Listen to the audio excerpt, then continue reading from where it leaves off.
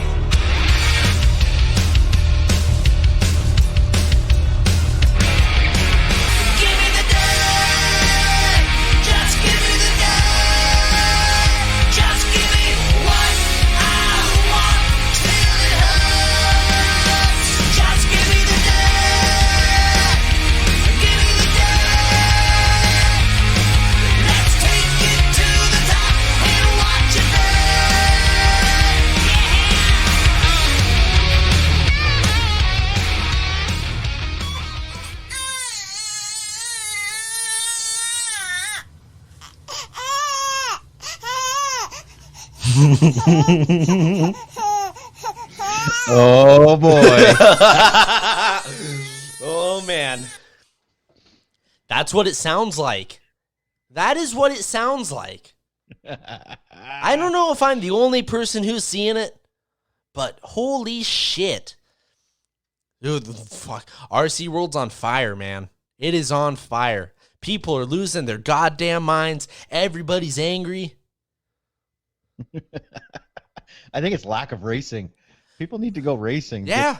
Get this out. There apparently there are some huge psychological benefits to being able to go out and race. I'm starting to understand maybe a little bit why people have such a stick up their ass about trying to get out and race suddenly. Because it's absolutely crazy to me what's happening. You watch what's going on right now. People are losing their minds. It's never been this bad. Okay, call it a symptom of COVID. Call it a symptom of whatever's going on in the world right now. I refuse to call it political because it's not a political issue. Okay, it's a justice issue, but it's a symptom of something. Maybe it's a symptom of all these things combined.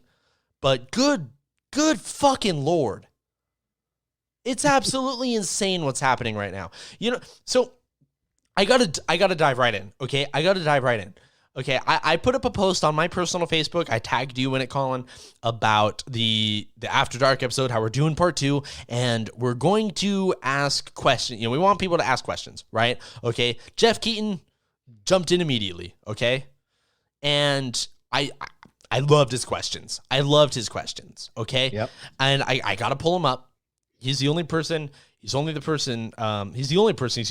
actually asked anything. So let me pull that up because there was one particular question in the 3 questions he asked that I loved. Okay. It was question number 2. All right. It was, do you think RC racing is dying? Okay. We'll jump into these questions later. Okay. We'll jump into all these later. We'll give them actual answers later, but this got me thinking on a splinter question of why RC might be dying. Okay. If it's on the decline. Or if it happens to die, as far as why. And, you know, I'm not much of, I would say, a psychology expert, all right? I'm not the greatest at understanding behaviors of people, but it's not hard to understand what's going on when you look at Facebook, when you look at any kind of social media right now, and see the way that these people are acting. And if this industry ever goes down the shitter, that is going to be why. Because RC's worst enemy are the people in it themselves, okay? There's a lot of people. Amen. There's a lot of people who are listening to this, okay, that let's take, for example, like the Flathead RC group of Montana, right? Angus, awesome guy, love his questions. I hope that the advice that I gave him was beneficial.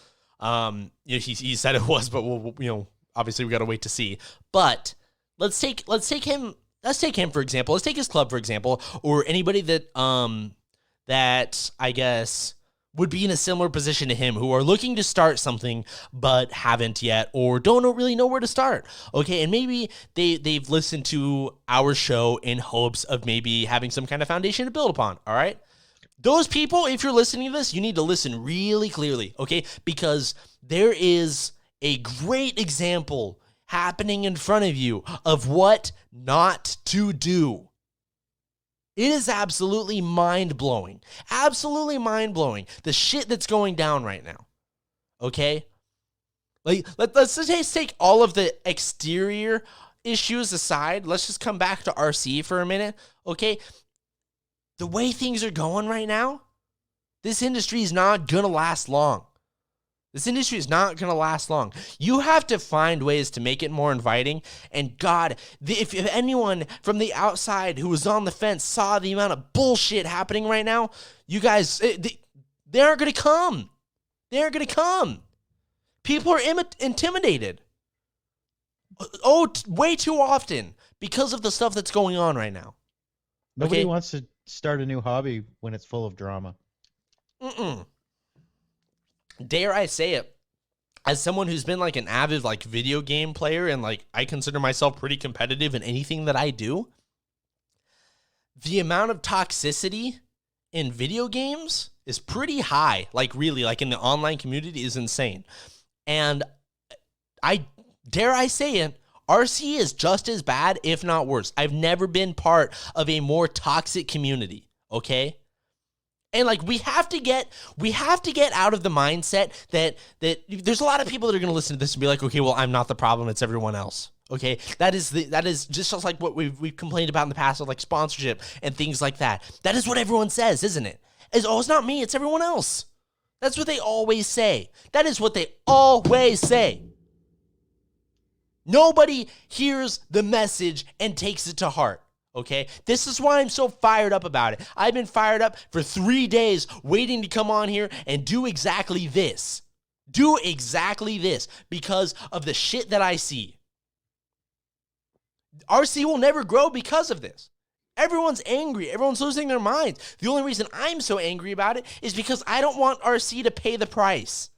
Okay? I don't want RC to pay the price for all the stuff that's going on here because no matter what, if we intend to or not, it is going to kill it the way things are going, okay? People have to stop this. People have to stop this. We have to listen to each other. We are a community. We have to come together. Yeah, these are the things we have to do. We're a family. We are. And it's time we start acting like it. It's not uncommon for families to have infighting. We all know that. We all have families for the most part, right? We know that. But if we do not see this, okay, people seriously have to take this message to heart and be like, shit, what can I do differently? I know that people think that way because I was one of those people. I know. And honestly, if I have to break it down to anything, it's the racing in particular. It is the racing community in particular. Just like I said in the beginning of this, I guess, rant, if you could call it, people can't take the stick out of their ass. I don't understand it. He's going to get it. Yeah. It frustrates me. It frustrates me. Serious rant. It's a serious rant. No, it is. It is. This isn't just me complaining to complain. This isn't just me wanting to start shit. That is not what I'm doing here. That is not my purpose. That is not my intention. Okay? I love RC. I love the community in RC. But way too often I've seen, just like our good old buddy Tim said, these fucking meteors who come in and just blow up all the shit in their path. And then they're gone. But these people don't stick around, but the destruction stays. This is really frustrating to me. This is really frustrating. Okay, I'm calling on everyone in the racing community, RC as a whole, of course, but this is an issue in the racing community right now, that people need to come together, stop the bullshit, go out and enjoy it for what it is. RC will never grow to this mainstream awesome thing because of the way that people act within the hobby. Nobody has the level of bullshit. None of the others have this that we do in RC. And we seriously need to start thinking why that might be. We really need to be asking ourselves that question and providing serious answers, critical thinking, something that does not happen very often, apparently. Every time, it's frustrating to me. How many more times do we need to go through this cycle? Does RC need to die entirely? Does racing need to die entirely before we start seeing the message? Before we really start taking it to heart? And then that's the point where we wonder, what we could have done? Maybe people don't even realize they're doing it. What do you have examples? Do you want to even put examples out there? Where do I even start? Maybe people don't realize what the problem is, what they're doing wrong. Okay, you know what? Here's my issue. Okay, this is the biggest issue that I have. Okay, because the racing culture in itself, in its entirety, is very uninviting. Okay, it has nothing. The reason there's two reasons. Okay, there are the cultural issues in RC, because RC is a hobby, it is a family, it is a culture. Okay, it is a culture. It is part of us individually. A good chunk of our lives have been spent doing this hobby that we will never get out of what we put into it. All right, let's just be real about that now, okay? Like monetarily, sure, yeah, it's an absolute money sucker, and there is obviously a cost and format issue. Well, RC is expensive, and there's not a lot of margin in RC as it is, so we're never going to fix the cost issue. Let's just be real about that. And the format issue is not particularly inviting to spectators. Things like RCGP, for example, have tried to break through that wall, okay, because it is a big hurdle. And that is an admirable mission to have, okay? I applaud them. I've been doing that since the beginning. Colin has too. We've been big, avid supporters of them, despite what you might say. Okay. Love RCGP. Yeah, me too. Me too. I'm also realistic. And I also understand the shortcomings of it. But you know what? It doesn't have to be perfect. At least somebody stood up and did something, right? So, like, to me, that's still really cool. Even if it doesn't accomplish its ultimate goal, it's still cool shit to see. But let's come back to the first thing. It's cultural. All right? RC, racing in particular, is not particularly inviting. It really isn't. Let's think about this for a minute. Okay, unless there are clubs, then there aren't many like this out there that either really stress the invitation or are in their infancy stages where they're really trying to get whoever they can, and there's not a whole lot of the bullshit prevalent yet. Because, I mean, unfortunately, it does kind of happen at some point, and you need to be prepared for that. But let's take into account that there is a culture in racing, and that culture is not inviting to new people because everybody is super concerned about being a celebrity. Everyone is super concerned about being an icon. There is a stigma. I don't understand what it is. There is a stigma, there's a feeling, there is a trend that I see in people in the way that they behave, okay? In that RC is expensive. We all know this. However, it is much more attainable than, let's say, okay, let me ask this question. Colin, how many factors do you think it would be more expensive to outfit yourself in all of the equipment you need to go down and race, let's say, a Lucas Oil off-road series race, right? Where the infancy of short course began, or let's say Baja or mid 400 or something like that. Even motocross, honestly. I mean, the people who say that motocross is cheaper, they're lying. But how many more factors do you think it'd be expensive to do those things than it is versus RC, despite how expensive RC really is? Oh, probably 1,000 times more. I mean, it's definitely a lot. You can get out RC racing for probably $400. You can, yeah. It might not be the most ideal setup, but at least it gets you a start, right? Yes, is $400 a lot to shell out? Of course it is. Of course it is for everybody. All right, that's a whole other separate issue, though. Okay, that's an issue that we deal with when we fix the cultural issue, okay?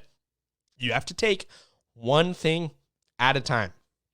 So, with that, a lot of, let's take the age of the internet. All right. Back in the day, as all of the people who've been doing this for a very long time love to tell you, it was much harder to get sponsored back in the day than it is now. I'm not slighting those people. I'm just saying that's the thing we keep hearing, right?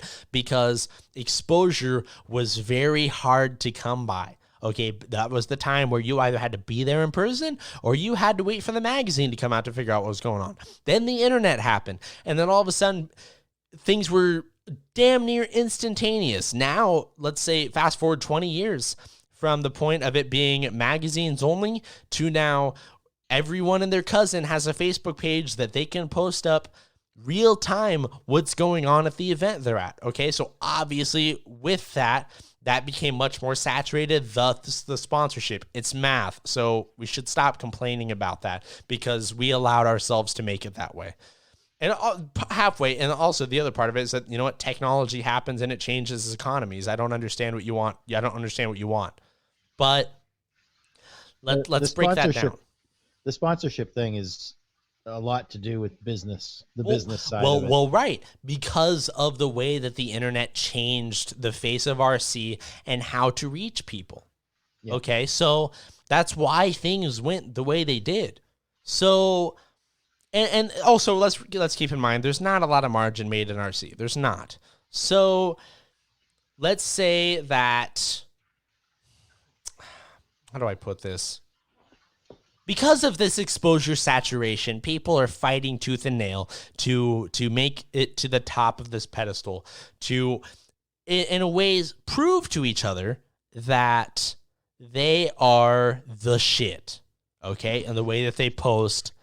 the way they post their pictures, their hashtags, which, by the way, hashtags do nothing for you on Facebook. If you want to actually make an impact, tag the companies themselves. Little pro tip for you. But let's keep in mind those things, all right, where people are more concerned about being social media celebrities because companies have been honest about this. It's becoming less about results and becoming more about your influence online. And we'll get to one of the other questions that Jeff Keaton asked because that has that right there answers a lot of it. Okay, but we'll break that down later. Okay, so there is a big shift in that, and unfortunately, because of and this is why I asked like how much cheaper it is to do RC versus full-scale motorsports in general, right? I guess that was a better question to ask.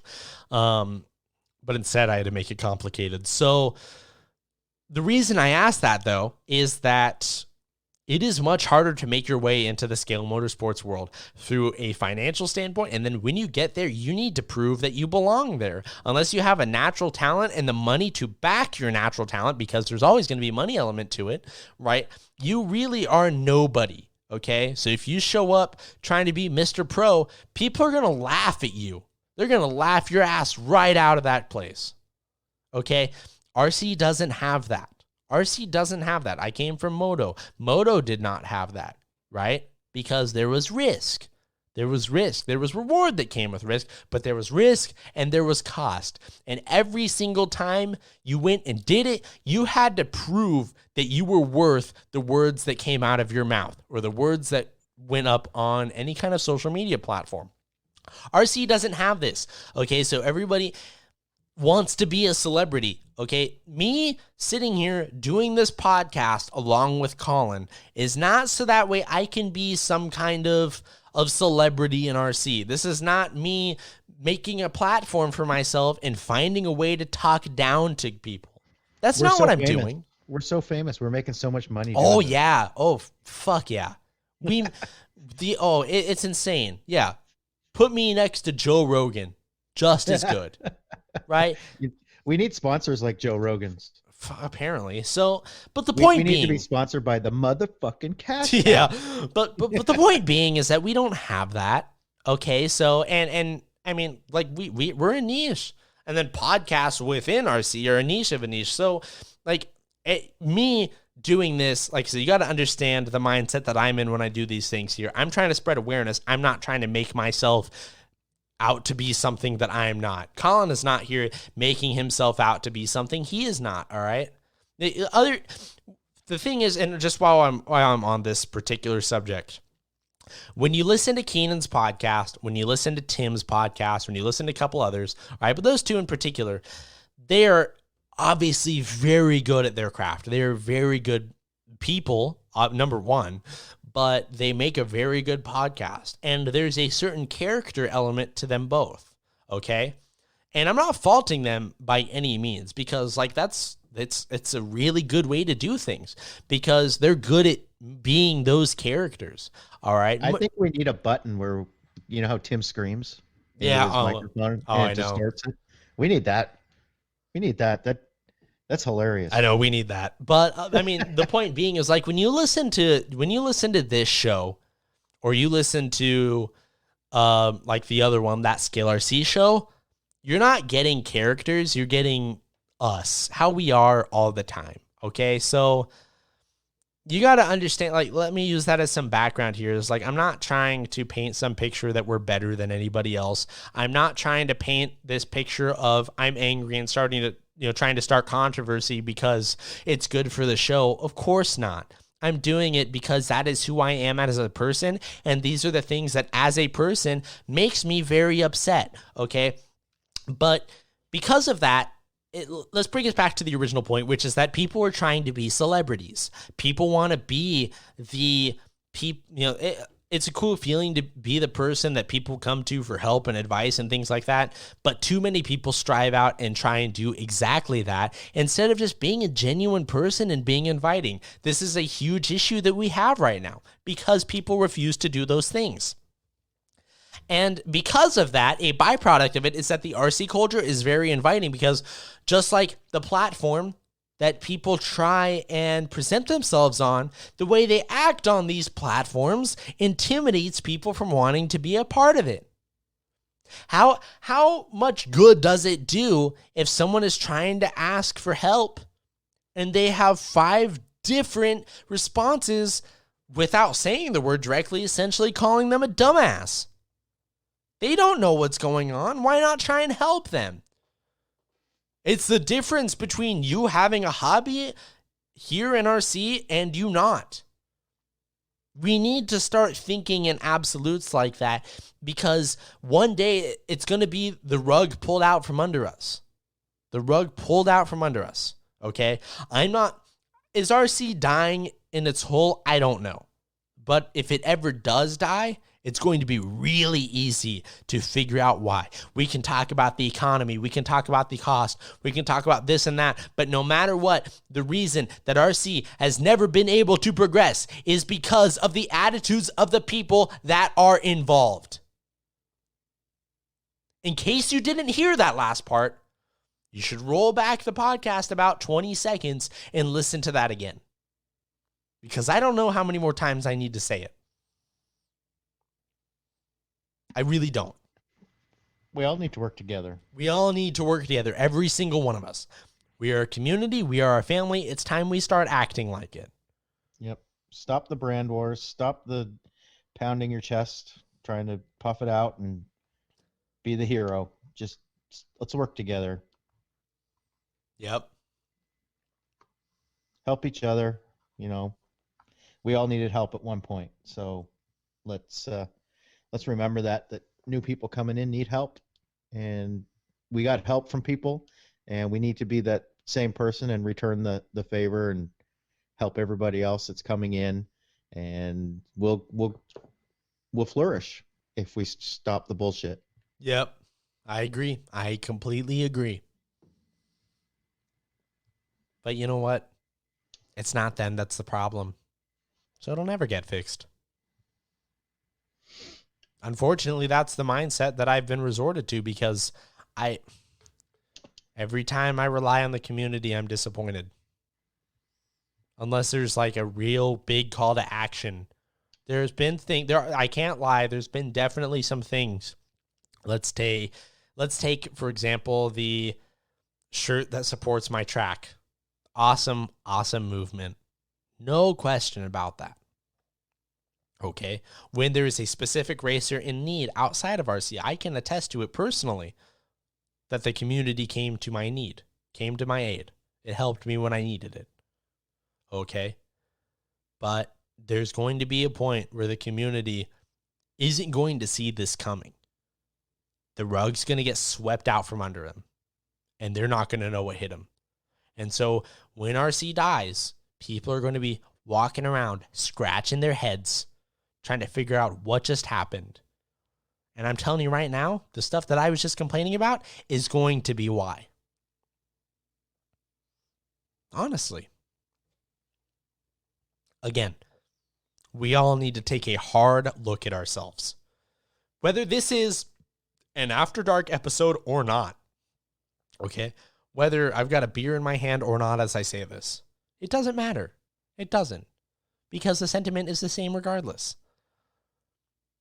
You came here to listen to this today. You intended to take something from this. So take something from it.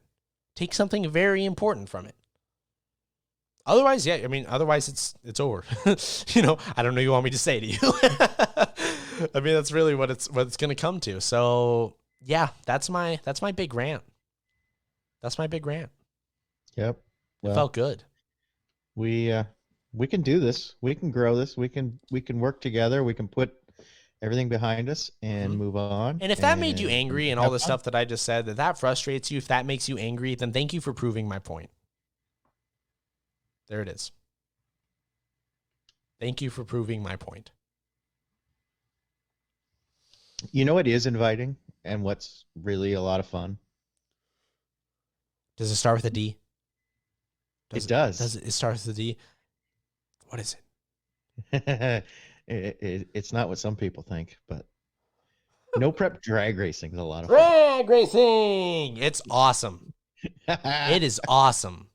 I'm having so much fun. I haven't even thought about my off-road vehicles in such a long time. You don't want to know what is the best part about this already? The community.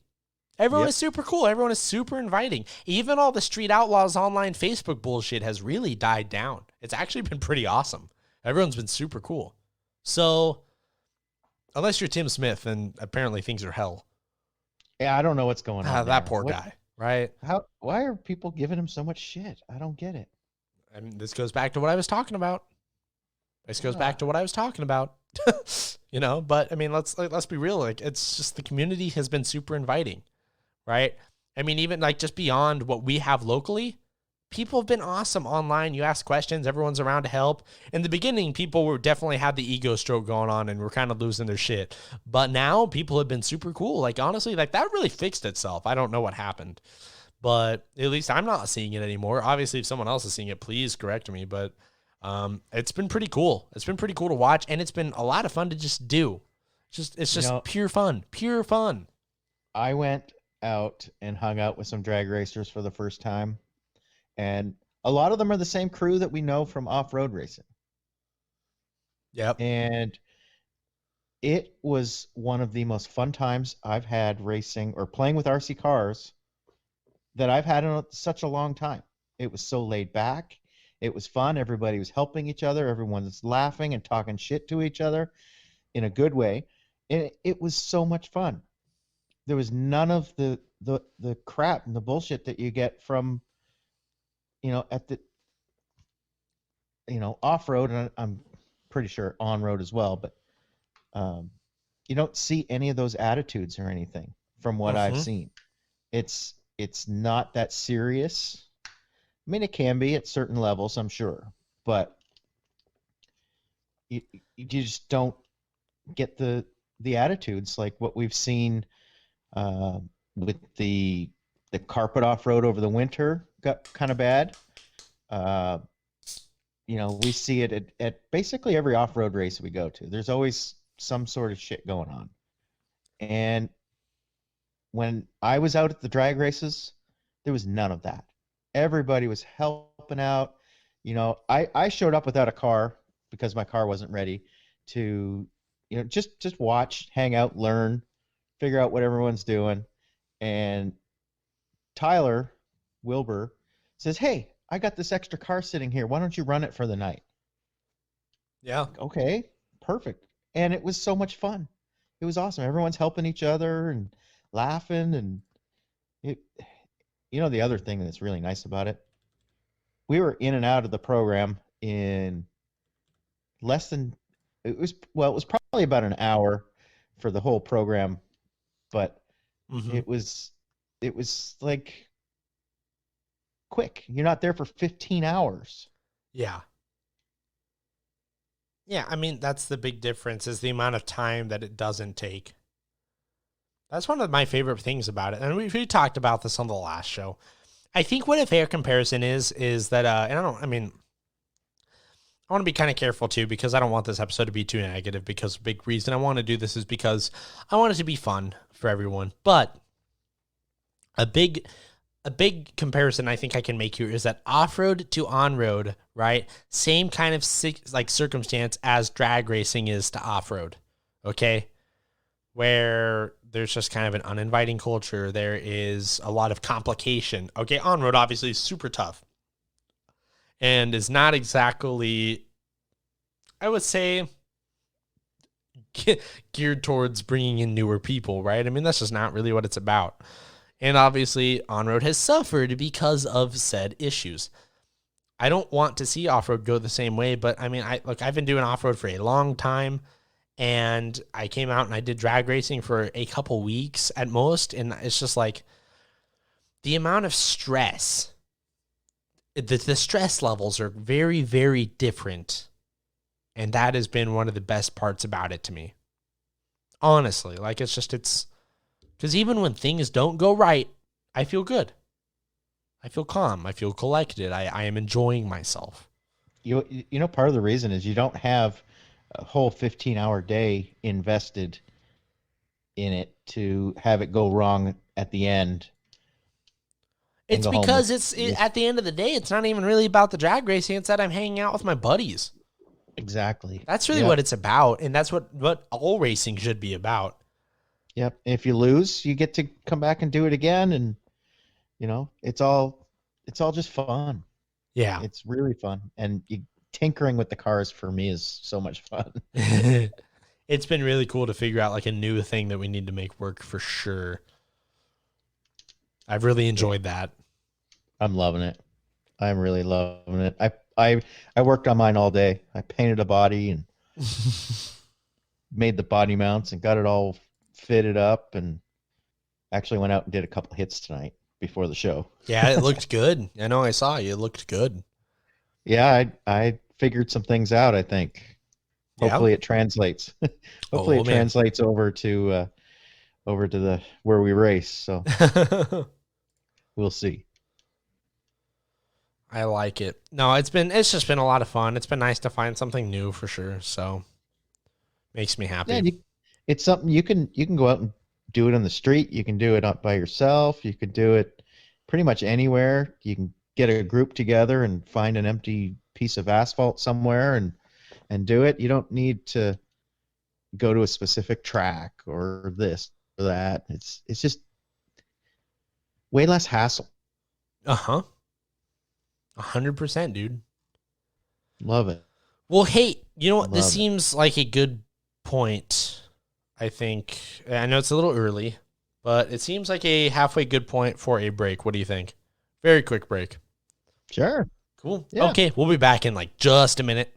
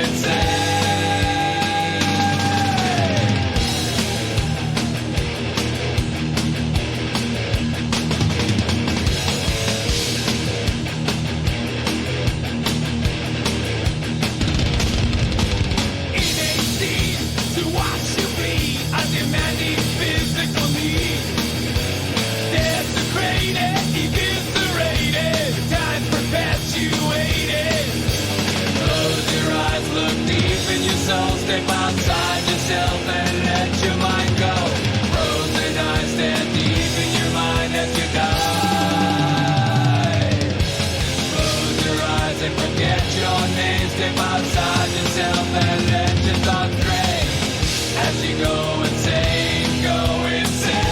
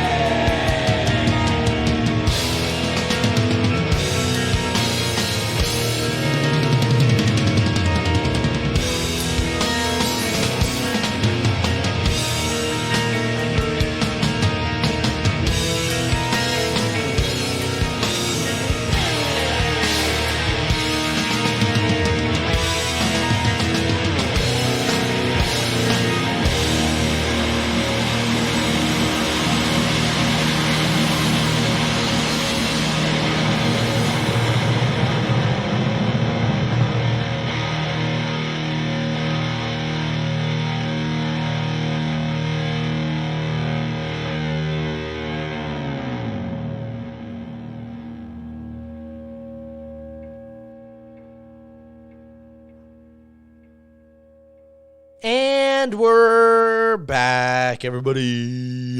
What's up? Oh, that feels so much better. What does? I had to go get another beer Just- and use the bathroom. Just You know one? how Yeah, that the goes. bathroom felt really good. I needed that. So it was kind of funny. We'd been on the call for 46 minutes. And I'm thinking, oh, okay, I think it's early enough to take a break. I look over at the timestamp of the recording. It's 33 minutes. I'm just like, oh, God damn it. But well. I pretty much caved. I was like, I can't wait anymore. I can't wait. You were doing the dance. No, I wasn't doing the dance per se. I was doing like the chair swivel because I've got the chair, and I was swiveling. Yeah, Doing the squirm. kind of. Yeah, kind of. I don't know if you do this, but I do the thing if I'm like really like struggling and there's nobody around to see me. I like kind of like lunge back and forth. It just while I'm sitting in the chair, just kind of waiting for them for the opportunity, You get it spinning really fast and you pull your legs in and out. Yeah, pretty much. Except my And then you mic got- only. If I could do that in a way, so I guess I either have to figure out a way to rotate fast enough that I can talk while my mic is stationary, or I got to get the mic to move. And That's then why I like the headset. The headset with the mic on it. Yeah, I can just wander around. which It's is cool, cordless. but then it sounds like I'm talking to you through a CB radio, and I'm hearing some shit that I'm not supposed to be hearing. There's a certain charm to that. This is true. I mean, we had like 40 something episodes that were like that and people loved it. Right. Right. So, now that we've got the the mics set up and everything now? Has our listenership gone up? I don't know. It drives me less crazy. Yeah. This is really what it's about, right? It's about me when I'm recording this and editing it, and how much I'm cringing when I listen to it. Like I said, I'm way harder on our quality than I think most listeners are. So, it goes. I've tried to talk to you and tell you that I don't think it really matters. But it matters to me. I know. I let you roll with it. Do what you got to do. I got to make it as good as I can make it be. Yeah. As good as I can make it be. I listened to, what was it? The Extra Lap this week. Mm-hmm. And their sound quality was really good on their call. I've still never listened. I've still never listened to their podcast. No, they use Discord, I think. Yeah, see, that's a good move. That's a good move. I've been thinking about that a lot. The only reason I didn't move to Discord is because I was worried that I would make it harder for guests to come on, because it's like you can't, I mean, I guess you can kind of, but you kind of have to have a whole other application on your computer. Most computers now just come with Skype, right? And you can just log into Messenger like we do now, but we've bounced back and forth. But I mean, if I was going to go absolutely pinnacle, at least with my equipment setup, I would be doing it over Discord, no doubt. Which we can try at some point. But like I said, that's the only thing that's worried me, really. Yeah, those guys do a really good job. It was a really fun episode. They had Thomas Tran on, which I don't know if we've talked about this. Not on there. No. Not on there. No. No. Okay. Well, it was a good interview. Really good interview. That's good. That's good. That makes me hopeful for ours. But yeah, I mean, I've never listened. I've heard really good things about their podcast, but it just doesn't come up in my feed very much. Yeah, I don't see it very often, but when I saw it and heard that they were having Thomas on, I was like, oh, I gotta listen to that. I think it was their longest episode ever at about 2 hours. Their episodes are normally pretty short. It was funny because near the end they were both trying to get Thomas to stop talking. They're trying to get off and go do other things, go to bed, I guess. It was late. That's funny. Yeah, they just kept talking. It's pretty funny. It makes for good interviews, though. Yeah, it was a great interview. I'm looking forward to talking to Thomas. Yeah, me too. I've been thinking about this. This is kind of funny because I've been thinking about bringing this up for I don't know, 5 episodes now. I keep meaning to bring up how much I've been missing live music. I haven't been able to go to any shows this year because of all the shit that's going on with COVID. I can't believe you brought that up. I haven't even thought about it. Yeah. But now that you mention it, it's like, yeah. Oh my God. I never went to a lot of shows, but I went to 1 or 2 a year that were just absolutely mind blowing. And I'm not going to get to see that this year. That's a huge bummer. Yeah. Because for me, you got to think about this from my perspective, right? For me, I'm a really, as you can probably tell by our break music choices, I'm a really big old school heavy metal fan. And look, it's not gonna be a whole lot longer before those dudes start dying. So it's if for me, my favorite, no question, is fucking Judas Priest. So for me, I'm on. My time's running out, man, if I'm going to go and see these guys for, I guess, now the 3rd time. I've never seen them. I've got one on my list great show. I have to see, and it's AC/DC. Yeah. I have to see them, and they haven't been touring because of various health issues and stuff. I mean, well, yeah, see, that's kind of my point is, how long has it been for some of these guys? I mean, shit, like Priest is on 50 years. Jesus. 50 years, like this is supposed to be like their 50th anniversary tour kind of thing, and it obviously all got pushed back just like everything else did, like that whole Motley Crue Stadium tour. Yeah, they're having to delay all of that, and I don't know what they're gonna do, but I saw something the other day, they're pushing it all to the summer of 2021. Oh really? Yep. Oh wow. So it's just gonna get moved back a year. So Okay. Oh, I just got a message. Hold on, I'm sorry. Oh, who's that? Is that who I think it is?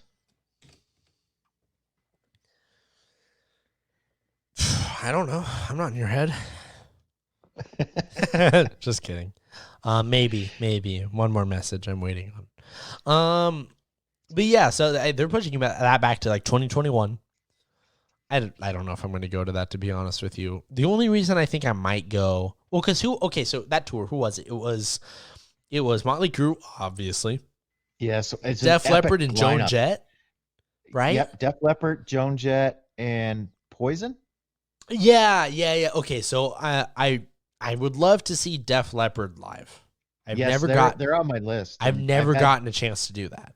I've had so many opportunities to see them, and I've just kind of blown it off. And I really need to see them live. Apparently, they put on just a killer. That's live what show. I've heard too. Yeah. Motley Crue I've seen twice with their last tour. So When was the last time they toured? Motley Crue finished their tour, was it 2.5 years ago? Really? Yeah, and I saw them twice during that tour. Oh, hey Keenan.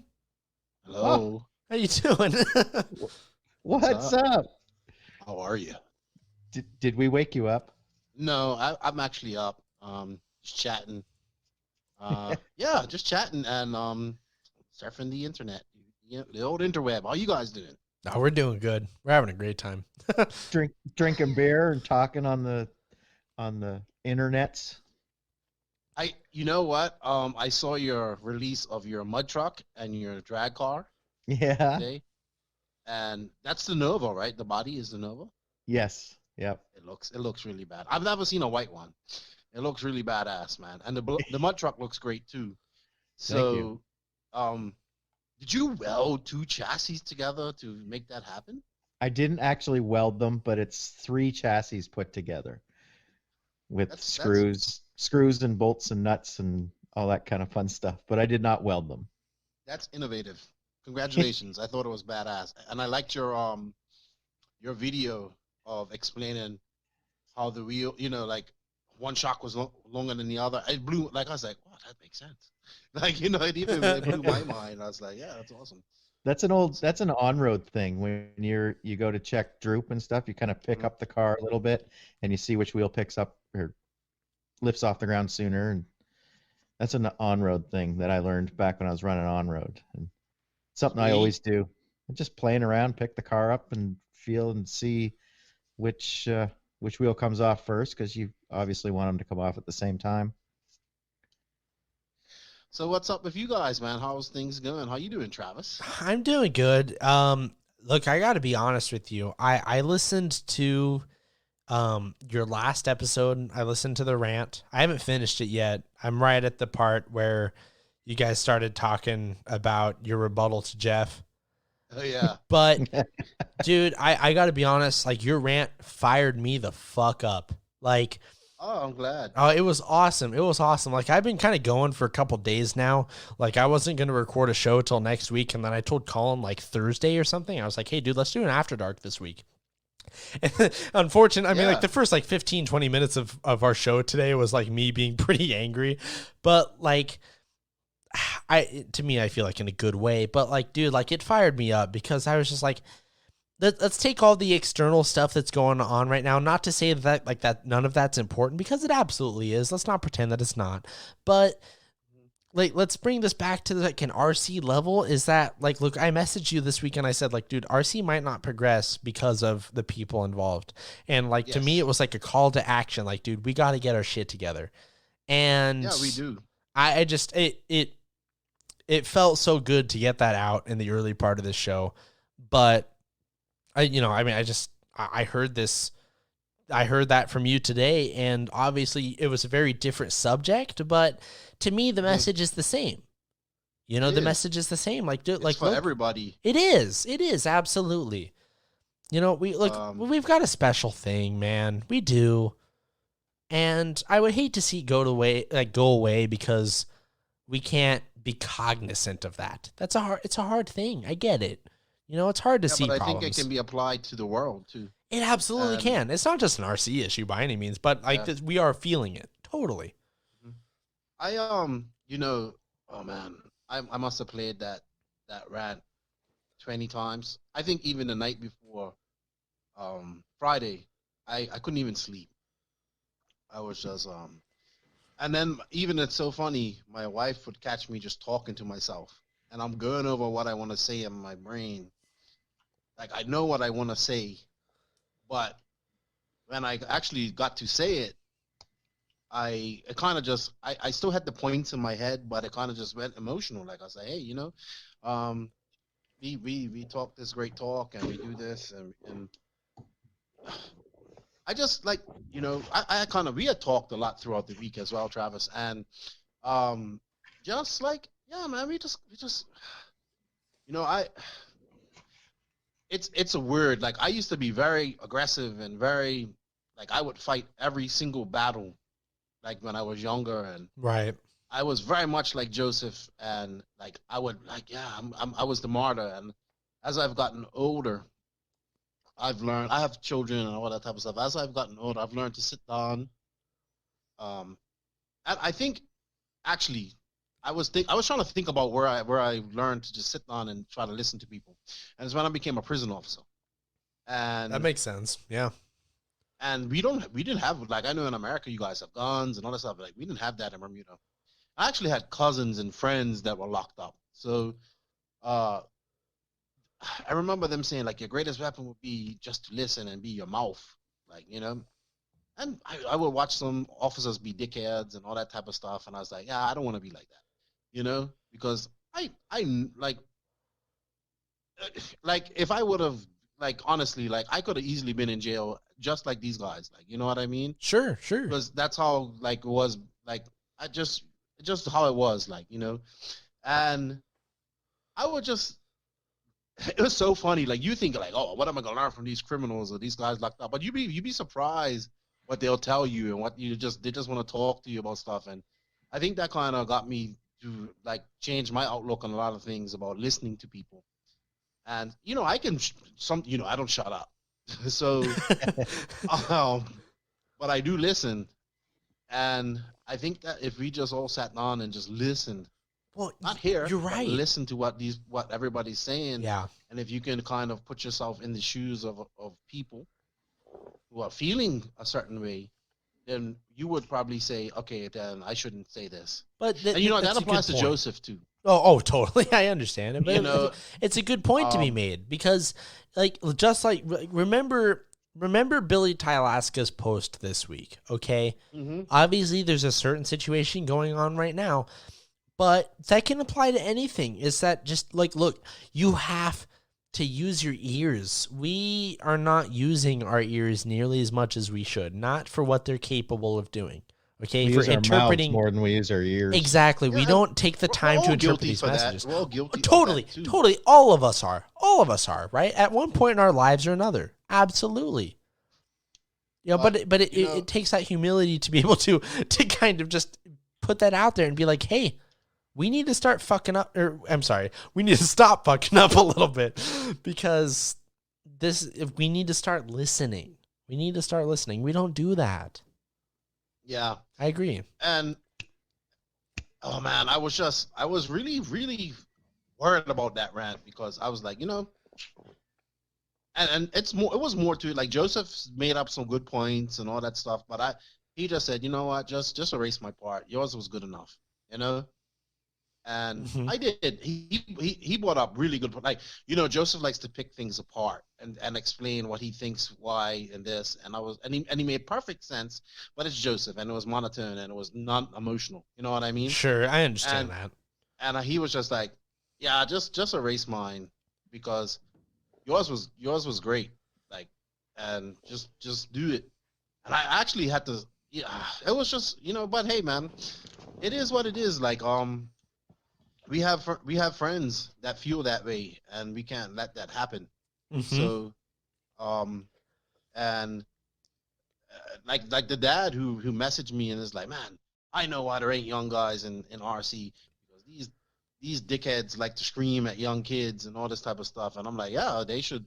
I would be pissed off too if somebody screamed at my son. And I mean, and we're here like we're so we intimidate people so much, Mm-hmm. and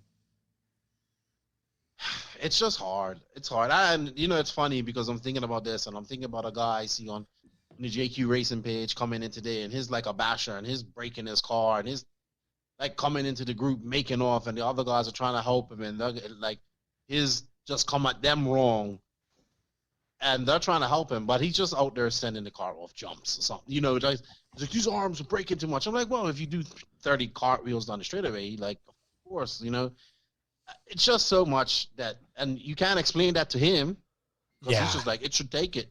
Yeah. And then the guys in the group are like, no, we gotta, you're driving it wrong. And they're right. They're absolutely right.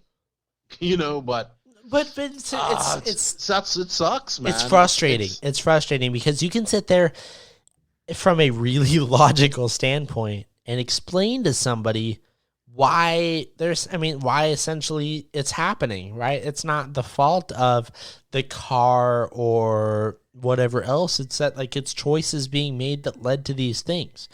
And like this is exactly what my big rant at the beginning of this episode was about, was just, look, we are our own worst enemy. We have to stop shooting ourselves in the foot before we can move on and progress to something better. Like I used to complain. I think it might have even been the last time we had you on, which was only 2 episodes ago. But the last time that we had you on, where I was complaining about kind of the whole, like, the TV Street Outlaws attitude for drag racing. Yeah. I think you got some shit for that too. Maybe I did, but honestly, it to me, like, that it's really gotten better since that. Like, I don't really even see that anymore. And it fixed itself to me so quickly, unless there's something I'm not seeing, right? But it was amazing to see the turnaround just in that period of time. I'm not saying I caused that by no means. Not enough people are listening to our show to start that. But I mean, in a sense of, I think eventually like that attitude just sort of died out, and all of a sudden it became more about just being cool with each other again, because I'm really active on those discussions. And the racing side of it, where I've been active for so long, has not really been like that. And it sucks because no matter what happens, no matter what I do in RC, that is going to be my passion, because that's where I spent so much time. I'm never going to swear it off, but I want to see it become better. I want it to see it grow. I want it to become what RCGP says it can be. I absolutely want that. I believe it can be. I really do. But we need to get over that as a culture. We need to overcome these hurdles before we can even come to a point. Like exactly like you said, we need to be more inviting than we are. We need to. We aren't doing that right now. So what is it going to take? That's the thing that frustrates me. Is it really going to take all of these things dying, right? Is it going to go the way like Slot Claw Racing said, like Joseph said, before we sit here and we look at ourselves and be like, damn, I wish we could have done something different? That's the thing that frustrates me. I don't know what to expect. I don't know how to reach people in a way that makes them understand that you reach them by what we're doing right now. Maybe so. That's very true. I was talking to Joe Zaire, Ran Out of Talent, today. Yeah. And he's been he helped me get started. And I said, Joe, where are the magazines of RC right now? That's a good point. Podcasts. And I said 30, 35 years from now, people are going to listen to what we're saying now. This is true. Well, obviously, it won't be like, it won't be like trying to find magazines and stuff like that. But they'll be listening to us idiots her talking about RC in this time, and hopefully RC will be in a better spot Sure. at that time. Sure.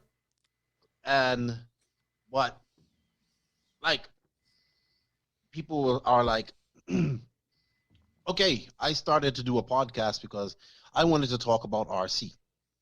Okay, and I wanted to talk about RC in a certain perspective. I wanted to bring more light to other parts of RC in the world, especially to my American friends, because I knew that it wasn't really popular in America. Like, America's the biggest market, everything's there. But hey, man, in Europe they're doing this, in Asia, I mean, even really started to touch on South America. We have like a little bit. So that was my reason. I didn't think it was gonna turn into me doing. It's a full-time job now, pretty much, right? Oh yeah, takes you all week to and put a show together, and I mean, it's really admirable, but yeah, like, that's what it's become. It's become a full-time job. It's become a platform, but all of us have this platform. You know what I mean? And you guys do your job. I haven't finished it, and I'm actually very jealous. But I'm glad you guys got him out of his shell, Billy Easton. And as soon as I heard it, I was like, oh, I loved it. I was like, oh, I love it.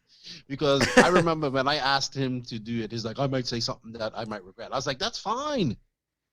And because he has a lot to say, and what he has to say makes sense. Guy's a smart dude. Yeah. And he's been around and seen it all, and he's been there, and he's retired and not retired, all that type of stuff. So I wish we had more time with him. Yeah. I felt like it went by so quickly, and there was so much more to talk about. But,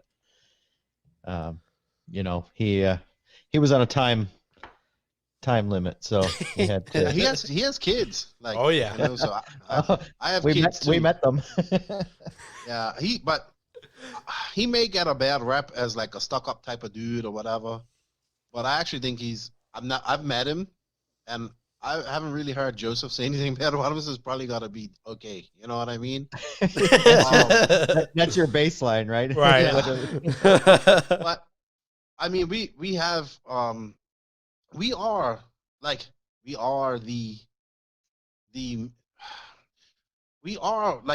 voices of RC. Okay, people listen to us, and they follow us, and we entertain people.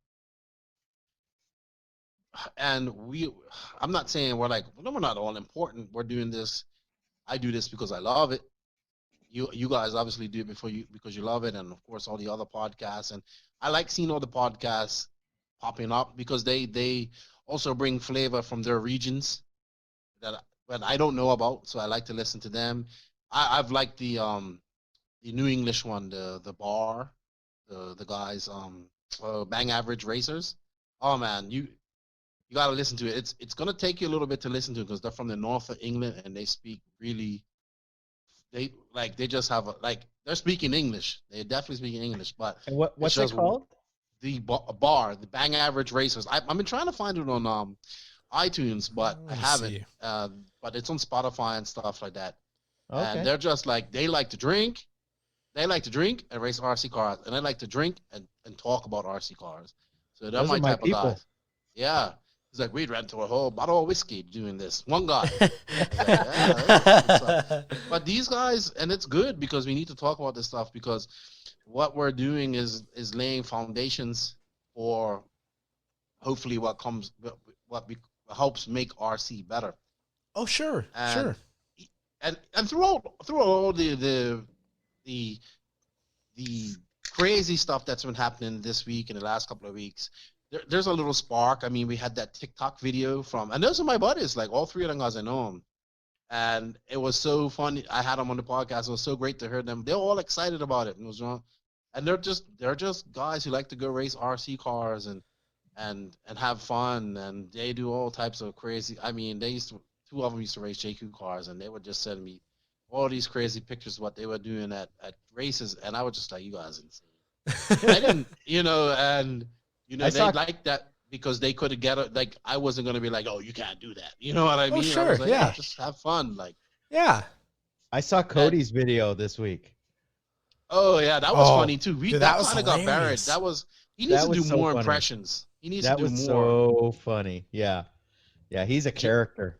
Joseph says you should do one of Lefty fueling up my car. Oh, that would be funny. Because it'd be like it would have to be like a 2-part video. It would be me messing it up, right? Yeah. And then Joseph up there. Maybe we'd have to have headphones, and he'd be like, "You fucked it up, you fucking one-armed gimp! What the fuck are you doing? You have fucked me up. You just fucked me." That's how he sounds like on the when he like he's always like I'm the greatest. You can't phase me, right? But when he's out there and he makes a mistake, oh, he gets so rattled. You know, as confident as he claims to be, it's just crazy. But yeah, and. But back to that little TikTok video, man. I mean, look at that, man. Just some guys filling up a car. Got 40 million views.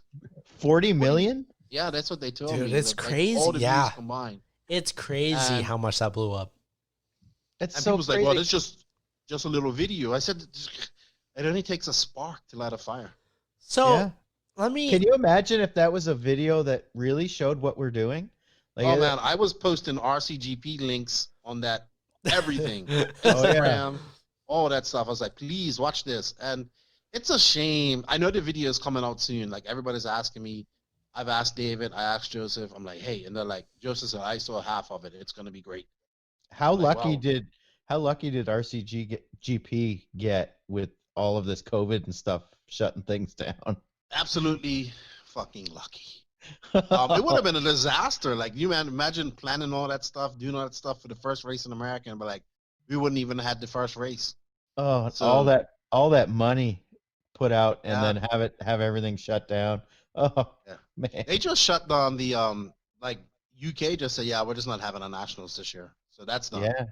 Yeah, I saw And that. they're gonna have club races and stuff like that. And Finland, I've seen Joseph posting about they're not having the nationals right now, and they're just having club Yeah. racing. So It was supposed to be a race in Vasa today, but he said it was raining, so he didn't go. yeah, And but he's got a nice badass little track close to him too. And well, not little, it's actually quite big. But he Yeah, it posted a looked video big. of that. Yeah. it And looked cool. He looked like he's getting around pretty good. yeah, I was like, so, put a show. Joseph. Let me tell you something. A lot of people don't understand, but that dude, he can drive. Like he definitely can drive better than the average. Like he isn't Oh, he's- slow. No. He's way above average for sure. Yeah. Yeah, no, I've seen him, and then I think the first time I met him and actually saw him drive in person was the Nitro Cross GP it was Nitro Cross in Arizona. I think it was 2007 or 8 or something like that, and it was at the Nitro Pit. Okay. And yeah, he's definitely a driver. Like, Yeah. and I think all this business stuff and running his business and building cars and stuff is really distracted him and has set him back. But it's, I don't know how he does what he does because he's got his hands in so much stuff. That's I gotta probably why he sends one word messages to me. But then he's arguing with people for 3 weeks on Facebook too. Yeah, I think that's just Joseph. I think that But- brings it back to the endorphins thing. I Yeah. gotta say I have so much respect for what he's accomplished and how it's been going for like 10 years, right? So it's, Yeah. it's to build his own car and all that, from a dream, from nothing, and he's still going. So, And to be the most hated guy in RC. exactly. Yeah, and he's still going. Yeah. And So much respect for all of that. That's, and he put a lot like what a lot of people don't understand is that okay, we may not all agree on everything, but he puts his morals ahead of making money, which affects me because then I can't make as much money. But This is true. I can admire that. Yeah. I can admire that, and that's probably why I'm very it's just weird. Like I was just talking about it today. Like I was like, Yes, I'm here. We're talking now. We're having this podcast, and excuse me. Um, I would like. I'll tell you what it was. My buddy from Bermuda. He goes. I remember that time, and this is actually my cousin, actually. But he said, I remember we was down in your basement back home, and I was looking to get a Hyper 7. Excuse me, I'm drinking beer. And All good. he said, you told me get this, and we was down there, and I was looking at all your RCs. Like, I had RC boats, planes, fifth scale cars. And he goes, I never, and just think back to that day when we was down there, and that's when magazines were still popular and all that type of stuff. Internet has just kind of started, like I think forums and all that stuff. And he goes, well, look what you're doing now. And I was like, yeah, I'm working in RC, man. And he's like, yeah, but just think like, and he even said, I would have never thought I would go DNC and stuff like that. I said, yeah, now we've been to like 3. He's been to 2, I think. And he's like, yeah, but look, like, who would have thought some guy from Bermuda in his basement would not like be working in RC, doing some crazy podcasts and people listening to him and getting to meet all these cool people and just having fun. Like, who would have thought you could do that coming from some little small island in Bermuda? But small island in Bermuda that's really expensive. And I was like, yeah, man, when you choose not to accept what's going on and you choose to just leave, like I can, it's so, like, I know we talk about my life, but there's so many things I can point out that, like, this made me do this, and this made me do that, but like, sometimes it's destiny. Like, I know it sounds fucking crazy, but sometimes it's just destiny. And I remember, I'll never forget, like, when I had to sit here and I talked to my mom and I talked to my wife, and I was like, I got this job at the hospital. Somebody got me a job at the hospital. I'd have been making $28 an hour, clean. Right. I'd have been getting overtime, like, out of the ass. I'd have been fucking washing dirty sheets and No, it's true. Stuff it's a like great that. point to be I'd have made. just been working to make. I would have probably had a house. No. Well, right, You know what I mean? but of course the converse like issue, which I always come back to myself because I was actually in a semi-similar position, is that would you have been happy at the end of it? Would it have been worth missing all that time with your family? That's what it would have happened. Exactly. My family would have stayed here. They would have stayed here. I would have went home to Bermuda, and I love Bermuda. It's my home, but I don't want to be there. Does that make sense? No, of course my it home does. is here. I course love it does. here where I am now. I love this country. Dude, I'm gonna die here. Dude, I'm from some podunk town in the middle of the high desert in the central location of Oregon. Like, pinpoint the exact center of that state, and that's where I'm from. And for as long as I lived there, there was absolutely nothing there, and there was almost no reason to be there. But I always will reflect on it as my home. But for me, I still can't make sense a reason why I should go back there, right? Like, it's just, we have that sentiment, sure. I used to work for Best Buy, obviously. I gave 2.5 years to that company. I loved all of it most of the time. But, I used to work at some, like, shitty appliance outlet where I just sold basically damaged appliances for discount costs. I made a ridiculous amount of money working that job. And it was absolute hell because, I mean, let's be real, appliances are not a great thing. And then add to the fact that they're probably broken, not much better. So it wasn't worth the money. Sounds like half the girlfriends I've had. So it wasn't worth the money that I was making, and it was probably another 40% tacked on to what I make now. And it was like, it was kind of, I one day I just cracked. I was like, dude, I can't do this anymore. I worked that job for 3 months before I was like, I'm done. I can't do this. I took a job that paid $4 less an hour, and that's where it, actually, excuse me, $5. And that's exactly where it ended. And it was, I think about like the decisions I made that got me to the point that I'm at now. Obviously, I made some mistakes along the way. I'm not saying like financially speaking. I'm just saying, well, actually, excuse me, all financially speaking. But I think about how much happier I am now making maybe mistakes from an objective standpoint. And it makes me not regret those mistakes.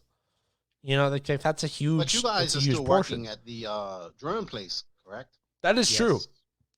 That's badass. I don't know what you guys are talking about. I'm jealous of you guys. Well, to that extent. It's like going to Disneyland every day. well, that's my exact point. Is that I wouldn't have been working this job otherwise if I hadn't have I'll quit. be honest that. with you.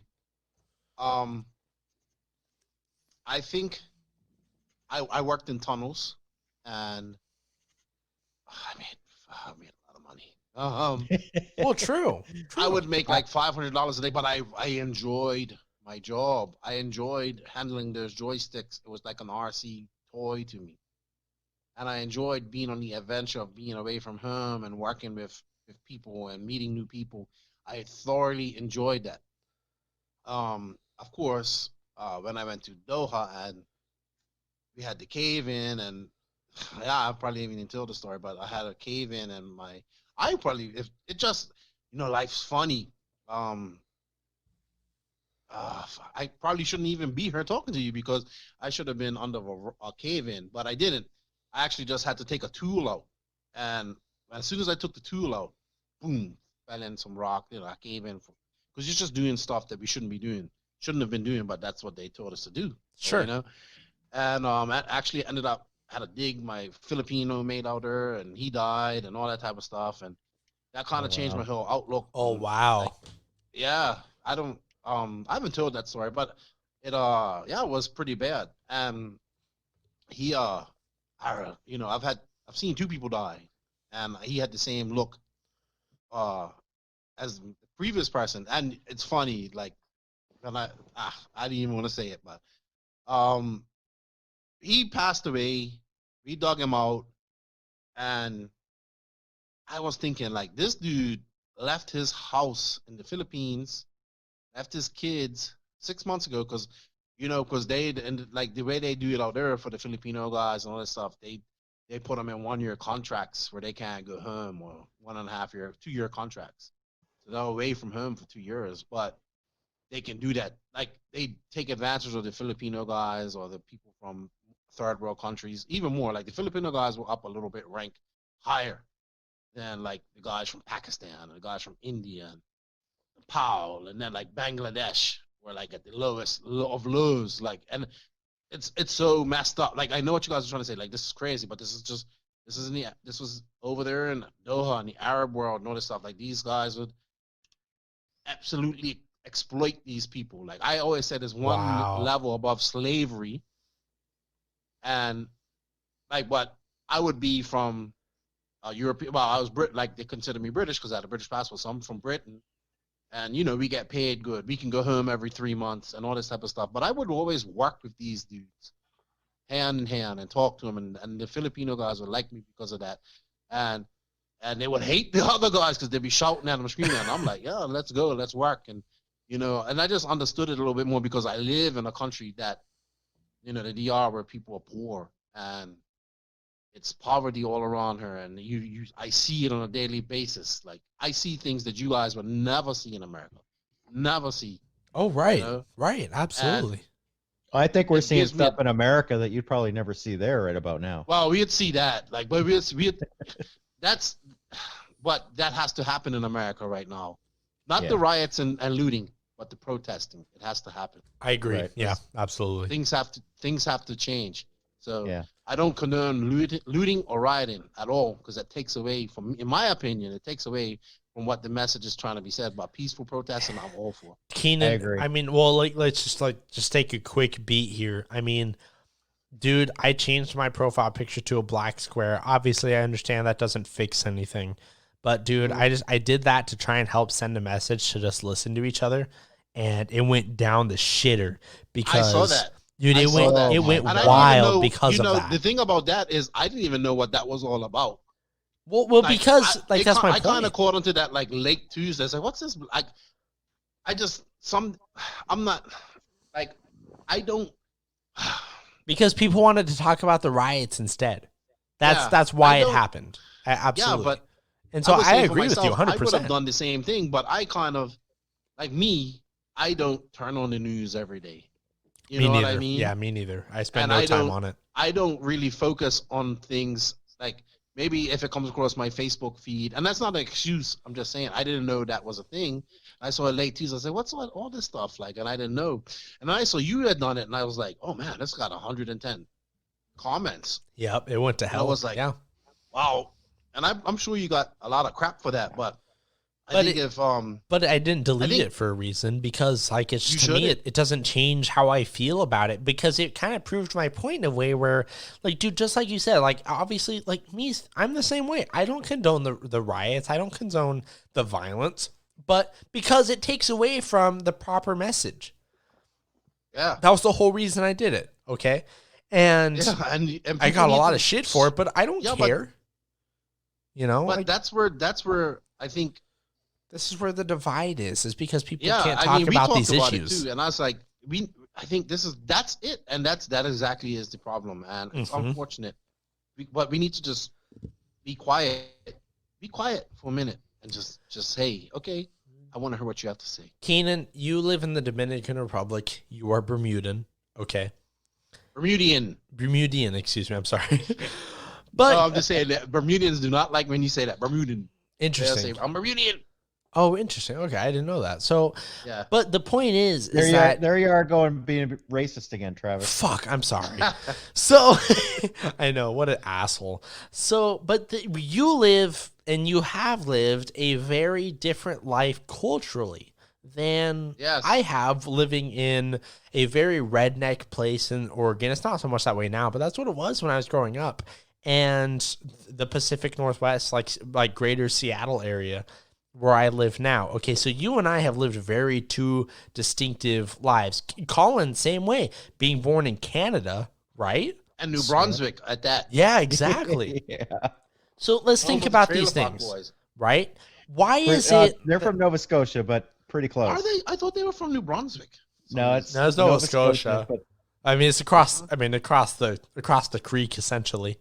pretty much. But I mean, we've all lived very different lives as far as location and cultural nuances entangled with that. Okay, so why is it suddenly a taboo conversation when we have to talk about race within the same country? Like, I don't understand why all of a sudden, like, we make a very subtle change in the variables and all of a sudden people become very unreasonable. This is the thing that I don't understand. Right? Because you and I, all three of us can sit here and understand that we have all had three very different takes on what life is and what it's like to live that. So why does it change? That's the thing that frustrates me. That's my whole thing. I wasn't even really even pushing a lot of messages other than basically Billy's post wrapped it all into one, which is just, hey, let's just listen. Let's just listen. He to made each the other. best post this whole week. I completely And agree. I think it kind of went over people's heads, unfortunately. Yeah. Yeah. Yeah. And I shared it, and I don't know if you guys saw that Live RC, what they done.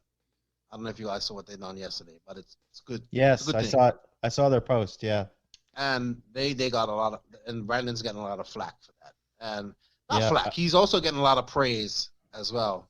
I was surprised that they would put that up, and I'm Well, I'm glad I they talked to did. Brandon. I talked to Brandon last night, and I can't. And we had a great talk, and he explained to me. He said, and then I was like, yeah, I applaud you, and I said, welcome to my world now. But I also have a different outlook on him as well, and he needs to heal up. Although he's all messed up, he broke his neck and all that type of stuff, and he has his reasons. And I think if people, and it shouldn't be an issue, why? Because it's not fuck. It's just not. If people just sat down and shut the fuck up for a second, Yep. both sides, and sat down and said, hey, I'm feeling like this. Well, I feel like this. Yep. Why do we feel like this? Why? Well, I feel like this because of this and that and that. And then you can say, man, I'm not trying to do that. I'm trying to do this, and we're trying to do that. And show people why you feel like that. I think we can go so much further as a people. I'm all about one love. I'm not about fighting anymore. No, I used to be about fighting. My dad used to be about fighting. Like he used to be so what's the word? Radical. My father was very radical. Black man in Bermuda, very radical. Sure. And, he was super radical. Like he was very outspoken. I was very much so like that too. And I just remember like he was so outspoken and stuff like that. And I didn't really know my dad like that. I didn't get to hang around my dad like that much because he wasn't really part of my life. But I knew and I saw him as that's what he was and whatnot. And I admire that because I have a lot of that in myself. Sure. But as I've gotten older, I have learned to just chill, listen to what people have to say, put myself in their shoes, and try to look at things from at all angles. And I think for us to proceed forward as humans, we need to do the same thing. Well, that's essentially empathy, isn't it? Right? Yeah, it's all about empathy. People but we've been lacking that. Yeah, people lack empathy in day-to-day life.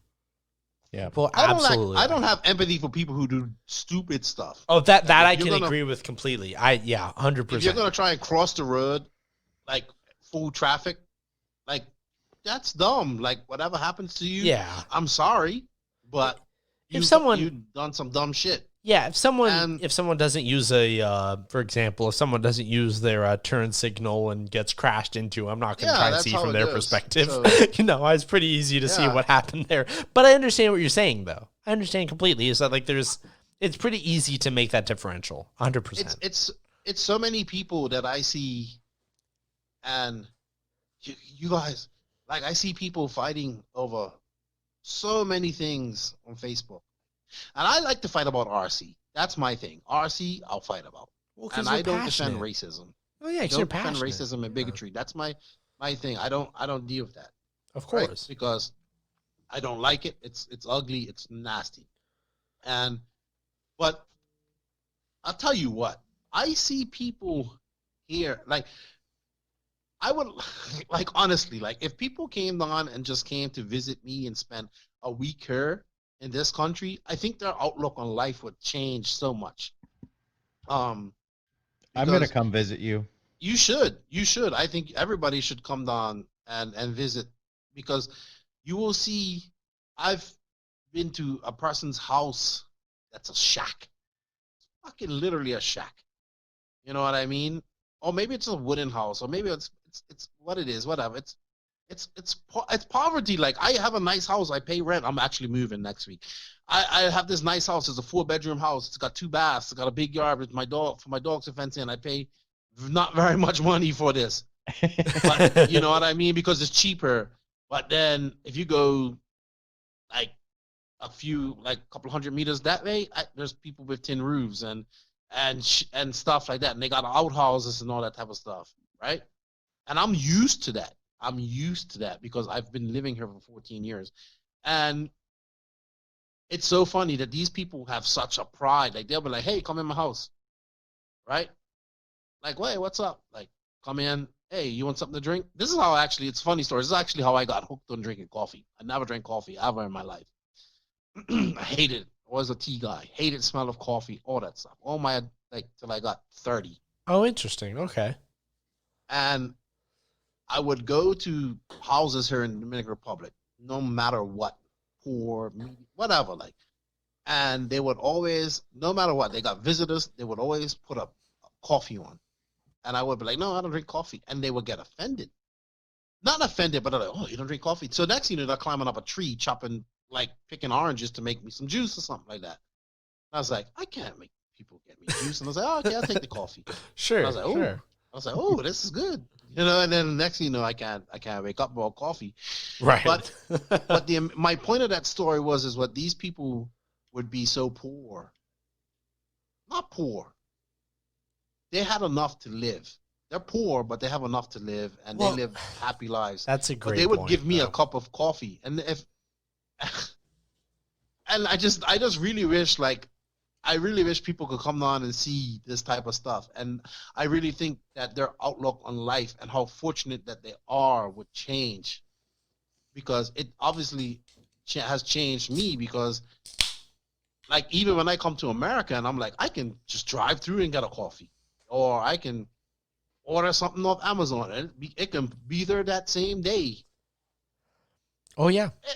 You know, it's you got I love America. We kind of touched on this the last time, but it's so easy there to do things. It's a get good point things to be done. made. It's a good point to be made because it proves the difference and shift in perspectives. Okay, and think about like what is considered to be like a bare minimum to live in the Dominican Republic versus a bare minimum to live here in America. Okay, those are two very different things. And I mean, like, honestly, I don't know if I've heard a better comparison than, like, for example, you can go to a drive-through coffee shop here, and for some people that's routine, right?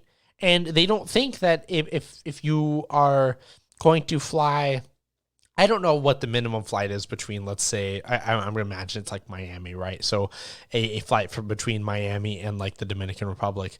But It's like 2 hours. okay, Hour so like 45 2 minute hours. flight. So like let's just only go 2 hours across the water here, and this way of life, this perspective on what it means to live day to day shifts so much.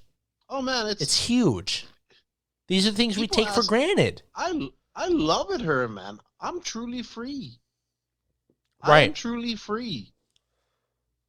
And I don't think people understand that.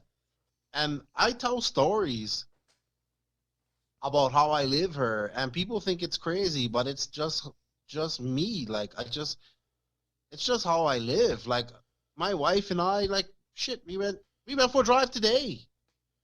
And she's like, let's get out of the house. I took a picture. We went to a beach, and I couldn't go to the beach because we're still on lockdown. We have Right. a curfew we're still on lockdown. We have a curfew at 7.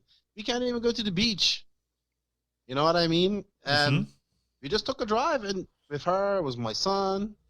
Her cousin came over, and we just took a drive, and we just stopped and get some beer, and we drink, and just drive. And okay, people are like, oh, you're just drunk and driving. I'm not. I'm just enjoying my life. I'm like, Yeah. I don't live by. I tell people all the time, I don't live by society's rules.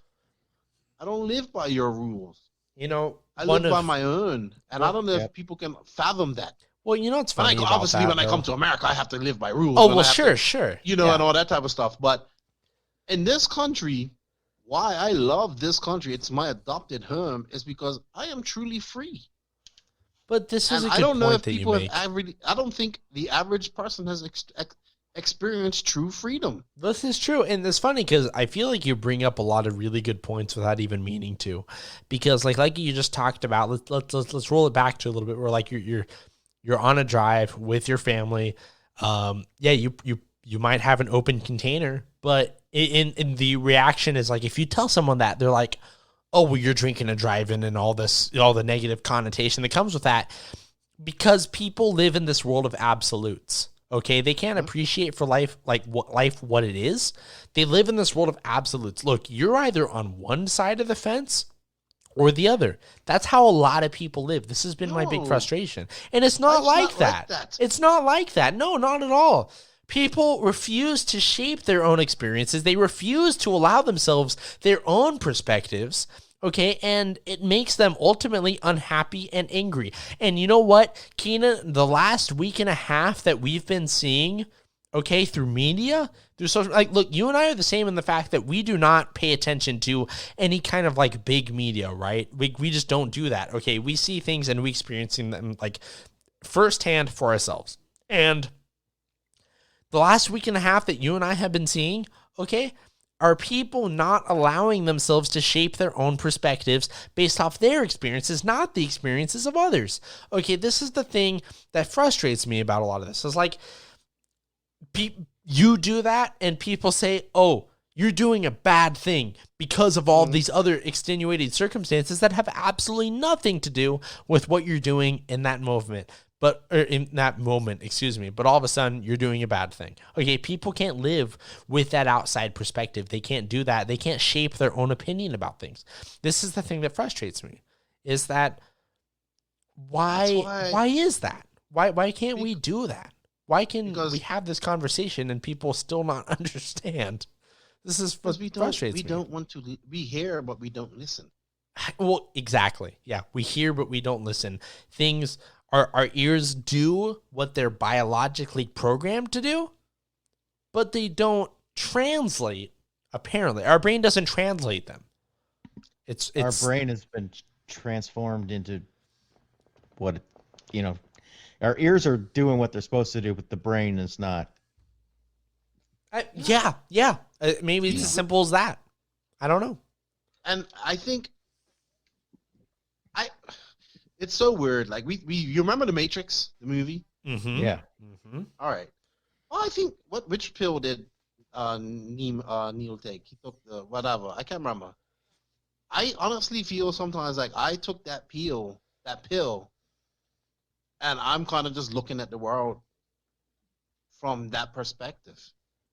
But I'm kind of living like it's weird. Like I'm not eating mush and living on a spaceship. I'm living my life on a beautiful island with. Look, let me tell you my problem today. You know what my problem was today? A lot of beautiful women around you. Yeah, well, yeah, my wife and our cousin were here. But you know what my big problem was today? I got mangoes trapped. I went to where I parked my car. It's a mango tree, and so it's producing mangoes right now. So you got little baby mangoes, and it's on my windscreen, and I have to, when I open up my driver door to get in there, some mangoes dropped in my car, and I'm like, that's my problem today. These mangoes dropped in my car. Damn mangoes. Why are you dropping in my car and all that type of stuff? But in Bermuda, where I'm from, these same mangoes cost $8. Yeah, it's the same here. Right. My girl's spending a fortune on mangoes every week. I'm like, what the hell? They're falling into your car. My dogs eat mangoes. So my point is that I travel. I swear, man. I look at people. I've traveled this. And another thing people have to realize is that this country where I live is the oldest country in the Western Hemisphere. This is where Columbus discovered America, per se, quote unquote, right? And this is the oldest settled country on the Western Hemisphere. Wow. And yeah, see, I didn't even know that till you brought it up, and I thought I considered myself a bit of like a history nerd, and then I read that one day and had to research, and I was like, oh shit, that's true. It's also this island, which is called Hispaniola, island, is also home to the poorest country in the world. Right. Which is Haiti. Yeah. And Haiti's messed up. It's so poor. See, that brings you a geopolitical issue that you can relate to, because obviously, the Dominican Republic, okay, you compare that to like America, there's obviously a lot of differences in terms of quality of life. However, you can almost make the same comparison, just change the roles a bit, to the Dominican Republic versus Haiti. The difference is that the Dominican Republic versus Haiti, they share a land border, and with that becomes issues, okay? That's a really hard thing. So I guess, so let me ask you this, okay? Because, obviously we're on the subject. So what is it like as a resident of the Dominican Republic to have an issue like that persist in daily life, in terms of these two nations trying to exist next to each other? Well, the unfortunate thing about this is that these two nations have been fighting for many years, right? Right.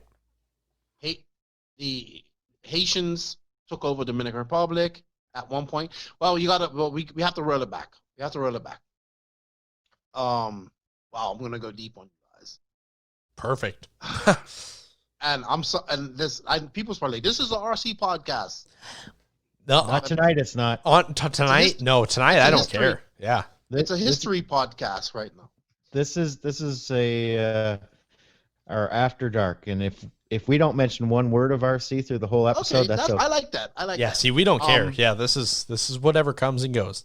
We don't care. So let's roll back the heritage of this country, of Haiti and Dominican Republic. So Haiti was formed by French pirates that kind of on a curve in and I'm probably not word for word right, but I'm just going to tell you what I know. Basically, the French settled oh shucks, I didn't even the western side of the Dominican Republic, right? Some French pirates settled over there. Then they absolutely, because sugar, that's what it was. Here in the Dominican Republic, Haiti, everything was sugar cane. Right. So the Spanish Columbus landed here on not too far from where I live, up on the north coast. And then, I don't know the exact year, but basically some French pirates went over to Haiti, and they kind of settled Haiti. So the French took over that side of Haiti, what in all the black slaves and all that stuff, and whatnot. And the Dominican Republic was Spanish. They conquered the Tainos, Indians, the natives here, but they also, the Spanish brought black slaves over here as well. And the Tainos, they kind of the Tainos were kind of wiped out because they couldn't, through disease, through just, that's actually why Columbus was reprimanded and put in jail, because he allowed this to happen. There was an absolute destruction and genocide of the actual people here in the island of Hispaniola, the Taino Indians, natives. Because Columbus promised Spain that he would bring them gold, and this country is rich in gold. It has one of the biggest gold mines in the world. Barrick Gold actually runs a Canadian company in the middle of this country, but they would literally chop. If you didn't have enough gold, they'll chop your hand off, and if you didn't obey, they would chop you up and sell you for dog food. This is the Taino Indians. Okay, so that's it. So that wasn't great. You know what I mean? I know that's probably going to spoil a lot of people's views on Columbus Day. Sorry, but that's how it goes. But he did outright discover this country. So the Tainos are wiped out. The Spanish have this side of the country, and the French then eventually settled the other side. And it's I would say it's 1/3 to 2/3. Maybe it's more than that, because this is a pretty big island. It's not as big as Cuba, but it's the second biggest island in the Caribbean. Fast forward. Haiti was the first slave revolution to ever happen. Slaves revolted on their masters, they took over the country, and that was that. In fact, France actually inflicted taxes and made them pay for that. Can you imagine that? They made them pay to get their freedom. Right. And and that's what actually set the toll, and why Haiti is how it is now, so poor.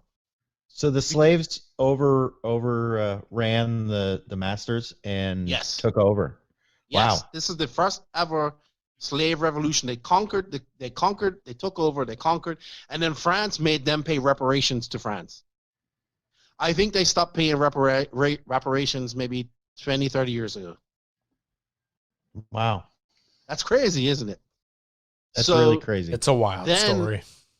Then that's what I'm trying to say. This is what people don't know. This is history. This is what's going on. This is what I love history.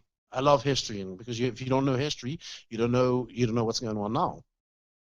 So then, at some point, the Haitians actually overruled the Dominicans, which the Dominicans were the Spanish. So the Spanish actually intermingled and made more and mixed with their slaves. So they produced Dominicans, which is a mix of African, Spanish, and Tainos, because there were still some Tainos left. You know what I mean? But they were colonized. So you were left with Dominicans. Spain fucked off and went back to Spain. They left Dominicans. So Haiti came over, took over Dominican Republic, ruled it for 25 years, maybe longer. Then they took it back. You know, just how it goes. So there's always been a grudge. 1935, in the 30s, Dominican Republic was taken over by a dictator who was named Rafael Trujillo, who was half Haitian, but he disliked Haitians because now we dislike Haitians because, hey, they took over Dominican Republic, so we don't like you. We had to fight to get you back. You know, just same thing. He was a dictator to the fullest, but he also did good things, but did bad things. We had the thing called the Parsley Massacre, which basically he said on the Haitian-Dominican border, because they couldn't, the Haitians couldn't, they spoke French, they couldn't say parsley properly in Spanish. It's perejil. Right. So you had to ask any dark, and also the Haitians were dark black. They were black, you know, like Africans, like black. And Dominicans were lighter because the Spanish mixed with their slaves and all that type of stuff. You know what I mean? Oh yeah. So and on the Haitian side, it didn't happen. On the French side, it didn't happen, but on the Spanish side, it did.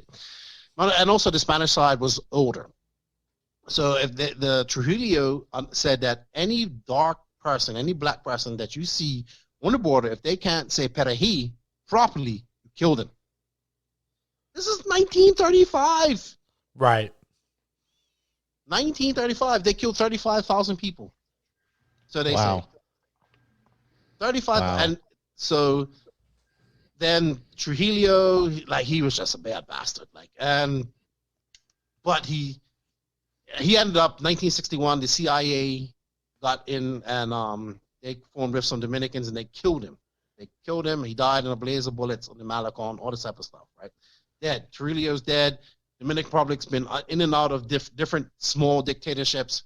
I would say we have just become, not me, I can't say we because I'm not Dominican, but I would say since the 80s, we probably have a democracy. They have a democracy.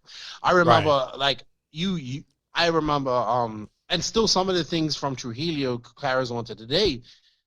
You could, like, in Trujillo's day, you couldn't have a beard. You had to be clean shaven.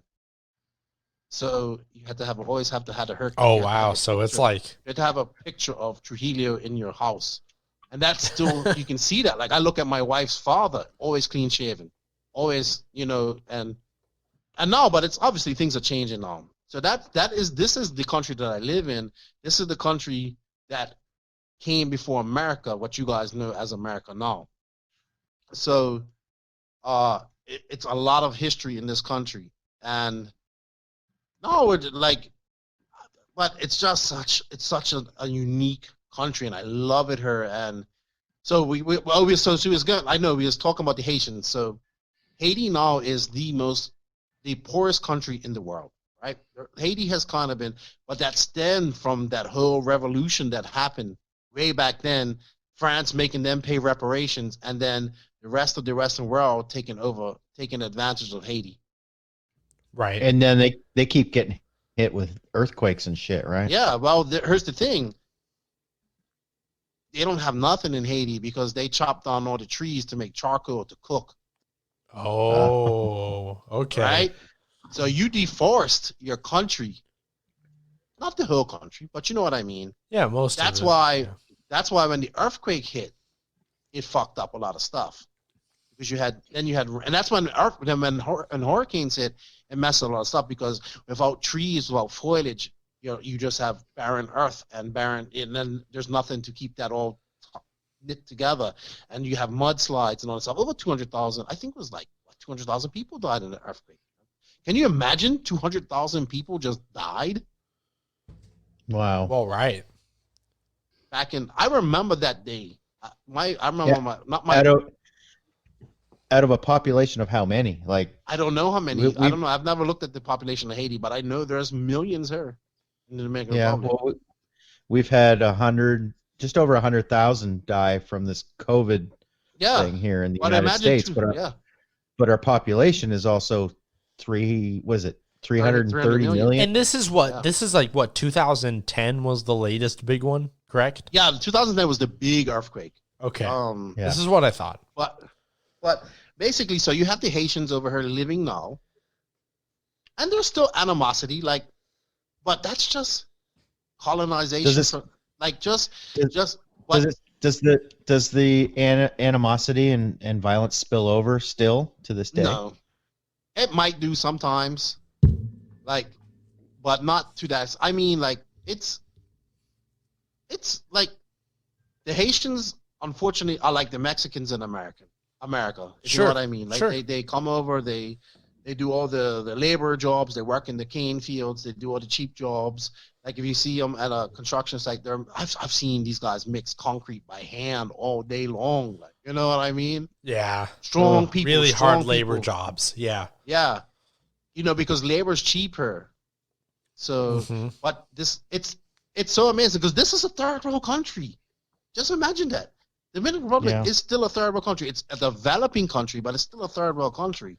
And There's just so to poor people here, but they come here to make money. So that Right. tells you how poor Haiti is. Well, and just to back Right. up what you were just saying about the earthquake, because I wanted to look it up just to be sure. And in case anyone was listening to the death toll and being like, damn, that kind of seems like a lot. That seems unrealistic. They don't have an exact number, but it is for sure, like Keenan's on the right track. It's between 100,000 and 316,000 they estimate that could have died from this. They still don't know. Yeah, because they just had mass graves. Just buried Right. people.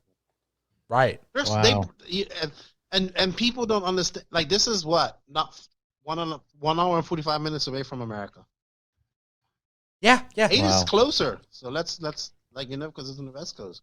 Yeah. So Right. it's so messed up, but it just doesn't go. It doesn't get seen. Well, because most So- most Americans kind of believe that I mean this is a without basis belief. This is just kind of what I think what we're used to as everyday Americans is that we don't understand that it could be within like a 2 hours or sub 2 hours from our shores. These are the kind of situations that we think would be most likely in Africa or Southeast Asia. You know what I mean? We don't think about these things. And so it's amazing that, yeah, again, let's say 2 hours or an hour 45 to like Haiti, and your geopolitical climate has changed so much in that very, very short period of time. Very short period of It's crazy, time. man. But this is the type of exposure that I'm exposed to compared to what you guys are. Mm-hmm. So this makes me super empathetic. And, Right. But also, I have empathy, but I'm not stupid.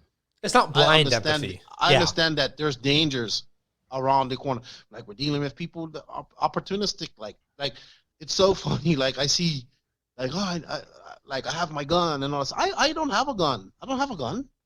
We're probably gonna get a gun here for the house here soon. I have nothing against guns. Sure. I think they're cool. I grew up in Bermuda. We couldn't have guns. Right. You know, it's right. illegal. And Yes. Same in Canada when I grew up it's the same there. in Canada. Well, now in Bermuda, the police have guns and stuff like that, but that's because there's a lot of gang warfare and stuff going on in Bermuda. But here, you can have guns. I mean, it's absolutely needed at some point because, man, I've seen people get in accidents and get robbed. Like, you know what I mean? You get an accident. Like, as much as I love this country, Yeah. I understand the dangers that are here, and there's dangers that you guys would never even think of happening in America. Yep. You know what I mean? So I'm not saying this to scare people. I'm just trying to say, like, But it's my whole true. perspective It on is the thing is completely different. 100% true though. I went out to like let's take a very everyday scenario. I left my house around noon today.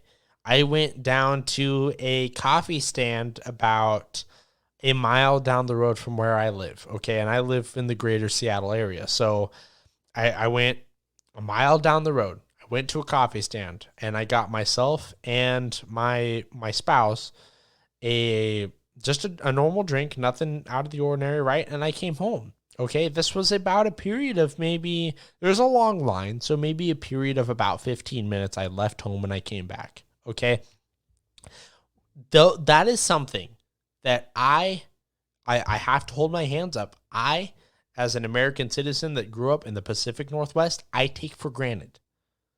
because to me, it's that easy. Go out, do it, come home. It is not that easy. As little as 2 hours away from the coast you were in. Yeah, well, we don't have. Well, in the capital they have Starbucks and all that stuff. Well, sure, but it's not like a street corner commodity.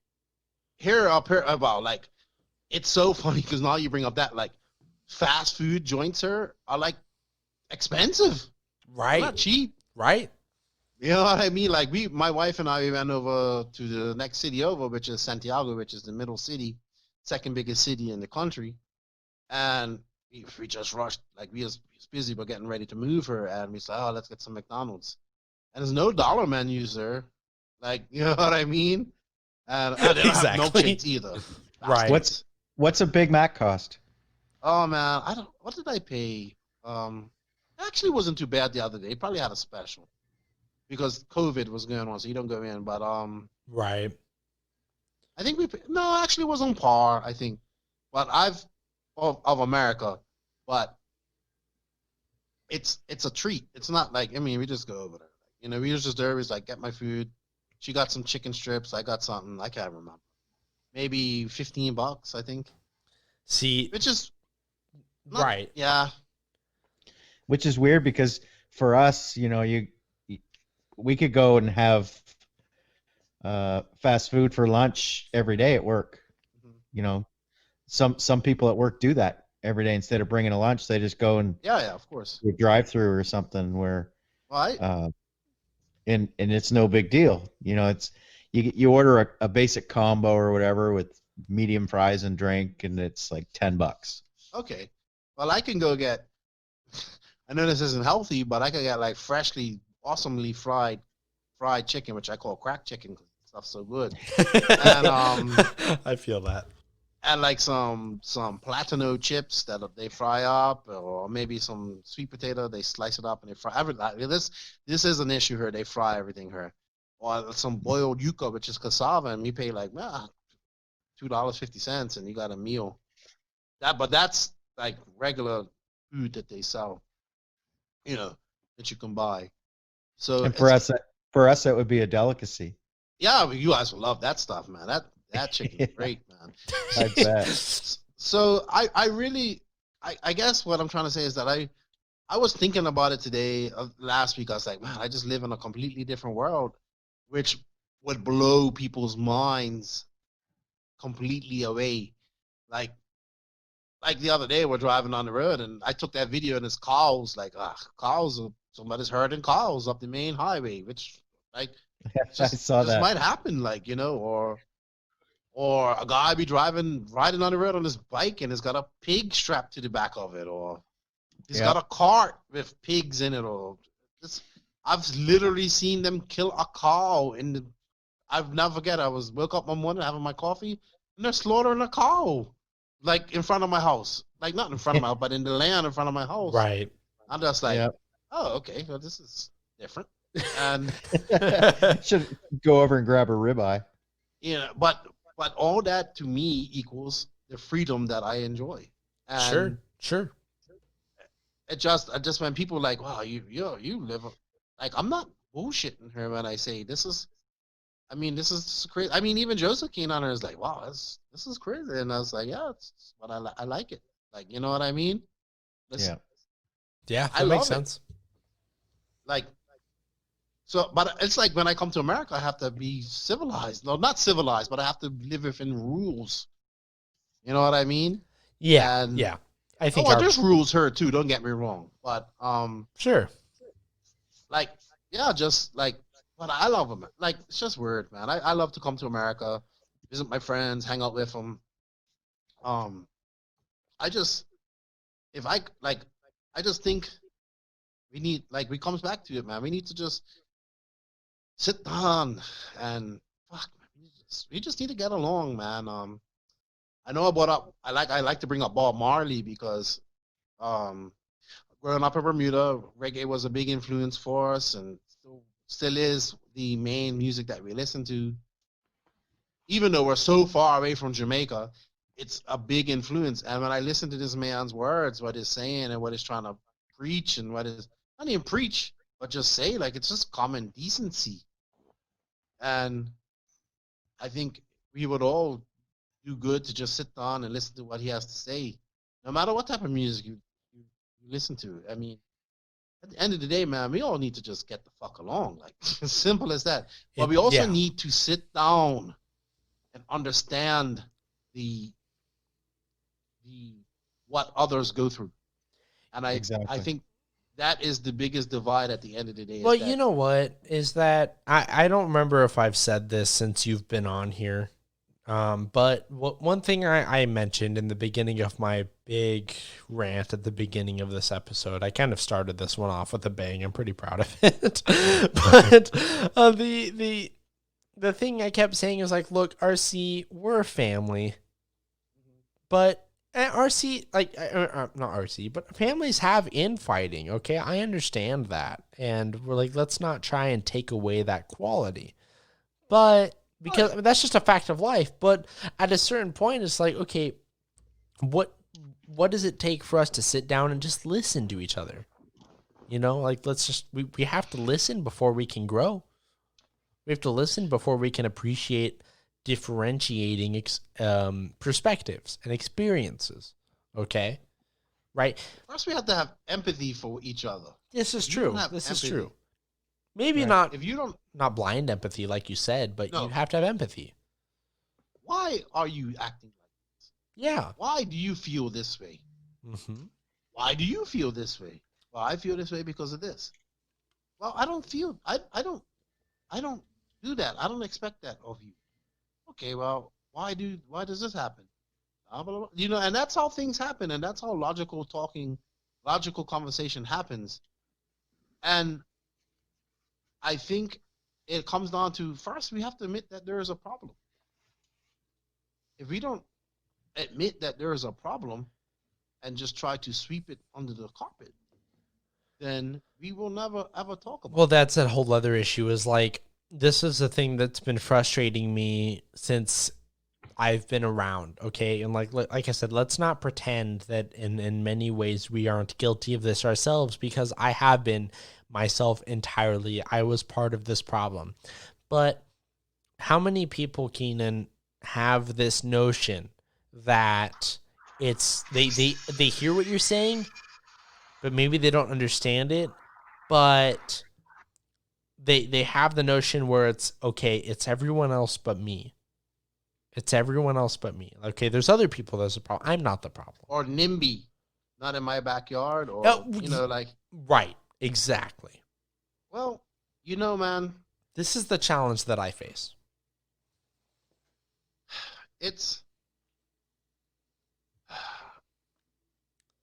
Everybody is entitled to their opinions. Of course.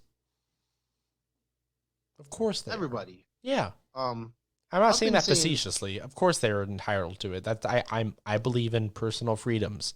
People should be able to be free to think what they think. But that doesn't mean I have to agree that it shouldn't mean that it causes harm. It shouldn't come at the cost of other people's freedoms. Yes, it shouldn't come at the cost of inequality to other people. Sure. No matter who they are. Exactly. I don't do politics. I don't understand. I've never been interested in it. I've never. It just doesn't. It's something I just don't get into. I have my feelings on certain things. I don't agree with a lot of things, but I understand that politics is also something that people like, and they strive, and they think, and maybe this person, maybe this side appeals to me because they think of they appeal to my values that I think, and this side may think this appeals to my values that I think. Well, I think we may all want the same values, right? In the end, but I think that politics divides that. I agree. And so then it becomes to a point of, well, I know it. I know it divides it. So then it becomes a point of, well, you're on this side, fuck you, and I'm on this side, fuck you. Exactly. So, hey, and then we come at the end of the day, We're arguing over nothing Mm-hmm. because we're on one side and you're on this side. And you know who the fuck's smiling at the end of the day? It's the politicians. Yep. Because Yep. they fucking just, as long as we're divided, they are they have control. Well, yeah, it's perpetuated. This is what I said earlier. I was like, look, everyone has to feel like everyone feels like they have to live on one side of the fence or the other. Okay? They don't have to do that. They don't. These are constructs that we make for ourselves without realizing that we're making them. Okay? Like, these aren't difficult things to tear down. Let's put an example out right now. Yeah. Stealing is wrong. Mm-hmm. It's wrong. Steal from somebody, it's wrong. Fucking wrong. You know You should that. have your hand cut off. Yes. I'm Anybody hungry. walking around with one hand, they're All a right. thief. Yes. Stealing is wrong. Habitual thieving is wrong. Yeah. Stealing is wrong. I've seen what if you can't fucking eat? What if you don't have no food? What if that's the only thing you have to do? What that can happen here where I live. Oh, sure. So 100%. is stealing still wrong? Yes, it's wrong. But I'm stealing because I have to feed my family. I'm Mm-hmm. not stealing because I want to advance myself and that's all I know. Yeah, We're hungry. exactly. I'm hungry. Like, hey, I got no fucking money. That piece of bread right there, man, I'm fucking starving. Like, I ain't eaten 3 days. Yep. Does it? I don't know. Like, that's like what the that. Yes, but I steal your gold chain or I steal this and I come in your house and I break in your house and I steal from. That's fucking absolutely wrong. But it's the same thing. It's stealing at the same time, but you're stealing to do harm to somebody. But it's where do we is stealing good? Stealing a piece of bread because you ain't eaten 5 days? Is it the same as breaking into somebody's house? No, it's not. I don't think it's the same. But that's You know the what I exact point, though. That's the exact point, is that you can look at it from the perspective of, okay, this person, let's say, okay, this person is stealing in a country like yours to feed themselves or feed their family, not because they just are a shitty individual and don't feel like they are obligated to pay the price of whatever it is that they're being asked to be paid, or just participate in that construct of society. Okay. If it comes from a sense of a necessity, okay, obviously you and I can sit here and agree. All three of us can probably sit here and agree that stealing is wrong, but we also understand the perspective of this person is just doing what they need to do to feed themselves. Okay. We can make those two conclusions. Okay. We can make those two conclusions simultaneously. And that does not mean that we're on one side of the fence or the other. Okay. We can leave it at that and understand there are two sides to this. But how do you Okay. differentiate? Like, how do you? Because that's where empathy comes in. Mm-hmm. Right. That's But where there empathy comes in right now, and that's where empathy comes in. Okay, fuck. You haven't eaten. You haven't eaten Mm-hmm. in 3 days. Yeah, you aren't living in those Okay. shoes. Okay, that doesn't Yeah. mean we condone it. That does not mean we condone Right. it. But that means I we know can what Anna's trying to say, understand where it. do we differentiate? Well, we differentiate when you habitually do that. Yeah, I'm going to steal yeah. from you. I'm going to steal from you. That means All right, that well, I then can you- understand it. Then you're just a thief. Like, you know what I mean? Yeah, exactly. That's how do we different. fix it so that this person doesn't have to steal just to eat? How do we A wise know. man. I had a buddy. How I got into tunnel working. He my buddy Guy, and I'll forget it. I met him through RC. His son raced RC cars. Guy was a French Canadian dude. I didn't know that though. I just thought he was a grumpy old. He was older than me, but he was small. And like, I'll be honest with you. I was telling my French Canadian mate today, I was like, I had some bad run-ins with French Canadians here in the DR. I know how it is in Canada with all that type of stuff. And we got talking. I was like, I love you, man. You're my boy. I love you, and you changed my outlook on how I feel about French Canadians. because I've had bad run-ins with them here. I know how Canada is. I know how it is with that. Like, you know what I mean? Some of your biggest fans are from Canada. I love Canada, man. Canada's fucking awesome. Yeah. They have strong beer too. I love it over there. But no, like so anyway, my buddy Guy, his son was racing. Guy lived here for 25 years. He was doing all the tunnel work on in the metro here, like the subways here that they first done in the city. Did all of that. The government fucked him out of $1 million. He kind of lost everything. We was good friends. I would he would get a little bit of money. He would say, "Hey, come over, let's have some beers. Let's go down to the beach, throw the bottle." We had some dogs. Like he had 2 dogs, I had dogs. We became really good friends. I actually need to message him and say what's up. he had to actually pay immigration to get out of here. So funny. This is a third world country. It's corrupt as fuck. So open air corruption. I've said that before. He had to pay immigration. He paid like $1,500 to leave because he couldn't leave because he had like liens on his name and all that stuff. But you pay, you go, you got a stamp, you go. When he left, I looked after his house, which is going to get taken by the bank. I looked after his dogs, all that type of stuff. I actually ended up bringing the dogs to my house, all that type of stuff. Bam. He came back here because his daughter got married. And I'll never forget, he was sitting in my house. He paid more money to come back here. And it's like, he goes, "Keenan, you have 2 choices right now." Because I was broke. I had just finished all my businesses here. I was like, this is like 2010 and just like, fuck. Like it just wasn't, things weren't swinging. I had a tow truck, but it wasn't making money. I had a rental bike business, wasn't making money. I was struggling.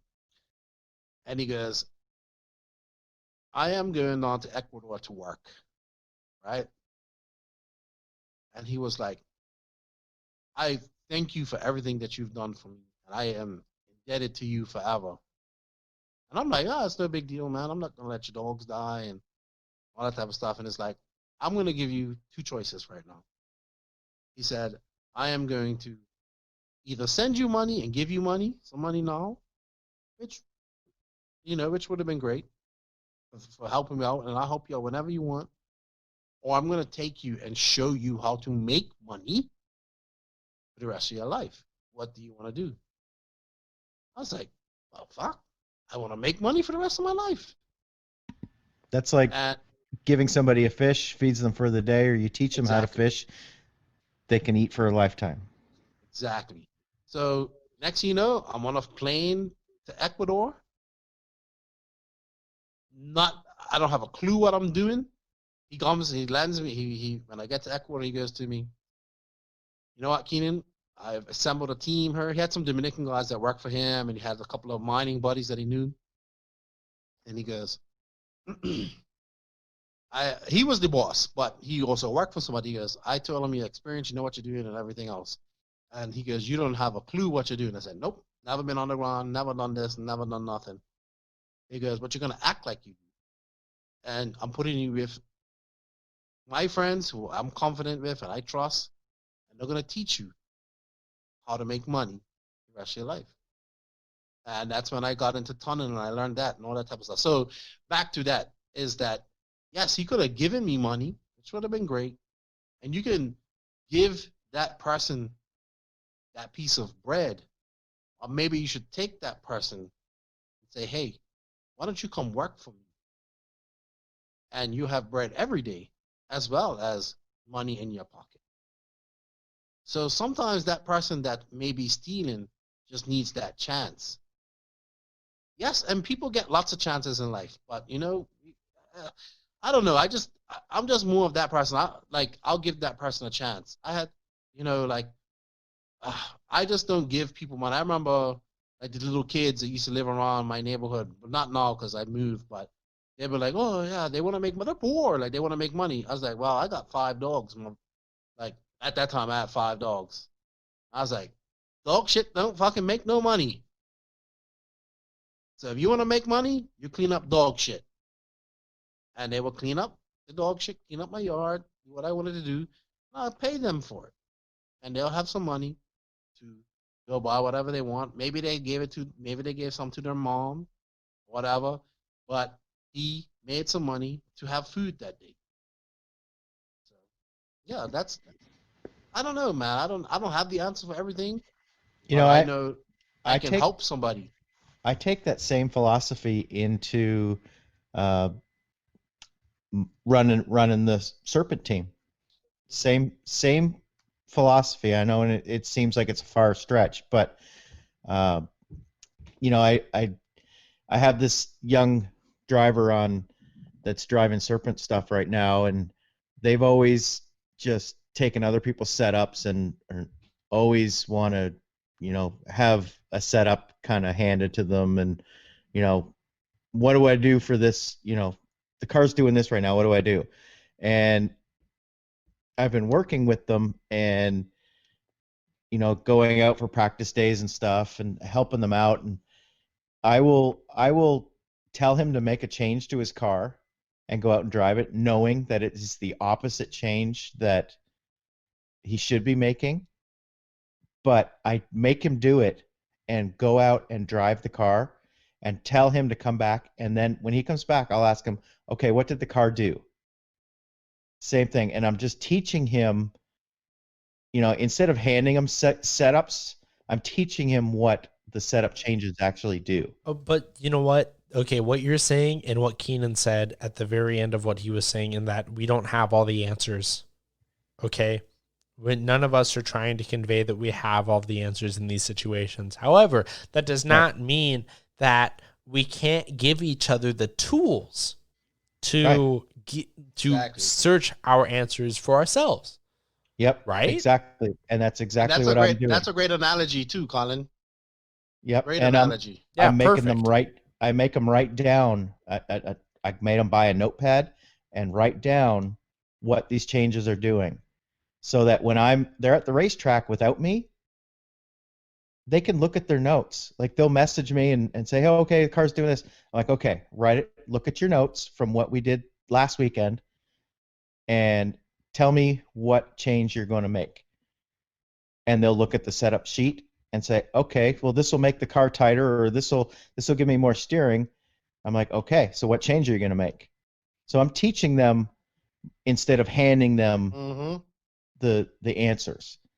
Exactly. And it sounds, you know, sometimes it comes across a little harsh, like because I'm not giving them the answer they need right away.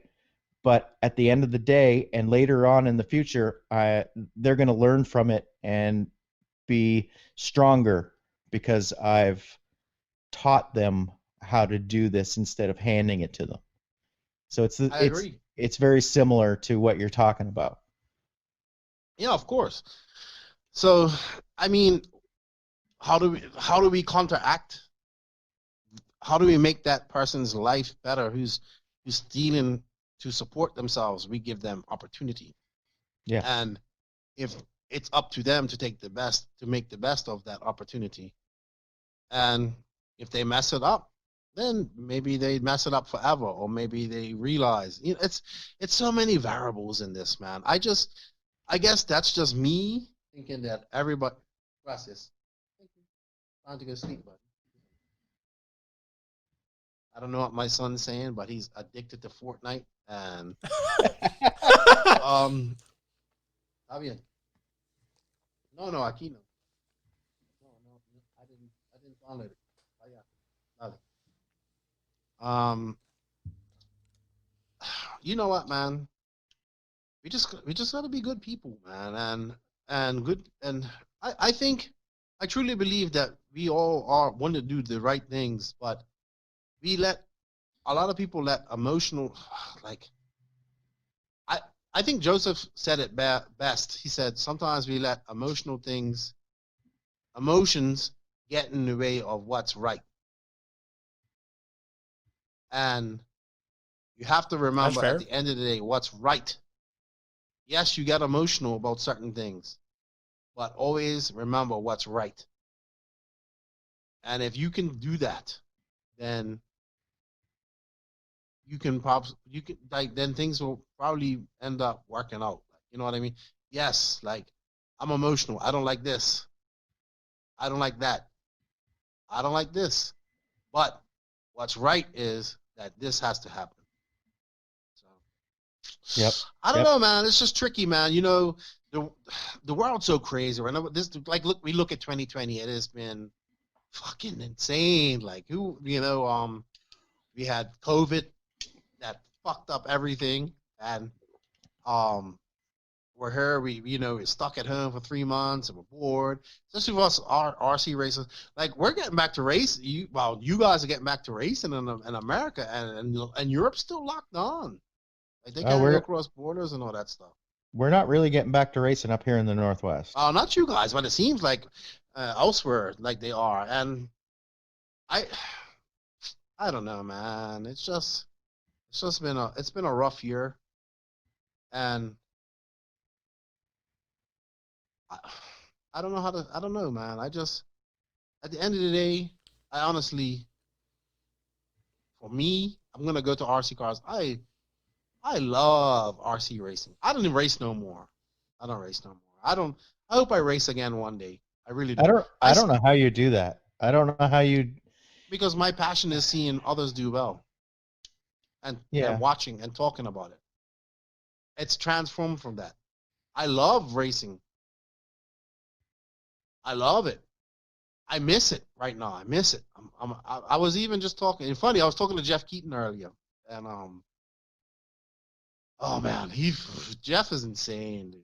He's so insane. I wasn't gonna bring up Jeff because I know there's a lot of shit like going on everybody's right like now. thinks we got this big beef, but Jeff and I are talking and he's been telling me what he's been doing in life lately, and I'm like, I love it. Like, you're awesome. Like, you're living your best life. And we was talking about PMB, and it was like, man, it's too bad that live RC and nobody else is gonna cover that. I was like, yeah, it is too bad because it's the first big race after COVID. I was like, man, Dave needs to do this because I'm not gonna be able to go. I can't leave the country, and I hope they do cover. Like, I hope Dave or whoever or whatever comes out and just goes and covers it for. It'd be great for everybody because we need to see some racing and we need to see these guys go. I want to see them go, and I do miss that part. I really do, but as for me not racing, it just is what it is, Colin, man. I have put that in the back of I put it so far back. So far back. My job is not to race. My job is to make sure that everybody is good and make sure that that the people that listen to my podcast or our podcast know what's going on at these races. I want them to feel like I'm not there, but you know what I mean. But when I'm at a race, I want them to feel like they're there, or even if we watch the race and we just break it down, like, yeah, that was right. That's what happened, or it's like sports, man. I think about it. We're not at these games. We might watch them on television. We watch them on television, then we listen to the guys break it down on Sports Center the next day. Yeah, we're the Sports Center. Yeah, we are. We're the Sports Center. We're the magazines. We'll probably got it. Well, I know I get it wrong most of the time, but it is what it is, man. And you get it wrong when you bet on Dakota. Man, I gotta, he's gonna win this year. I'm telling you. Oh yeah. Yes, he is. Definitely. He's gonna win. He's got the pace. He's got the pace, no problem. But so I don't know. What time is it there? It's almost 2:00 here. So, almost 11. Oh yeah. Oh, yeah, if you gotta bounce out of here, man, just no worries. No, I'm cool. Like, just chilling. I ain't gotta do nothing tomorrow. Sunday. I like that mentality. I'm in the same way. Well, let's talk a little bit about RC now. We talked about world stuff. Yeah. I see you guys are doing a lot of no prep drag racing up there in the PNW. It has exploded up here like you wouldn't believe. It is so crazy. There's Really? little groups popping up everywhere and having no prep or having like cash day races and this kind of thing, and it's really, really exploded. It's so much fun. You know, It's crazy. I got to be honest. A lot of it is attributed to the just simplicity of it all, right? It is still fairly, if you're not buying just a straight up car to do it, it is still fairly complicated to convert one. However, what I've noticed instantly is I can go out and I can just have fun with my buddies. And it is so much more about having fun with my buddies than it is me doing a clean pass. Okay, obviously it's super rewarding if I can do a clean pass or even win a race. But even when things go wrong, I'm smiling and I'm having the time of my life with my friends within a span of like 2 hours on a weekday after I head up there after work. It's just, that is something. And like, look, I'm a diehard when it comes to off-road. I did it forever. I'm going to continue to do it. But there are certain things that for me, from maybe a cost perspective, I haven't been able to be as participating as much as I would like to be in the off-road world.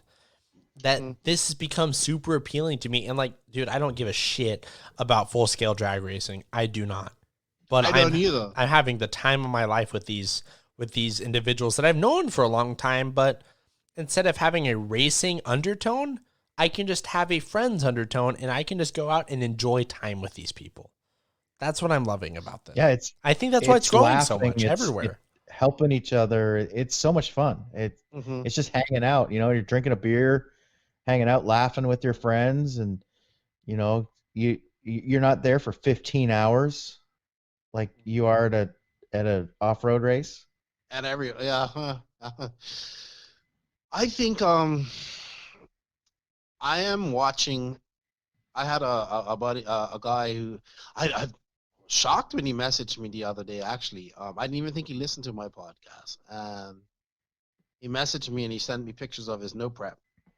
He's like, I was listening to your podcast and he's talking about no prep and this is mine, and we just got talking about it and I was like, yeah, I think it's so cool, and blah blah blah, and he just like, yeah, and he's an off-road guy and his son races off-road, and he's like, I can't wait to race it, but I'm gonna let my son race this one. And it's like, what body do you like? I said, I like the Nova. It's like, I'm gonna get it for you. I was like, yeah, I'll pay you. And he goes, I'm gonna get it for you. And I was like, oh, I'll pay you. He's like, no, when Proline gets it, I'll get it for you. And I was like, all right, cool. And it's like, you want to get it painted? I was like, yeah, I do.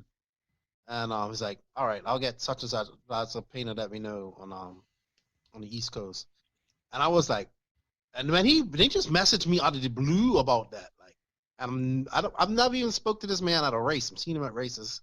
Never spoke to him at all. I'm like, yeah, the off-road guys are feeling this, and they're liking it. Yep. And that's great. That's fucking awesome. Yeah, you still have the tinkering and the setup like you would in an off-road car, but you don't have the huge time and money commitment. Simple. Yes. Yeah. And the cars are still technical. To get them to go down the track straight and consistent and fast is not easy. You still have to drive them, and you have to know how to set them up. I've never done it, so I need to do it. It's not as easy as it looks, but I'm sure it's, you know, for the average person to get in and do this is way more feasible than getting in affordable. The driving skill, it's not I don't think it's nearly as hard as driving an off-road buggy fast when you get I know what you mean. Up against the fast guys. Yeah. You know, you're not blowing through tires like a set a day or anything like that. You know, it's way more attractive to get new people in. My dad and I have bonded a lot over this drag racing thing already in just its very short period of time. It's been a lot of fun. I don't know. It just brought out something new. Yeah, and it looks real. And I was I'm blown away by the detail in this body.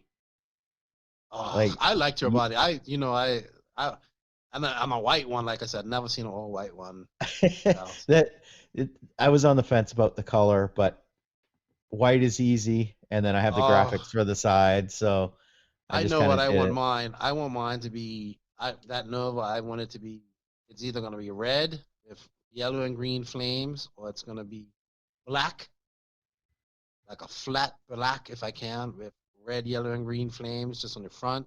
Yep. Oh, I'm just.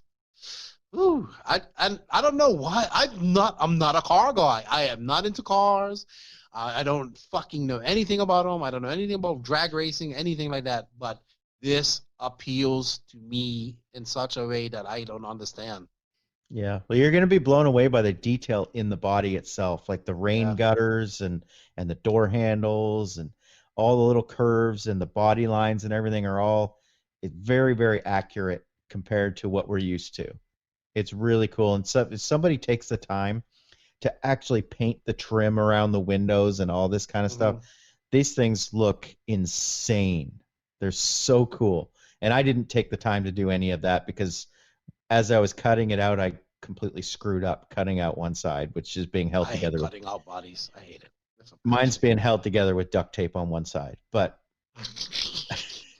I'm going to order a new body this weekend so I can do another one. Yeah. I was But actually talking to Tyler this week, and I was like, Zavadil? dude, yeah, I was like, man, actually, I think we'll have him and Tim on next week on the call-ins because I want it to be all about no prep. Oh, cool. That'd be cool. I'm hoping that somebody calls in and talks smack. That's what I want. I can't wait for You know, that 'cause section. those drag guys, they get rough. I Yeah, was like, Tyler, dude, you gotta for this next race in Vegas, man, you gotta go big, go big. And I don't even want to know how huge that race is going to be. yeah, that's one. I don't think he knows how big it's gonna be. Like, yeah, I was I'm like, no, man. I was like, dude, you're gonna have to and he shouldn't do this out of pocket. I'm no. like you're gonna have to get like DJs and all that. Like, you know, you're gonna have to get an announcer.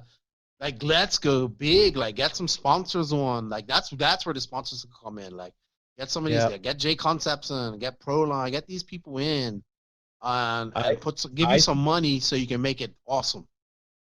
right. I think it's going to be like 200 plus. I think so too.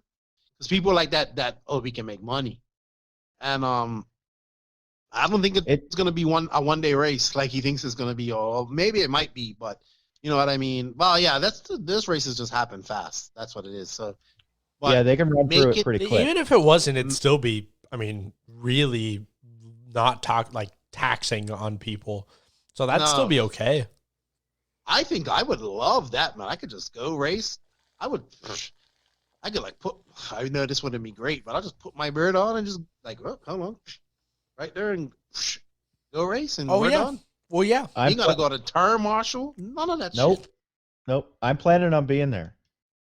Yep. I Same want to here. be there too. I hope things I hope the world gets back.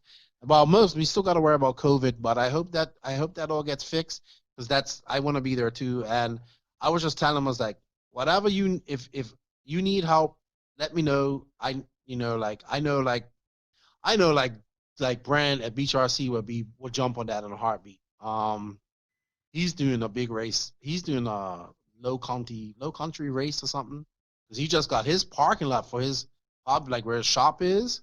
He just got Yeah. that repaved, and it's like, yep, we're gonna re-drag racing her. Oh, nice. And yeah, his time plan on having a big pay race there, and I was like, wow, this can be like this can be the no prep worlds, like, you know what I mean? I don't know if they have a worlds, but Well, and I was it just should be. It yeah, I should was be like, Tyler, that brings up another thing. I keep seeing everybody calling their races king of the streets, king of this, king of that. That's just got to stop. There's only one king of the streets. yeah, that should be that race, like, isn't it? That's the race in Vegas. Yeah, that's making So us. very- I was like, Tyler, making a spectacle. Yep. Make people come over and see what we're doing. Do it at a Yeah, and it's casino. like, well, yeah, he's got some plans, and I was like, I told him, I said, I don't have. I said, whatever I can do to help you, man, I will, because I think what you guys are doing is awesome, and the more people that see that, the better it is for the hobby and period, the hobby period. So Yep. So You know, open it up to vendors and this kind of stuff, man. It would be like you said, the worlds of no prep drag racing if they do it right. I think they will. I think, yeah. But I think he has to start approaching sponsors and all that stuff. And so he can. Yeah. At that point, when they start paying out to drivers, Mhm. at what point do we need to worry about taxes and that sort of thing? I'm not sure of the laws and the rules on that. Is it gambling? I don't know. I don't know anything about taxes because I don't pay them. Sorry. I'm sorry. Like I live there. I don't live. I pay taxes on shit that comes in here. That's about it. But I don't pay taxes per se like you guys do in America. Right. So I don't know. That's an anything interesting about that point, shit. though. Right, but gambling fair. and winning money from races and stuff at some point has to become, somebody's going to say something or there's a law or something. I know there's got to be an amount, I think, a specific amount that you have to start claiming it on taxes or something. Yeah, maybe so. I mean, look, if I have to pay taxes on my own personal taxes on my Patreon, I feel like they probably have something they got to work out there too. So that's I a fair noticed point. that on Patreon the other day that they want taxes. Really? Yeah. Yeah. That's a conversation for a different time, Colin. But yeah, it's been pretty ridiculous. Okay. They everybody wants their bit, man. So, But I mean, yeah, that's a good point. I didn't even think about that. Like, at what point is the threshold? But I mean, back to what we were saying though, it's just such a cool thing, and we all need to be supportive of that. Yes. Because it can yield so much. It could even, like, let's be real here. It could even yield beyond drag racing. There could be someone that gets into drag racing that sees where all of this realistically came from, and they could be like, oh, off-road. I want to get into that. That looks cool.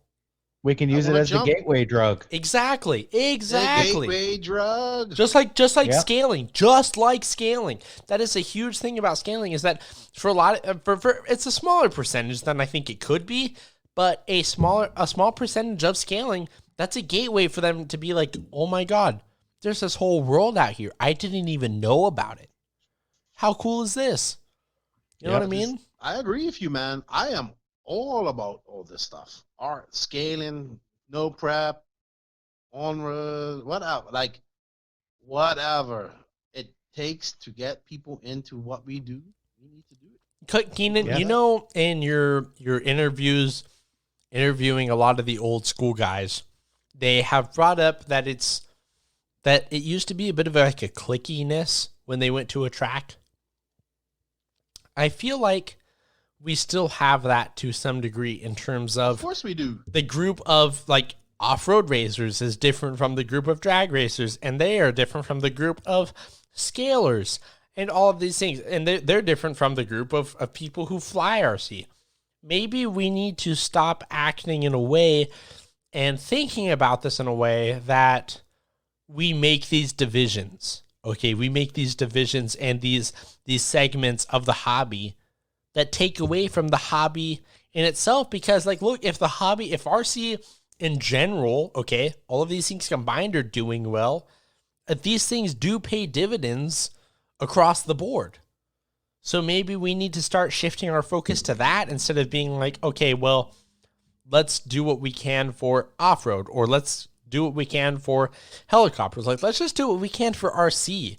Because, look, if it's just here, let's just do what we can to strengthen it. Let's stop trying to differentiate. Maybe am I the only one that thinks of it from that perspective of like, we need to maybe break down those walls, or does that make sense? Is what I'm saying make sense?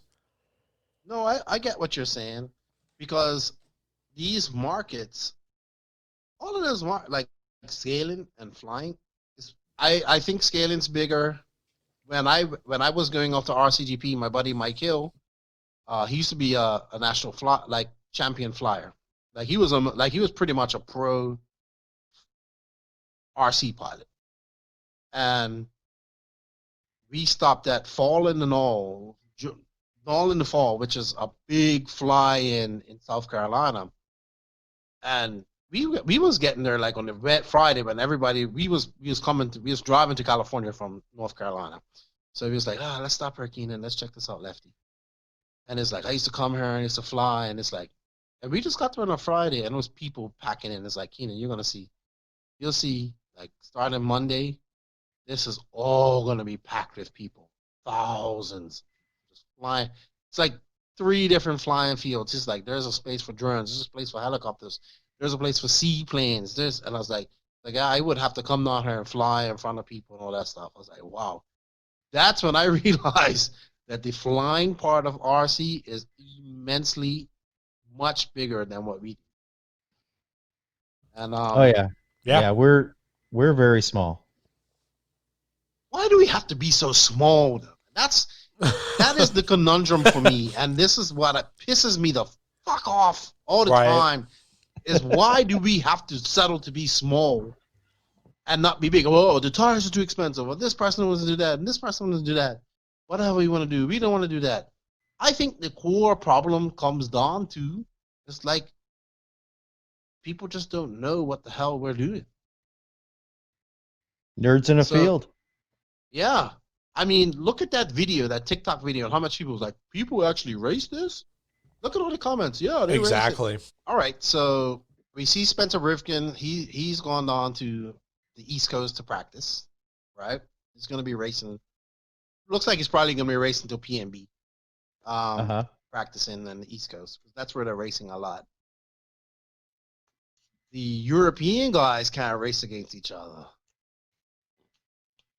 The American guys will eventually race against each other. I was talking to David Ronafalk, and it's like, man, if the borders open up, I'd come over to America and hang out down the East with Cole and race too. Yep. Are we going to see, because these guys can't race against each other? You know, yes, you can race and you can practice and all that stuff, but it isn't the same. You know what I mean? Are we going to see... This is true. Let's say the scenario. Come maybe the next race, these guys all races DNC next year. European guys haven't really raced against each other. First big race. Think about this. This will be their first big race. DNC was their last big race together. That's true. Yep. That they raced against each other, the European guys and all that stuff. What if they don't race again to DNC against everybody? That's going to be so interesting to see what happens. It'll show who put in the work over the time off. Yeah, but they still don't get to race each other. That's a big thing. This is hard. It is. Okay, so I guess my thought on this is that I actually meant to talk about this in a podcast recently, but I ran out of time, where I wanted to talk about the Euro versus America thing in 8-scale RC and why I think personally the Euros have been better. Because, remember how, I guess not remember. Do we know all how, these tracks in America can never stay the same? No, okay? They can't. The layouts have to constantly change, okay? Because us as Americans apparently have really short attention spans, and we can't just leave things the way they are. Okay, in Europe, they're not exactly that way. Things are a much more permanent circumstance. So my theory has been that the Euros, because I think a lot of people think of it as maybe, because we have more variety in the U.S., that we are more prepared for varying track conditions and styles and things like that. But I think the opposite is true in the fact that the Euros spend so much time on tracks that they know. It's not that they're just acing the tracks anymore. They're acing their abilities as drivers. That's why Americans don't just come on and dominate this field, because the Europeans, while they might not be driving a whole lot of variance in their track surfaces, as far as if they go and drive the same track all the time, it's because that they are so much more in tune with everything else that's going on. That because of that, if they are in situations that maybe make them uncomfortable, they know the car, and they have a connection to the car in a way that they can make these changes in a comfortable fashion. The Americans don't get enough time on the same track surface, in my opinion, to learn enough about the connection. So when it comes down to this, to answer your question, where we're coming back to these guys getting to race each other again, I don't personally think a lot's been changed, because to me, the Euros just have a different skill set that they don't really need to rely on the constant practicing. And if anything, maybe the Americans, to me, need more practice, because we don't really get the same amount of time on a layout, enough to a circumstance that we get to learn the potential and the edge of our vehicles. That's my thought.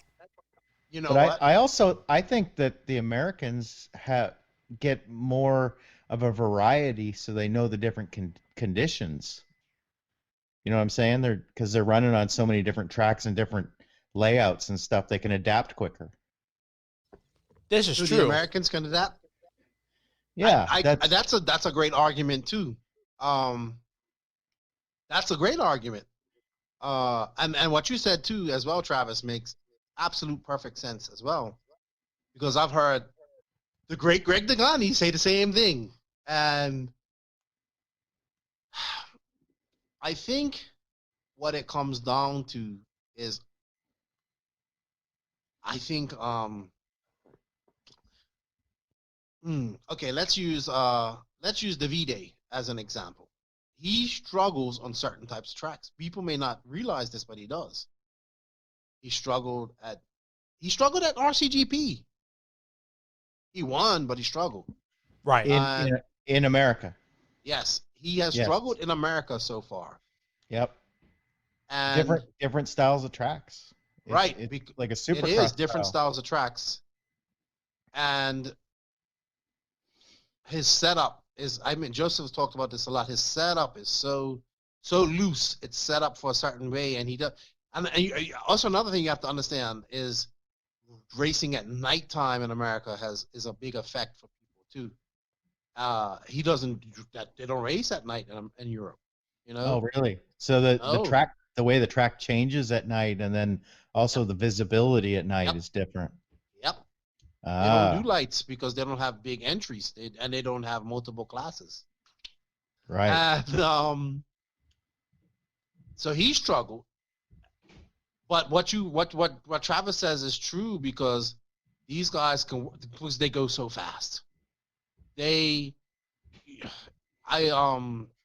can watch, I think if you go to Neo Buggy 2018 at Redovan, where they race in that big track in Spain. Biggest track. I think it's the biggest track in RC. Yeah, it has like an average lap time of like a minute, or like barely under sub-minute lap time. Yep.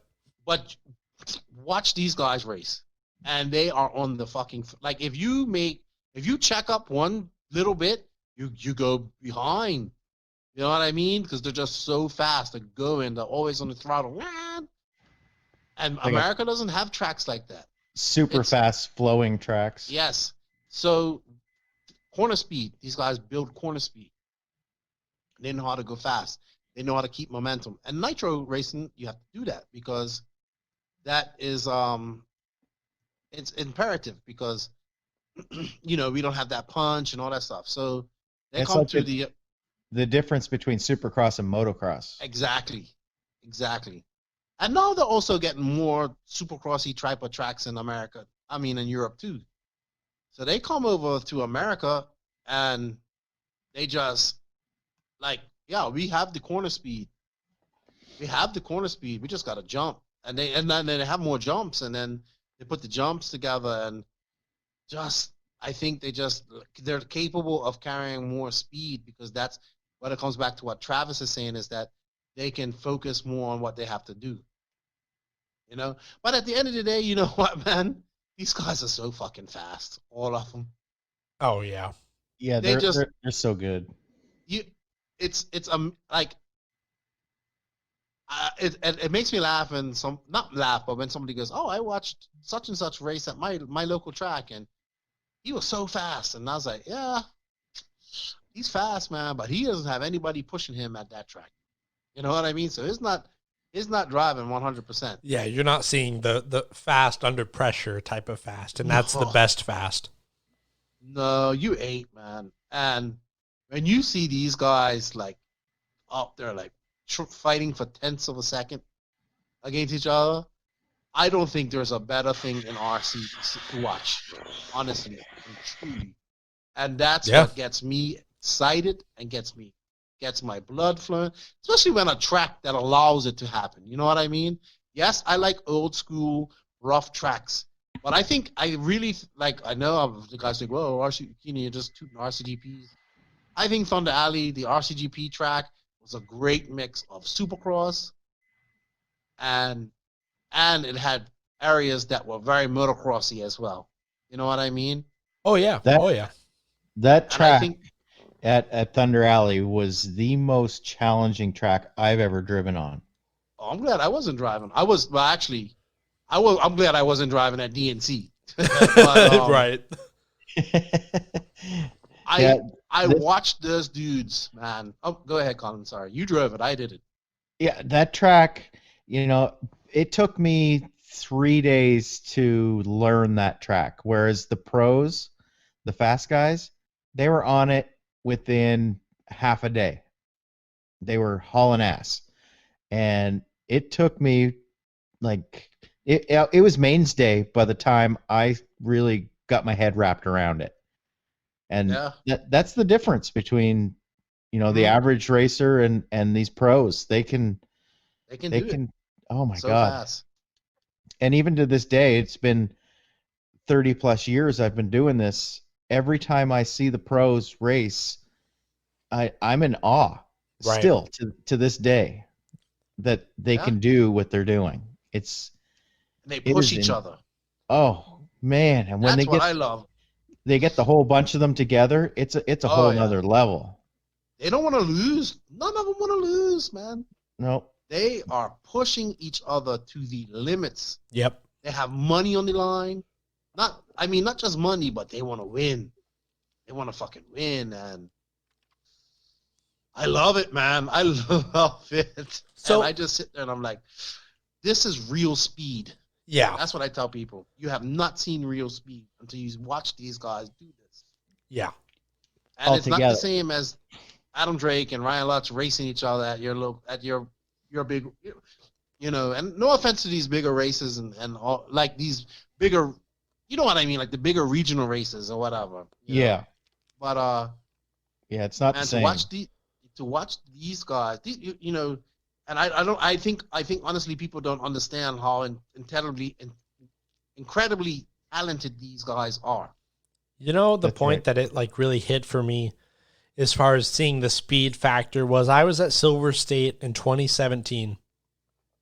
And it wasn't the Nitro Buggy or Nitro Truggy race that stood out to me. It was the E-Buggy, because of these races, despite like what we're used to in the Northwest, these guys don't get triple A mains, okay? They get one single 10-minute A main. So for these guys, it's essentially all or nothing. They got to give it the absolute best shit they've got. And that was the moment that it really sunk into me, where I'm just like, these guys can fucking drive. And Yeah. they're giving it everything. And they know that one mistake is it's all down the shitter from there. They got to push. And that was the race that I watched. I'm just like, geez, like I've been there like 3 or 4 days at this point. And that was the point for me where it was just like, good Lord, like this is what it's about. This is I'm the peak. over this shit. Like that was Colin Saturday at RCGP. I'm tired of racing. Yeah. Time to drink. Yeah. I mean, for us, as average racers, we go to these events and it's our vacate. We're taking our vacation time to do it. Yes. So it's not just about the track time. I mean, getting a lot of track time is one of the most important factors of going to these big races. Don't get me wrong. But it's also going and hanging out with friends, enjoying the nice California weather that time of year, just and enjoying the weekend away from home, Yes. not just the racing. And yeah, the racing's the number one thing you go for, and that's why you're there. But there's no reason why you can't enjoy the rest of the weekend and hang out with your friends and have a great barbecue or whatever, like we did. Oh yeah, You know. sending me pictures of steaks. You need to come up here. I'm like, dude, I am in my bed. Oh, I am so tired. Like, I would love to come hang out with you guys, but I have to actually function in the morning. So You were working that weekend. Oh my! I was awesome, man. My goal, man, I just wanted people to have a great time, man. Well, okay. And, If we all end up in Vegas together, we are going to have Yes. a time. We're going to have a time. We're just going to hang out, and I don't know what we'll do, but Do Vegas things. yeah, Vegas things and I don't know, rent a house together, all of us or whatever. I'm down for that. Yeah. That's I what think- we've been doing, is renting a house. And you know what I like about that is that we're going there to just have fun. Yeah. Yeah. We're I not mean, going to I'll- that race expecting to take home a full purse. I'll probably enter the race because I want to be a part of it. Oh, yeah, but me I too. have no expectations of winning it. Yeah, that's So- not why we're there at the end of the day. Like, Right. obviously we want to It's give ourselves the crack, but like that's not why we're there. No, I just want to go because I think it's awesome, and I just want to be. I want to be there, and I want to and support these dudes. And if maybe we end up doing some super podcast, something like that. I don't know. I always Right. travel with all my stuff anyway, so it doesn't matter. I mean, I just Oh, think yeah. that I just think it's just a great that's a place where I can go, just not have to be. Well, I'll probably end up. I'm always like, hey, Colin, always working, man, always working. Yeah. But Um, we're going to get you to turn it off one evening Oh shit, we're gonna have a blast. and just Oh, hang out. Yeah, I gotta tell JB to come. We gotta bring JB there. He'll love Yeah. that. Yeah, bring some of those JQ guys. They know how to party. Yeah, So, hey, they so know how to party. let me ask this then. Okay. We only had one question for our show because I posted it on my personal page like yesterday. So Mhm. we only had one question for this show tonight, and it was from Jeff Keaton, of course. And I think it's fitting that you're here to help us answer these questions because I want to hear your take on it as well. But Jeff Keaton asked 3 questions. Okay. He said, A, do you think IFMAR is broke? B, do you think RC racing is dying? And C, do you think pro racing is vital for our industry to survive? Or should we be more focused on amateur racing? So these are the questions I think that I would like to tackle, especially while Yeah, Keenan's those are here. all great questions, though. Definitely. Is IFMAR broken? I think it's broken. They're still doing the same things 40 years later, Yeah. 40 plus years later. I agree. I messaged IFMAR 2 weeks ago. Still no response. Had a friend message him. No response.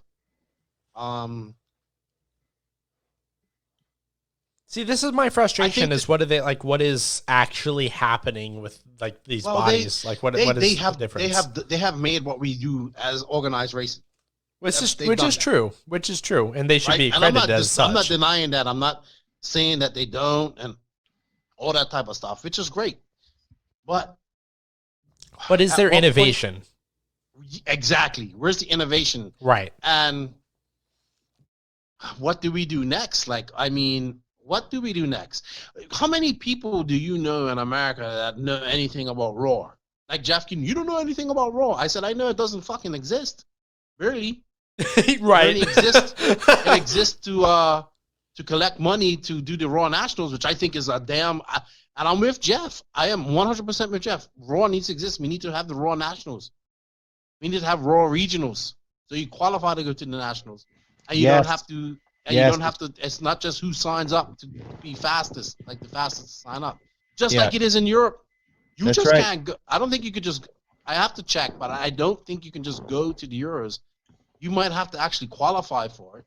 Yeah, I wish Right? I wish he had to qualify for the Nationals. It'd just be better. I would have qualified this year. Yeah, there you go.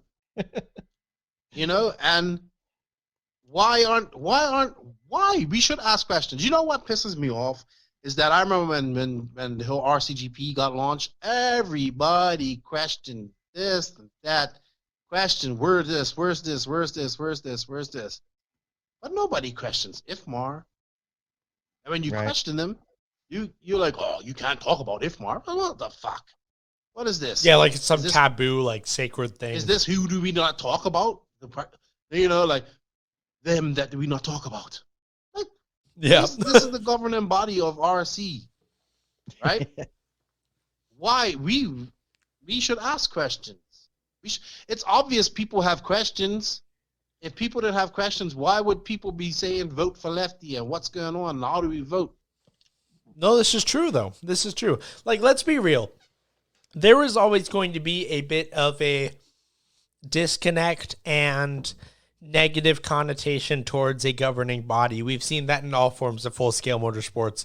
Take, for example, the issues between Formula One drivers and the FIA for years, okay? Or closer to my personal experience, the FIM versus AMA riders. So let's take, like, there's always going to be some sort of negative connotation. There's going to be things that are created by the governing body that the participants will not agree with. Okay, like, this is unavoidable. We understand this. Okay, we understand that there is not a world where it's all fucking sunshine and rainbows and everything is perfect in terms of those two relationships. We get that. However, it would be really nice if Roar existed in more of a fashion than to come out of their fucking rock annually to collect their $35 for the people who want to show up to a Roar Nationals event, and then whatever they take out of what it is to hold that event, and then disappear.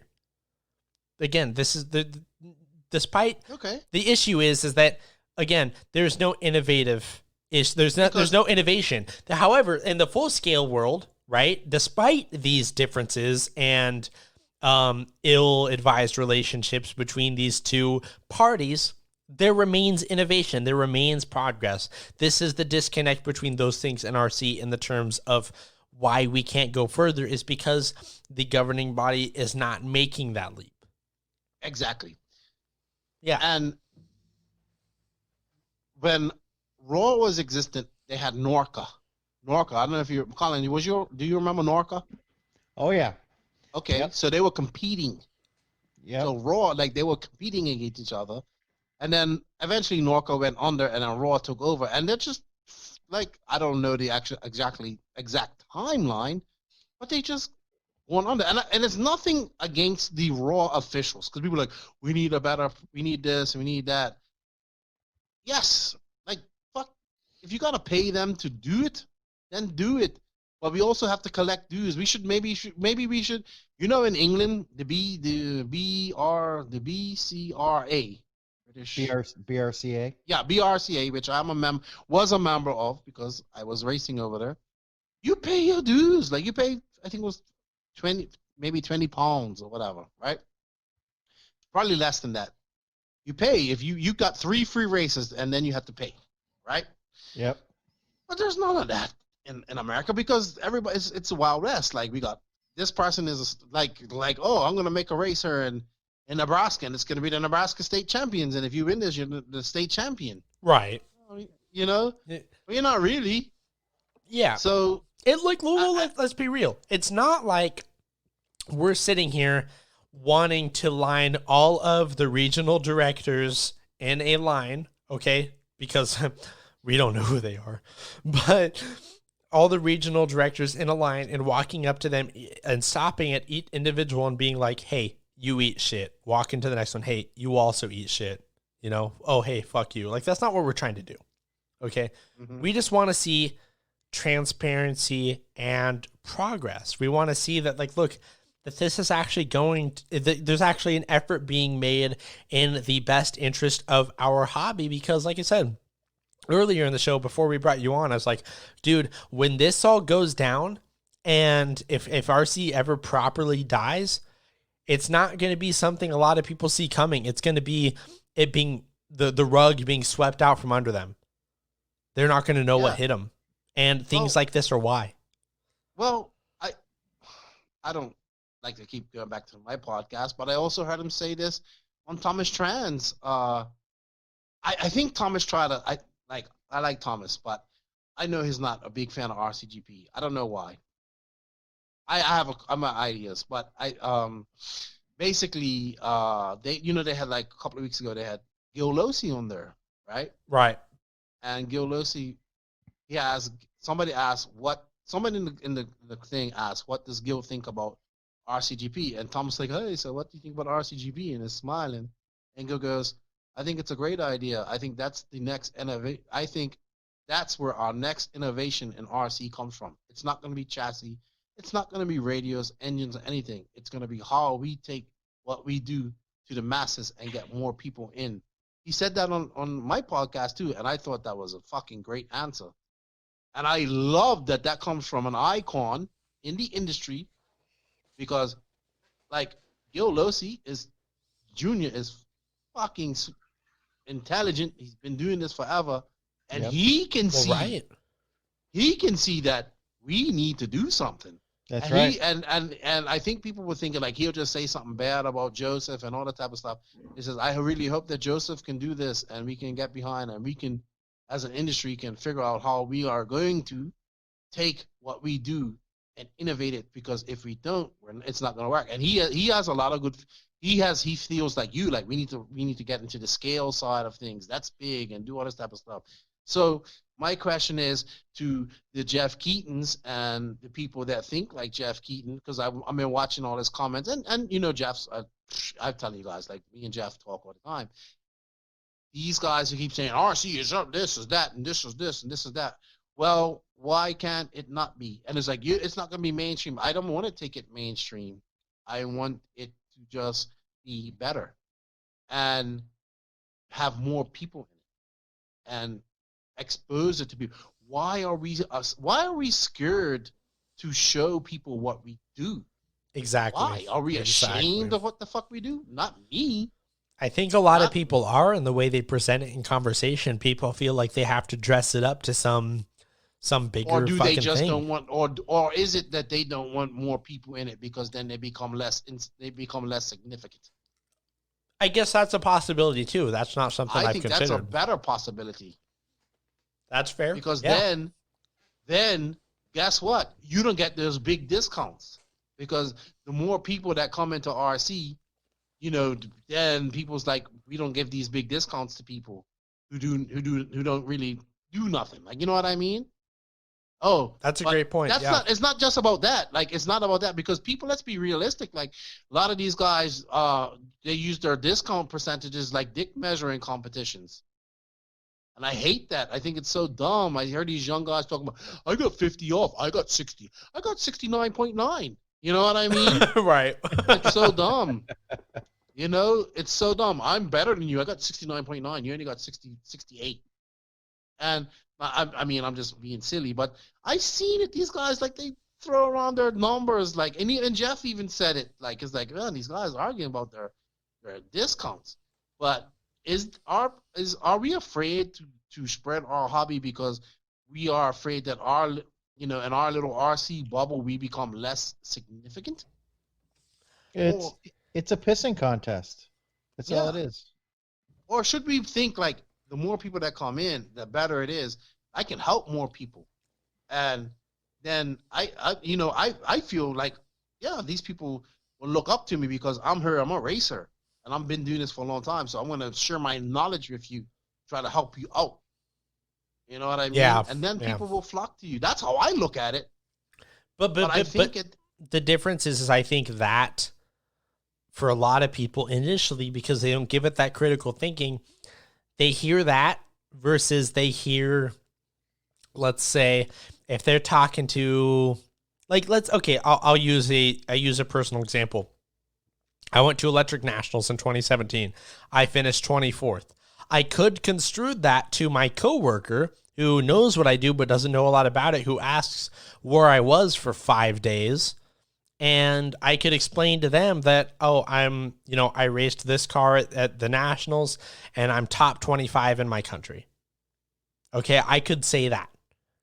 And so initially, that flair, I think, for a lot of people is why people don't gravitate to what you're saying and being like, look, and kind of what I was saying earlier, it's just like, look, if we just be cool and like try and build each other up and provide incentives that way and try and be more inviting that way and be more communal that way instead of trying to make it a dick measuring contest all the time.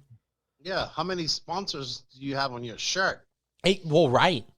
I mean, I'm guilty of that. I mean, I totally. wear my shirt. Oh, totally. You know, My shirt is ridiculous, but if you start getting into the stories of each of those, it's a little bit different as far as like, it's not like I just applied to a shit ton of countries and got what I got. It's because I know a lot of these people personally, and that's how things ended up. Of course, like how that presents to people is like, this guy's sponsored to the teeth. Who the fuck does he think he is? You know, I get that. So it's like, but that's the thing though. It's like, look, this brings me back to the original point where I'm like, fuck, I'm guilty of this too. I'm not going to sit here and say that I'm not. You know, that's not true. That's not the case at all. But that means that I'm cognizant of the problem at hand. You know, like this is what we got to do. We got to build each other up. So is IFMAR broken? Well, we can't communicate with them. No, nobody. I mean, I think most people, honestly, the general public don't even know who they are. We don't even know who our regional director are. They know a bit. They know more now. True. Very true. We're talking about it. Right. And, you know, we need to ask questions. We need to do something. Like, I know Jeff's like, you don't know anything about running to this. I was like, I don't have to know. I know that I want to grow RC. I don't necessarily, look, it's to be if my president, you have to be in. They'll never let me or somebody like me in. Right. You know what I mean?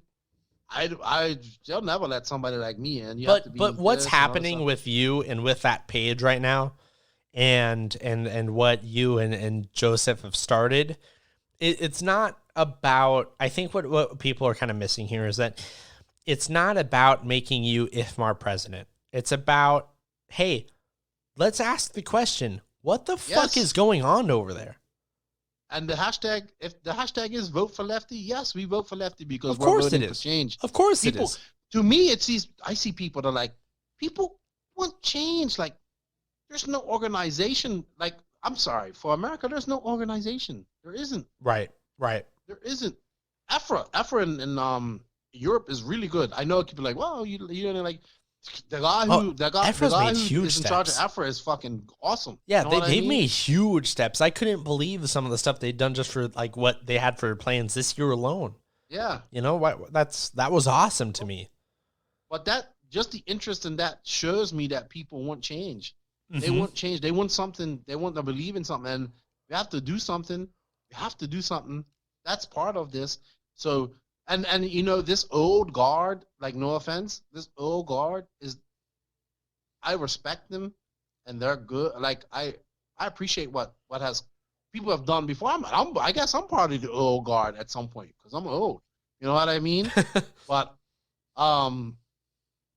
like, I just see this and I'm like, oh, it's just never gonna change. This is never gonna work. Well, fuck, man. You know, that attitude is why. Yeah, if we just keep saying, no, this isn't going to work, we need to do this. Well, like I said to him, I said, well, you guys have 40 plus years and nothing, you're just still saying the same shit and doing the same shit. So, like, if it doesn't change right now, maybe we lay the foundation for change.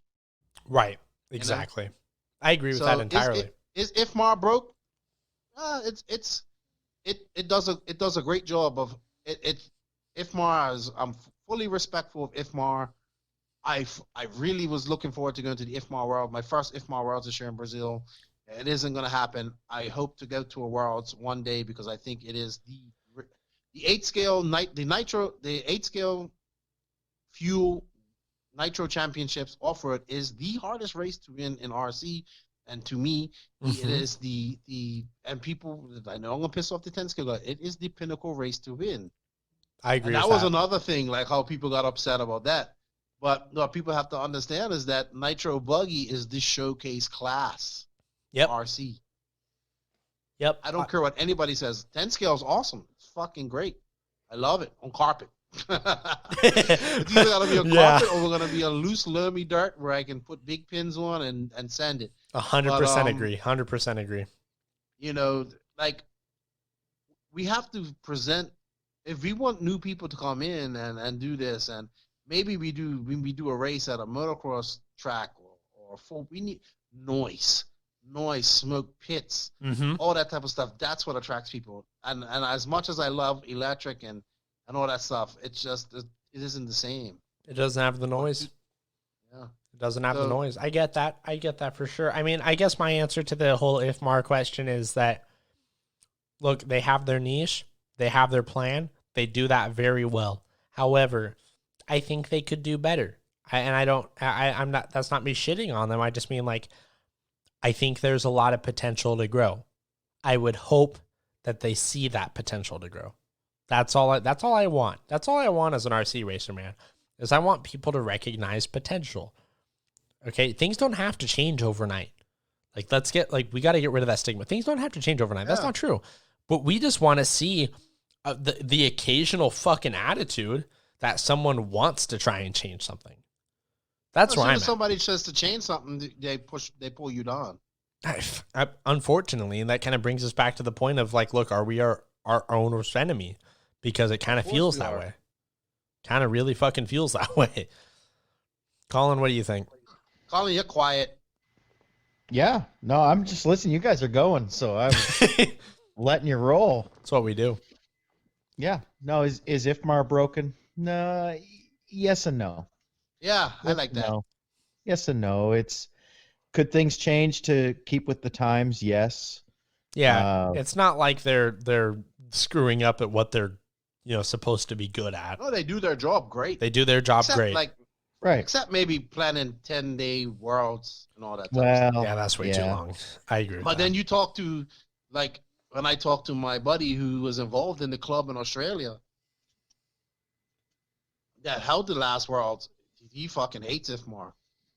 oh yeah, It's and most clubs that hold an IFMAR Worlds hate it and won't do it again. Yeah, because they lose so much, and that shouldn't happen. That's right. It shouldn't happen. They should flourish. Like, they should get an influx of money. Like, okay, yeah, we're gonna rent your place and we're gonna do this, and like for RCGP, they had to rent Thunder Alley. You know what I mean?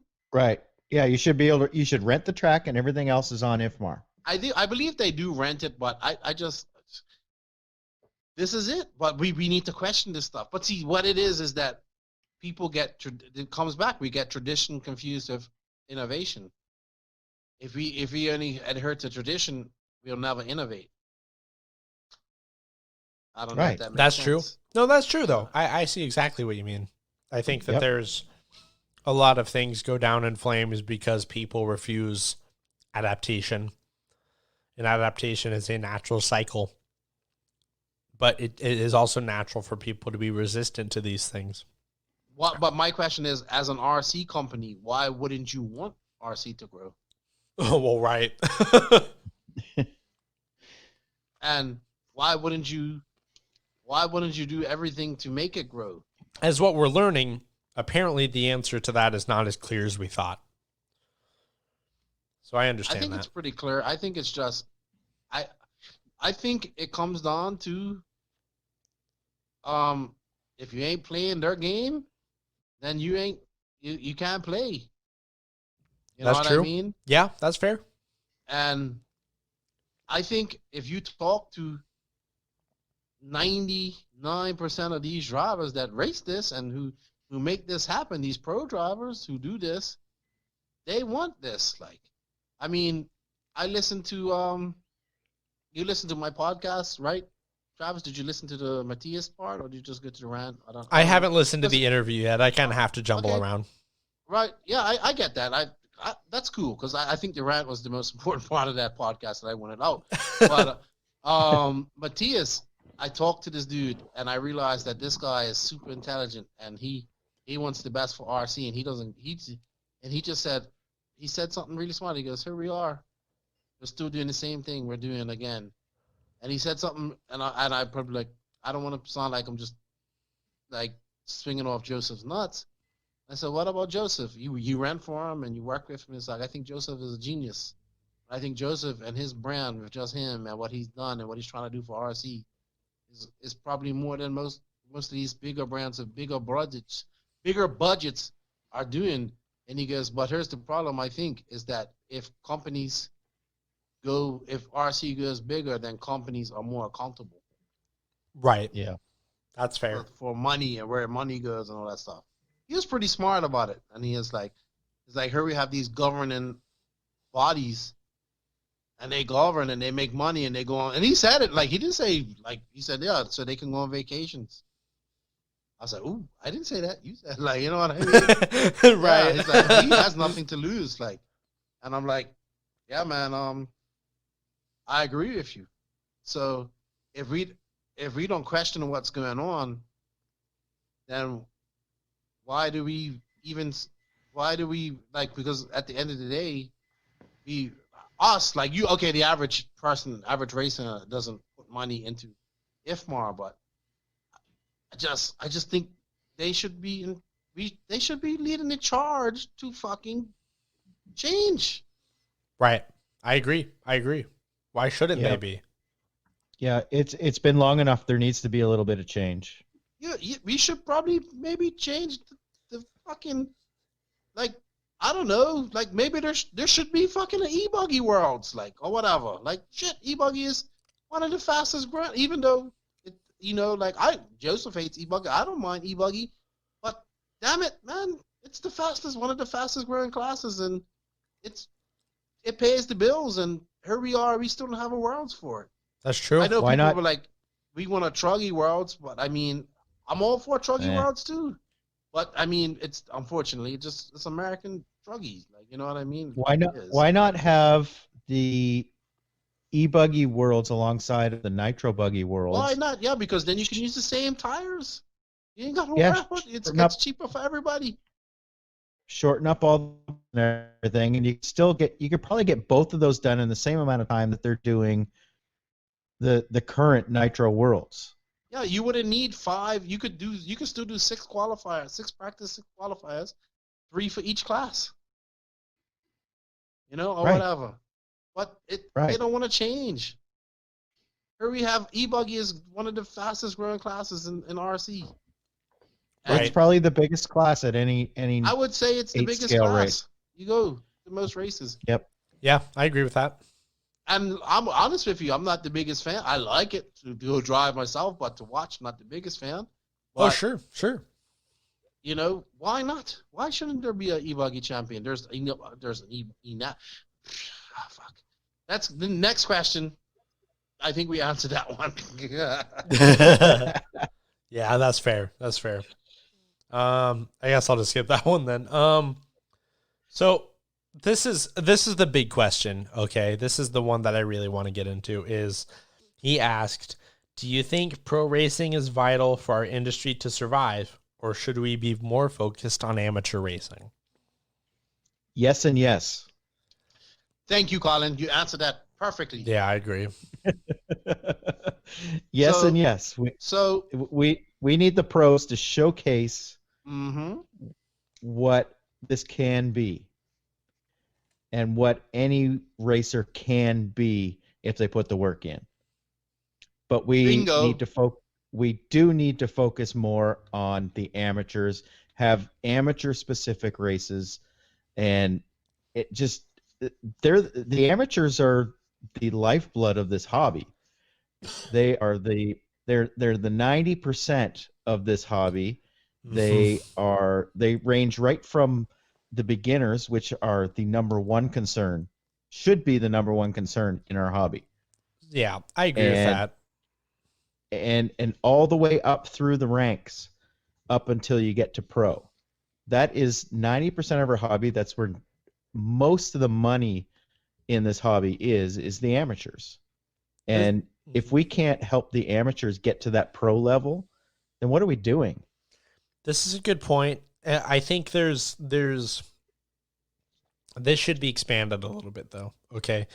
Is that what I've learned from the coronavirus, okay, what that has taught me is that the pro racer, okay, is not in itself as important to the industry in its current state because of the way that technology has driven internet and social media and has intertwined those things, and that it's not so much as about winning anymore, it's about its presentation. And what we talked about in previous instances and previous episodes is that when all this happened and all of a sudden racers were not able to showcase their skills, the skills that they are paid to showcase, okay, that all of a sudden we start to figure out, okay, who's really going to adapt to this new climate? Because I think whether we expect it or not, or whether we like it or not, RC is going to come out of this in a very different state, and this is going to be one of the things we notice. I think this has accelerated the potential death of the pro driver if things do not change. I think that we should be more focused on amateur racing for RC to survive, for it to continue to sustain. But we need to find ways to properly highlight and commercialize the pro racer if we expect it to survive and grow. Okay? The pro driver is the ticket to elevation. It's the ticket to ascending to new heights as far as what this all can be. If we aren't going to do that, okay, if we aren't going to make this more than what it is, if we're just going to settle, then the amateur is the key. Okay, but these are the two things that I think we need to identify. Well, at the moment there is no definitive line between the amateur and the pro. So this is true. There this is true. There needs to be. Yeah. There needs Yes, to be there is, more because we need that definitive line. lines. There needs to be a distinct ladder Yes. to get to the top. Exactly. This leads to the delusional RC racer that thinks if he wins this race, he's going to be a pro. You know what I mean? Yep. And there's no way that he knows this. It's just like you become a pro racer just because you become a pro racer. You do well at a couple of races, you do this, you become a pro racer. I mean, look at Seth freaking Van Dalen. Oh yeah. He's still not a pro racer. He's still working. He should be. He's he just got on Techno's travel team like late last year, and he's there, and he's not getting paid. But he's gotta compete against guys that are paid. He's gotta be compared to guys that get paid to do this. There's so Right? many, so few people that are actually getting paid though. Yeah, but he's racing against them and competing against those guys. So that's why we True. need that distinction. That's where it has to come, and the amateurs then know what they have to do to get there. It's so fucking simple. It's not rocket science, but because we've created this environment where everybody what you said, Travis, social media, all that type of stuff, which is all great because this all promotes our industry and what we do. But does it come down to how many likes you have and how many people are following you or liking you on your Facebook page? Does that make you a pro? Or does it come down to what you can actually? Of course, it comes down to what you can actually do on a track. You know what I mean? This is But true. That makes you an influencer. Yes, and that's not a cool. pro. That's cool, and influencers. I guess influencers get rewarded, but that's and then you have these guys out here that are like, oh, I can be a pro. I can be a pro. Man, you're 28 years old. Right. You know? Yeah, no, that's true though. I mean, sorry, like you're 28. well, see, maybe You're not going to be a pro. this is the blending that maybe creates part of these issues is because, like, let's take. Oh, go ahead.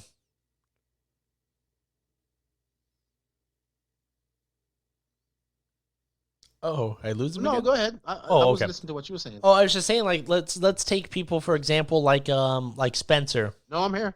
Okay, I'm here. so like let's take Spencer for an example where he's done a really good job of mixing both. Okay. But let's take someone like, I don't know. I mean, Ty used to be pretty good about this. I don't know if Ty's posted really Mayfield? anything recently. Mayfield, good example. Let's take Mayfield Yeah. versus like, who's that guy in the Southeast? Was it Ryan Harris? He's kind of got a YouTube thing going, right? I have to admit I've never Ryan seen any of his Harris. videos. Yeah, I have to admit I've never seen any of He his makes videos. great videos, though. I would say. That's what I've heard. I've heard that what he does is great, but I imagine. Oh, he's mostly 10 scale. Oh, really? Okay. So what I imagine is that. Well, 10 scale is a much larger market. Let's admit that. True, but like let's take for example like I hate to admit that. let's take for Me example too. maybe people look at Ryan as an influencer the same way that a lot of people look at that Mayfield. Or, I'm sorry. Let's take Harris. Look at him as an influencer. There's probably a big similarity in the way that people look at him versus people that look at Mayfield as a pro. Okay, but they do two things, or they do the same thing rather in very different ways. Okay, the ways they construed that. One wins races and is always fighting to be the absolute best, and the other one just absolutely hits the nail on the head as far as being able to connect with people through content, right? So this is that blending where maybe we're starting to see a big shift in just the way the basis of the economy works. Maybe. But by the way, Ryan Styles Harris makes some badass videos. I I'm need not to a watch. 10 scale fan, so I don't really follow him, but I know like the 10 scale guys love him, and he's as well. So he's not just an influencer. Hello? Yeah, no, I've heard he's pretty quick as well. Oh, okay. I mean, he's the manager. He's a Well, right. team rep now, so he's not just. But you know, I just like I'm not even gonna get on my soapbox about stock. I just think it's Oh yeah. great, but it's not great. But do we need amateur racers? Oh fuck yes, we need the amateur racers. But why can't we have a distinct amount of pros, just like any other? Why is it that we have to be so different? And people are like, well, the pros need to come kiss our asses. Yes, they do, because RC is like that, and they have to come, and we should be able to go talk to them and do all that type of stuff. That doesn't change. That doesn't change at all, but it gives these young guys a goal to look forward to. If we had a distinct line between what's a pro and a Joe, an amateur. I mean, So other motocross has places, Loretta Lynn's where you go and you do well there. yeah, Loretta Lynn's, and then in Europe they've got Go ahead, Colin. different levels of licensing, correct? Well, Yep. right. Yep. So, what is like? But they have an organization in Europe, That's Right. also true. This is Get also it? true. and unfortunately, we don't have an organization in America. Well, we've got Roar. But yes, both are both, and even at. Well, we already went over that. You guys are like really. But and then we add that other level. We have to.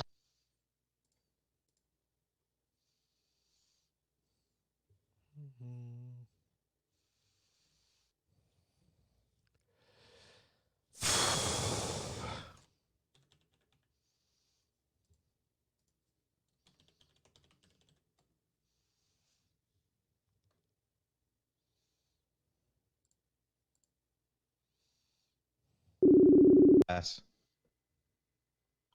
A spec class would be great. Stock slash was great for that, but then we took that and Tore ruined the that. ass out of it. Yeah. We tore the ass out of that, as my mom would say. Hello? Yeah. Yeah, we took the mud flaps off. Yeah, that was really the biggest issue. Is the mud flaps came off. My mom would, as my mom would say, you tore the ass out of that if I did something stupid. So I don't know, man.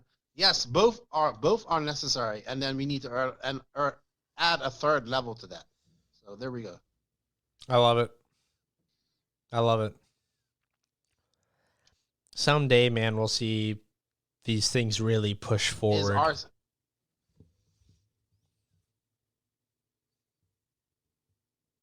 Well, we've got a really weird delay right with now. Us talking about it and answering these questions. That's true. And yeah, we do have a weird delay. I know delay. it does. I'm hearing you guys.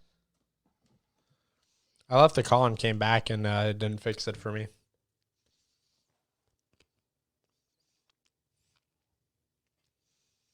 Yeah, I can hear you now.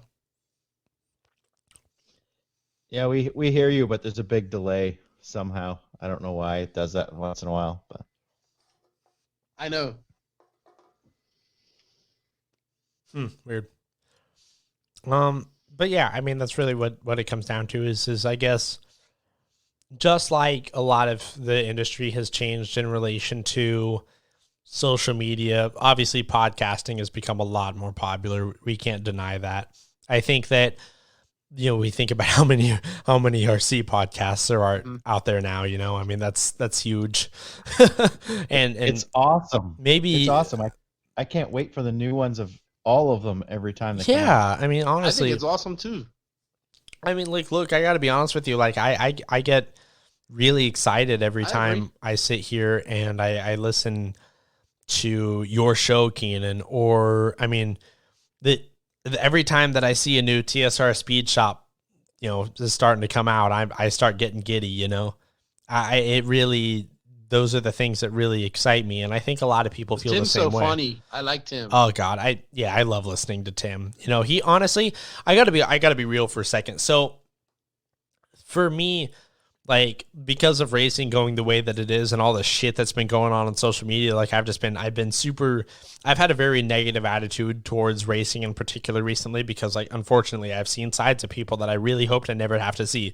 And people have maybe even seen sides of me that they hoped they'd never have to see. I understand that it goes both ways, but that's been a really frustrating thing. And for me, like, I was like, look, I'm going to really take a beat on Track Walk here. I'm going to focus on the Scale podcast a little bit more.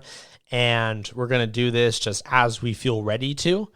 And then Tim's show came out this week. His last one, I mean, like, what, 2-3 days ago?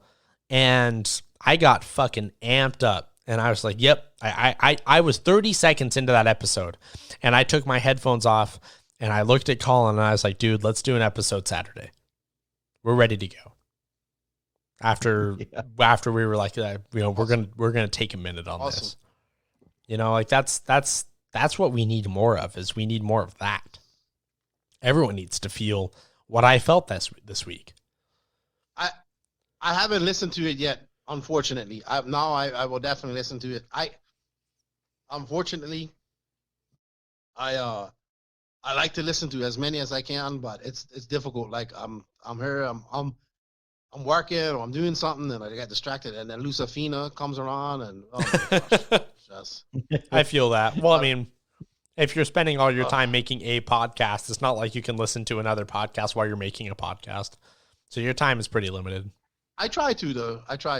Oh, sure. I try to, because I support everybody. I support all this, and also I want to shout out that Katie Carmendi with the Race Like a Girl, Don't Give an Inch podcast. She interviewed young Jessica Paulson. Well, she's not young, but Jessica Paulson. Oh, right. I still think is the fastest female racer in RC right now. Yeah, I think that's true.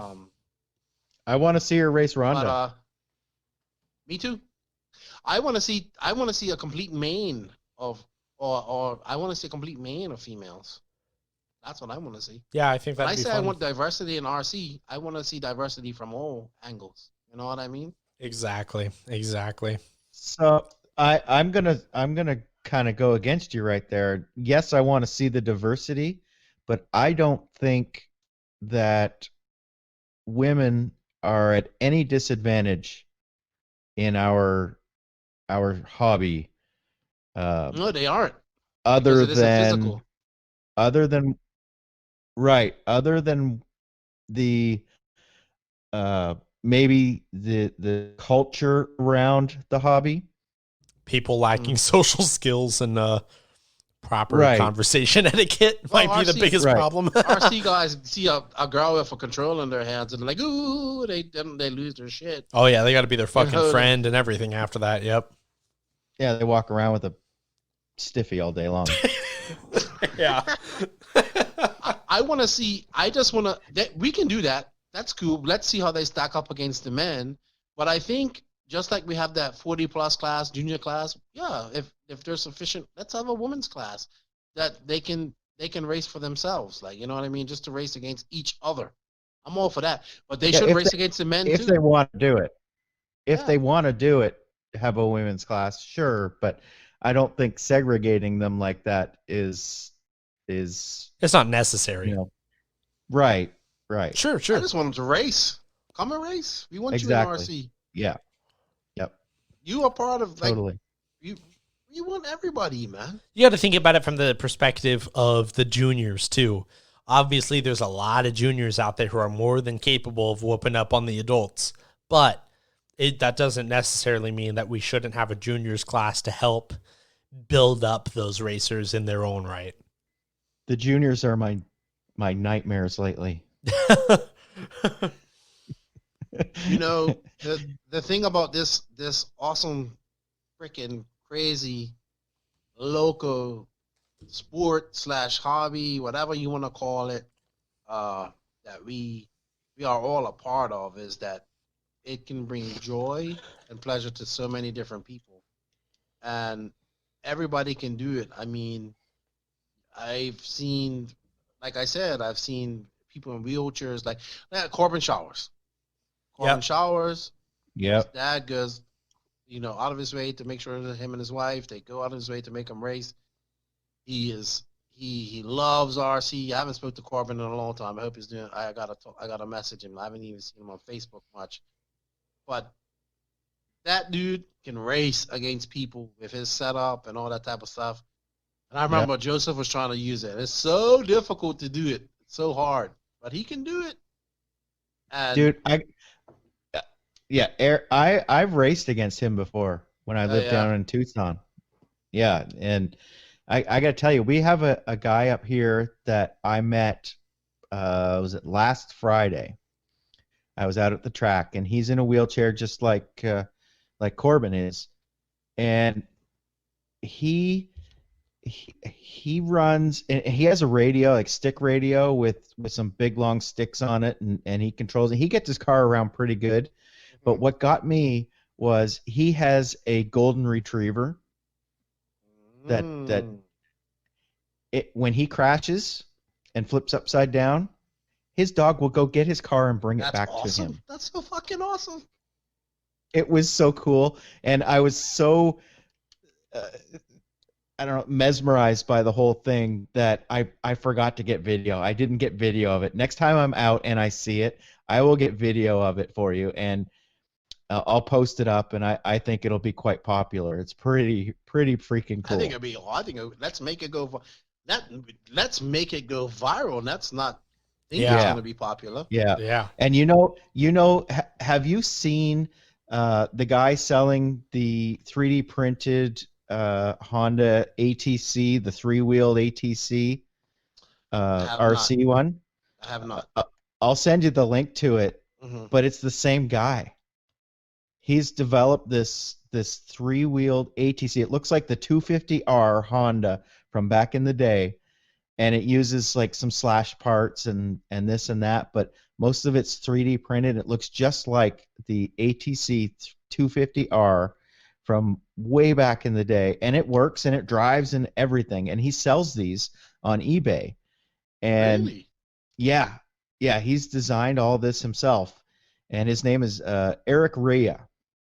Okay. And I'll send you the links and everything to it. And I'm gonna go and get video of him driving and having his dog go and get his car, and I think that will be a pretty popular video. It's really cool. I agree. Fucking right. I think that's awesome.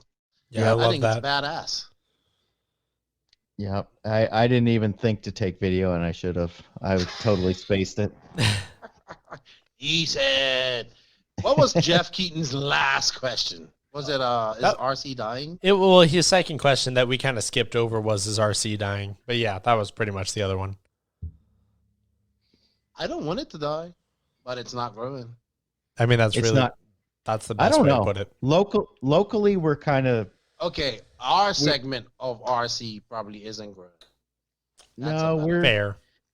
I don't know. But you can't compare it. That's the thing. You guys have a healthy, fucking super healthy RC scene. Up. Yeah, we're a You know little what I bit mean? diluted. It's Yeah. hard to answer that with like really factually up here. It's too hard. Really. But I you know, can- Jeff also posted some stats of entries of some of these races over the last year, and their numbers were huge. So Let's look at participants. I don't do entries. You know I what don't I know mean? what I don't know what the participant numbers Well, were. that entries doesn't mean shit to me because I agree with that.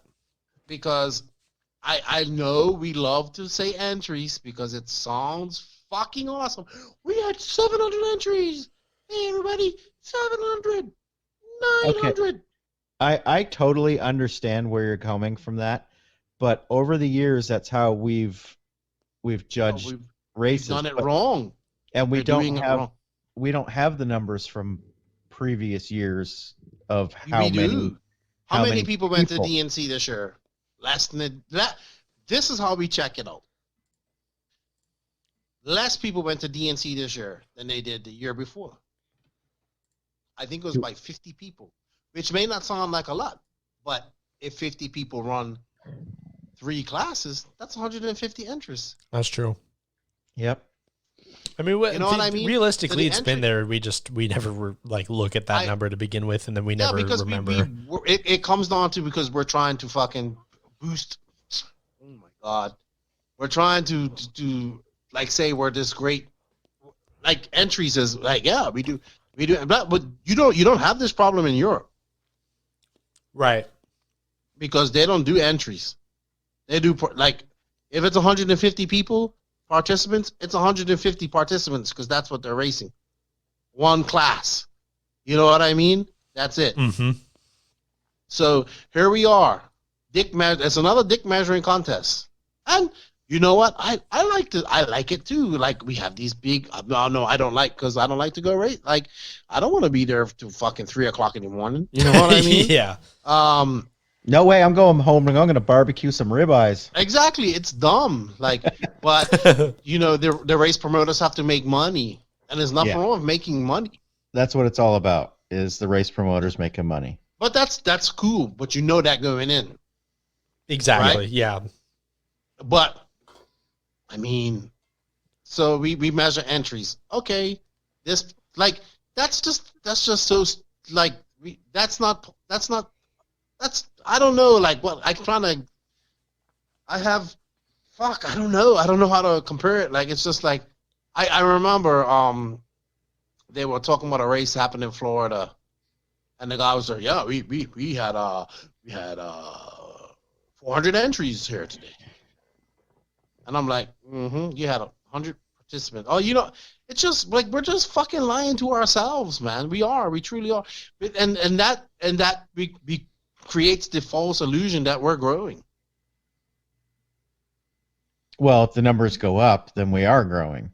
Yeah, but maybe somebody decided maybe they added another class and that person's running fucking 5 classes instead. It's kind of hard instead of because 3. we used to have a lot of people back in like the heyday of our NCTs that would like there was a pretty decent chunk of people who would show up and race the 10th scale portion of it, and they'd race all 5 10th scale classes. And you're just like, well, how do you even account I for don't know this how then? they do that. I race 5 Yeah, classes. that's insane. some crazy shit to me. I don't understand how they do it. But the point Yeah, being I is like it mean- dilutes it. I It's how do mean- you tell? I mean, we have big races like PMB is going to be fucking massive. It's probably going to get 900 entries, Oh yeah. but it's probably going to be 300 people, 350 people. Nah, it might be more than that. We'll see. We'll How see. many people? How many people were at Axial Fest this year? Well, last Or year? sorry, No, last year. I think last year was a little down, but the year before, 2000. Yeah, exactly. You see what I mean? Like we're padding their fucking entries and bragging about entries, but we're still so far behind. And then you Sure. talk like we're only kidding ourselves, and then that's when we like, oh look, we're doing great. We're doing great. We had this many people, but just break it down and really be truthful with ourselves and break down the participants. Well, whether it's entries or participants, we still can't handle any more people at these big races. No, because but then we have to have less classes.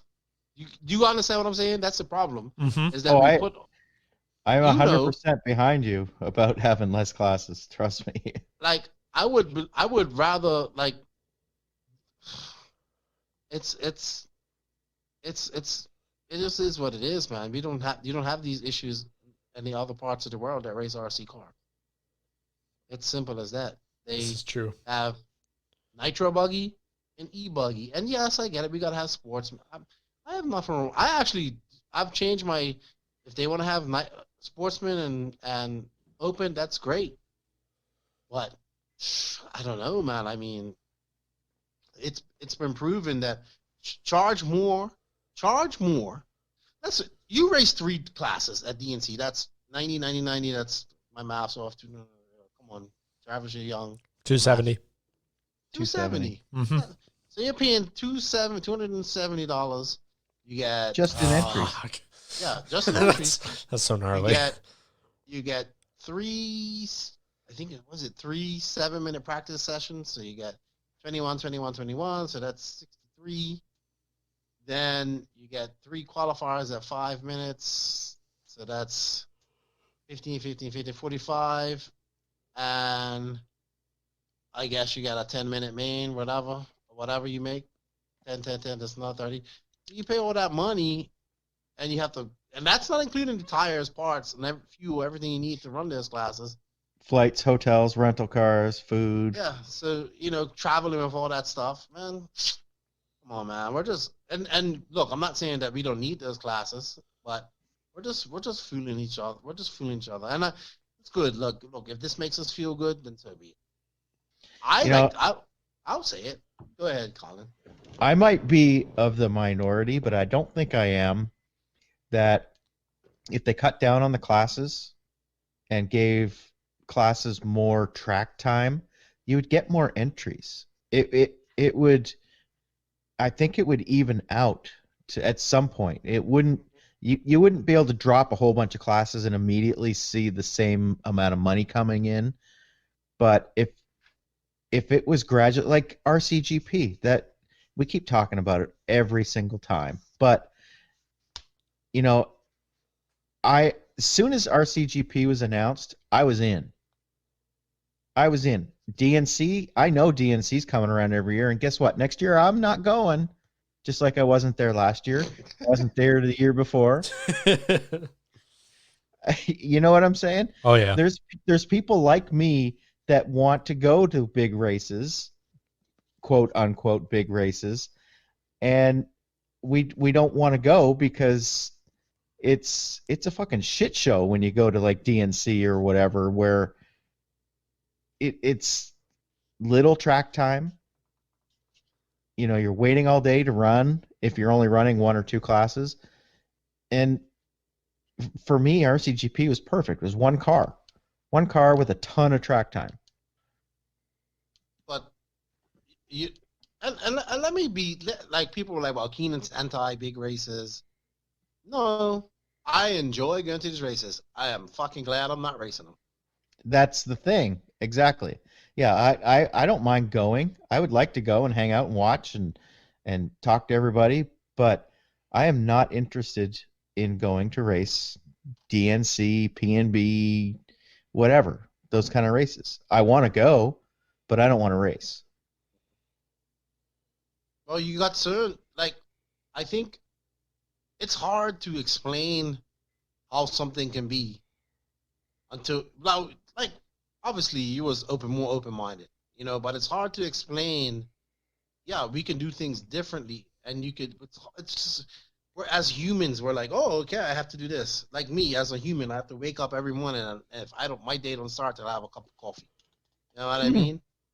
Yeah, ask Oh, me how my day started before I had enough coffee. I mean, you saw the pictures. So we just have to adjust ourselves, man, because it can be different. Everything can be different, but man, at the end of the day, and I keep saying this, and all this type of stuff. If for change to happen, change actually has to happen. So it's not good enough saying we want change, we want change, we want change. All right. Well, the race organizers aren't going to change anything because they're getting the big numbers, they're getting the entries, and they're getting the money. So why would they change anything? Yeah, well, you can charge more, less cap your race. You can, but the masses have spoken, and they're selling. I won't say they're selling out the races because I don't put a cap on them, but you can pretty much come to the conclusion that these races are pretty much sold out because there's so many people at them. So, I think PNB is going to be fucking packed. Oh, it's going to be insane. Yeah. And I would love to be there, but at the same time, I'm just like, well, I can't be there. But it's LA, man. That's a hard race. I'll tell you that. That is a fucking tough race, dude. 24-hour practice. Yeah, and all that stuff. Ooh. People like that, I guess. I mean, I'm old, so maybe that's it. Maybe I just don't want to deal with that. Well, people like that. They can knock off on Friday, drive up. Well, people close because most of the people come from that. Like where it's located, people from all over the East Coast can get there. You know what I mean? Right. It's a good location. Yeah. Yeah. So they can knock off, maybe take half a day Friday, drive from work with their buddies right up there, practice to whatever time. Like people literally sleep in the horse stalls and all that stuff. You know what I mean? And I'm like, I get there, I'm like, 9:30, it's sleep time. Let's go. Time to go get something to eat. I just, but Dave puts on a great show. They build a great track and all that type of stuff. So he has the monsters going around. I like that. I like all that type of stuff. But I would like to go experience it once. You should. I think everybody should go to these big races. At least the rocket car shit is fucking awesome. I thought that was one of my my favorite parts of that race. Yep. Rocket car thing.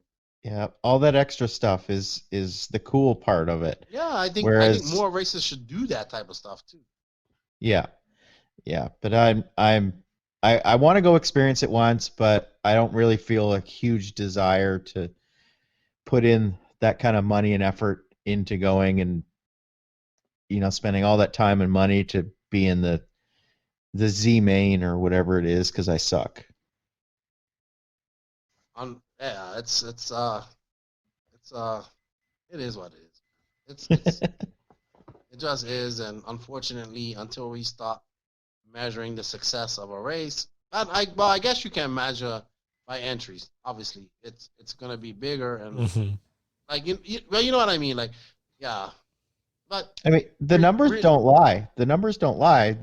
They get these huge turnouts every year. That indicates that the race is a success. Oh yeah, because it's just easier for people. 3-day race. It's true. I don't know how these guys go to work on Monday. Yeah, I feel that entirely. Yeah, the last couple of years I've taken the Thursday, Friday, Saturday, Sunday, Monday to go to these 3-day races. They need the day just to recover. Yeah. Because I need time to just chill. I usually stay Sunday night and drive home Monday or whatever. And smart man. Yeah. Smart man. Ooh, we've been talking a lot. How long have we been recording? I've got about 4 hours of audio. I don't know. For us, probably 3.5 hours. Wow. It's past your bedtime, Keenan. Nah, my wife came in earlier. She's like, "You ain't getting sleep?" But I was up late last night too. Fair. Not been getting a lot of sleep lately. So. Understandable. Okay. You've been recording a lot with a lot of the Europeans, so you must be up late. No, actually, we do that in the morning and stuff like that. But you guys don't understand that my rant was many days and in the head and thinking. A lot of I have an of issue fuel. like I thought like as I get older I would get better, but now like I shut my phone off, but my brain don't stop, Right. Yep. and it takes me a long time, and then I'll be like, oh yeah, I'm going to go sleep at 3 tonight. I'll probably be up at 6. When did you post that podcast? It took me all day to put that together. When did you post though? Was it Friday? Yesterday? Yeah, it was yesterday yesterday. at about 5 o'clock in the afternoon. Okay. All right. I haven't listened to it. I'm going to listen to it tomorrow. Yeah, I appreciate that, man. Just go to 2 hour and 45-minute mark. Yep. No, I want to listen to the whole thing. Matthias has a lot to say. He's dude, almost won 3 worlds, man. I Yep. didn't even know Ah, that. that's so crazy. That's so crazy. I mean, his name 3 just worlds in constantly his kept hands. coming up, though. Like, his name constantly kept coming up. He kind of had to put that together after a little while where you're like, damn, dude, like, this guy was so close so many times. And it's just, the cards got to fall. And that's why I started the podcast, so people know these stories. Exactly. Yeah. And we know your stories and all that type of stuff. Yeah, of course. Fuck. I was like, I saw you message me. I was like, Travis is doing this track walk. And I was like, I'm tired because now I'm into this new, oh my God. Can we talk for a few more minutes? Of course, yeah, of course. Absolutely. So I've gone like hobbies. We're man, we love hobbies and all that type of stuff. Oh, yeah. Unfortunately, RC is my job, so I've been looking for other outlets to have a hobby, and I haven't really had one. I have the trail cars and all that stuff. I like doing it, but we just my son, it's fun, but and we have a whole group of trail guys here in the DR, Mhm. but they're 3 hours away, so I can't Right. really see them. And I'm gonna get them to no prep her soon too. So I've gone down the rabbit hole that is fucking G.I. Joe, man. And oh my God, it is insane. Is that really a thing? You don't know, Colin. It is fucking bigger than RC. That's most likely true. I believe that. I do. Wow. I have joined every single G.I. Joe group on Facebook that I can.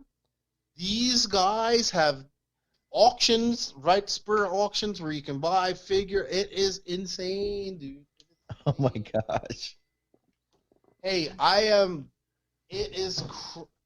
There's YouTube channels. There's guides. There's guys with. There was this guy doing a live auction. He has like a toy shop, like a vintage toy, one of those. He's doing a live auction, just walking around. You like this? You like this? This much money, this much money. It is fucking insane. I'm flabbergasted, and I'm hooked. I don't feel so nerdy now. I feel like a Uber nerd. I've bought some G.I. Joes, and I'm gonna have them up in my studio when I move and all that stuff. But man, it brings back I get it. It brings back that feeling when we was kids. Well, when I was a kid, I don't know, Travis, this was before you were. No, I can relate to this, actually, believe it or not, I can, because for me, it was, obviously, my dad definitely felt the G.I. Joe wave as well, but for both of us, it was Transformers, and so obviously there's huge, huge world that surrounds those things, and so for me, even though the show had been over a long time, when I was growing up, I still got to watch those cartoons, so for me, it was, those were some of the only cartoons I watched, so it was still that's kind of how I am now. Where dude, if I go to if I'm on eBay or I'm at Target or something like that, dude, I've got to look. I got to find something that I don't have. Hey, I have this to. is what I'm gonna say. If you guys go to Walmart and see some old G.I. Joe shit, just fucking take a picture of it and send it to me and say, Keenan, would you like this? And if I can afford, if I have some extra money, I'll buy it. Hell yeah. But Yeah. but get this, get fucking this. I'm in these groups, and I find RC guys No that I kidding. know. How cool. So then I message Small them and world. I say, hey, I'm in this GI Joe group, and I see it in there. Like, yeah, man, I'm doing this with this collection, and they're sending me pictures and all this type of stuff, and I'm like, oh fuck, we are like GI Joe brothers now, like RC, GI Joe, like fuck, we're like destined to be like friends forever, and it's truly just like you guys don't know about the GI Joe thing. People don't know about RC. Yeah. There Yeah. we go. Yeah. But it is freaking insane, dude. It's like people in thrift, like, and I'm looking, and I'm calling my mom, like, hey, did you throw out all my GI Joes? Because I had a lot of GI Joes, and I'm like, nah, I got rid of all that stuff. My cousin, hey man, do you remember this that you had? Yeah, I sent that down to Panama. Fuck, you know, and I'm just like, yeah, and it's addictive, man, and it just reminds me so much of RC, and I'm like, how I'm feeling about this is how I think a new person coming into RC feels. You know? Oh yeah. It's so crazy, man. Oh wow, it's insane. Ah, fuck. Thank you guys for bringing me on tonight. Dude, of I course. appreciate that. I'm glad that you were able to come on. That was awesome. And then of course I talk too much. No, not at all. This is Never. that's the point of these episodes, man. We need to be ourselves more, and we need to give people reasons to smile. We want to be able to give people reasons to think as well. But Yes. Yes. No matter what, I mean, like, look, there's a lot of shit going on right now, and we got to stop letting the negativity tear us all down. We need to start building each other up. And episodes like this is exactly why I wanted to do this, because this, in my opinion, I really do believe this accomplishes that more than any other podcast I've ever done. Absolutely. We have to uplift and encourage. Yep. Yeah. Absolutely. I 100% believe that. We're a unique group of people that we are fucking definitely unique, because we're all weirdos that like these toy. I almost called them toy cars. Oh, you did it. Heresy. Oh my god, I gotta go wash my mouth out. It's Oh so yeah. we are a unique group of weirdos that enjoy these RC cars, scale motorsports. We come to races, we spend multiple hours together, we compete against each other, we drink beer, we commune, we have fun. We share, we hurt when somebody that passes away in our community, we may not know who they are, but we feel for them. When somebody has issues, or needs help, we help them. And that shows compassion and empathy. And I think that's awesome. Yep. But we also need to show that in times that are like what we're going through now. And we need to just sit the fuck back and say, oh yeah, I don't like this. I don't like what this guy, like, I don't like this and that. Fuck you, I'm posting this. And we need to sit back and just say, I have friends that this might, like, right now, my friends are well, like you know, like, let's be realistic. We have black friends that might be feeling a certain way right now, Of or course. whatever. Just not even that. Just some people just might not like what's going on. Why do I have to post this, or why do I have to do this? Let's sit down, man, and let's talk, because at the end of the day, it just makes it harder for us as a RC community to come together and fucking have fun and race RC cars. Let's fight on the track. You know what I mean? Yeah, exactly. Let's do that on the track, and then we could come off there and say, "Man, that was a good battle." Fuck, I love you. 100% agree. 100%. I can't ever hate RC, because RC is fucking opened up doors for me that people would. I wouldn't be talking on this mic right now to you, dude, two cool dudes and whatnot. Like if it wasn't for RC and the doors that it's open for me and the opportunities that it's given me to meet great people and awesome people, I can't hate that. Likewise. I can only encourage people to get involved in that. Of course. That's what I'm all about. Of course, and Yep. see, this is my thing. I want to be able to preserve these things. I'll not only preserve it, but also show these things to new people. And that, like, just like you said, like I've said this time and time again, but to me, it remains important. Look, if we can't, even if it's non-RC related issues, okay, if it's something like racism, if we can't sit down and listen to each other and actually have open dialogue and proper conversations about these things, okay, if we can't do that with other people in our communities, again, this is going to get taken out from under us before we even realize it's gone. And Yo, we're going to be destroy wondering it. what we could have done. And these are the things that we have to do if we have hopes of not only saving it, but making it something that none of us thought it could be. Something amazing. These things are possible. It's not like fucking, I don't know. Like it's not out of the realm of possibility. And like, too many people dismiss it too early because of that, because people aren't willing to have conversations. Yeah. Yeah. I mean, that's what it's- it is. Simple, man. It's pretty fucking simple. But Yeah, I agree. I think it's really simple. wow. Great stuff, man. You guys have great talk. We covered. I fucking even went to a history lesson. Like, Jesus Christ. What a good show. Yeah, no, I loved this. Thank you I hope- again for I spending hope so much time people, with us. Enjoy this, man. I hope so too. I hope so And too. I apologize for talking so No, much. no, Yeah. it was Never- perfectly fine, Keenan. That was awesome. This is never exactly have what to. we wanted.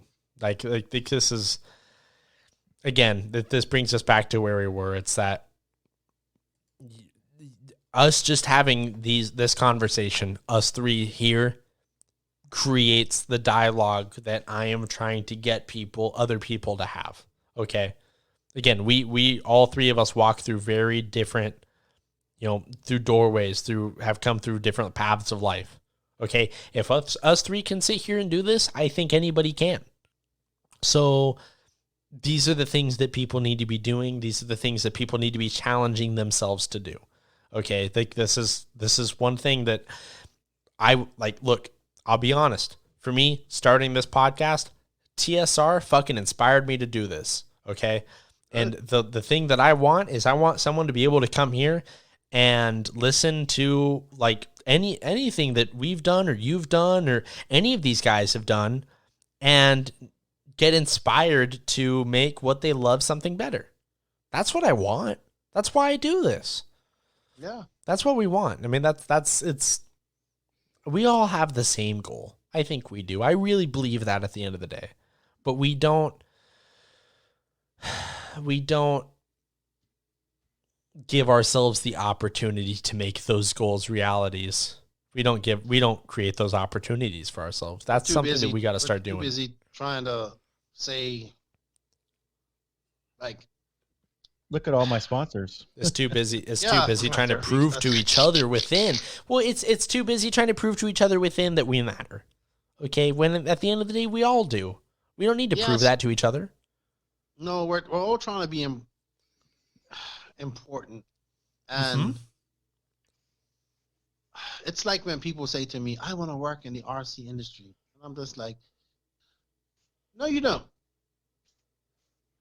Yeah. Because it's awesome. I enjoy it and I love it and I wouldn't go back.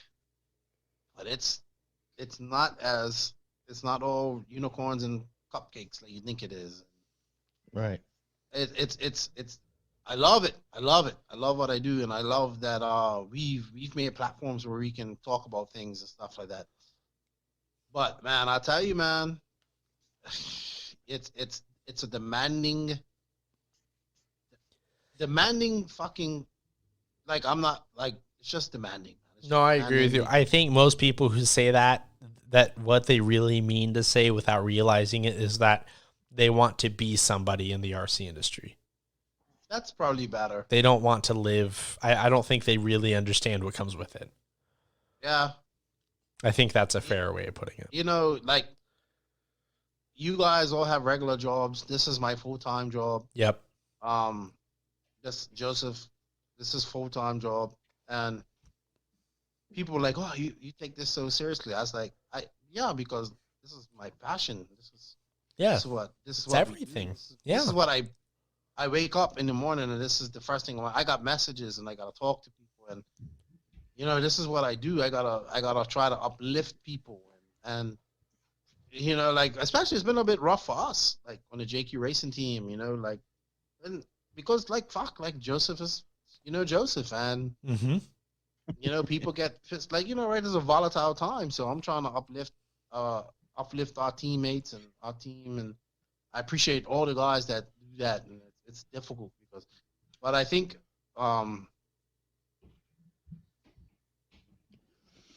I wouldn't fucking stop supporting Joseph because I believe in his mission, and we have the same idea. We want the same things. Joseph and I want the same things, and that's to make RC fucking awesome, Mm-hmm. and that's he wants to do it his way and live by his morals, and I'm happy to abide by that. But I also think he needs to also stop and think sometimes before he says things, just like what we're talking about, and be like, hey, you have to understand that everybody has different opinions.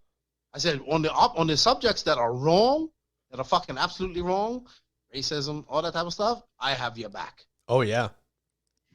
Oh yeah. On politics and all that other stuff, I am not getting involved. I may agree with you, but I'm not just gonna. I'm not, or I might think like, and I see people that bring up lots of different points about. That's a subject we don't touch. And Oh sure. Yeah. Sure.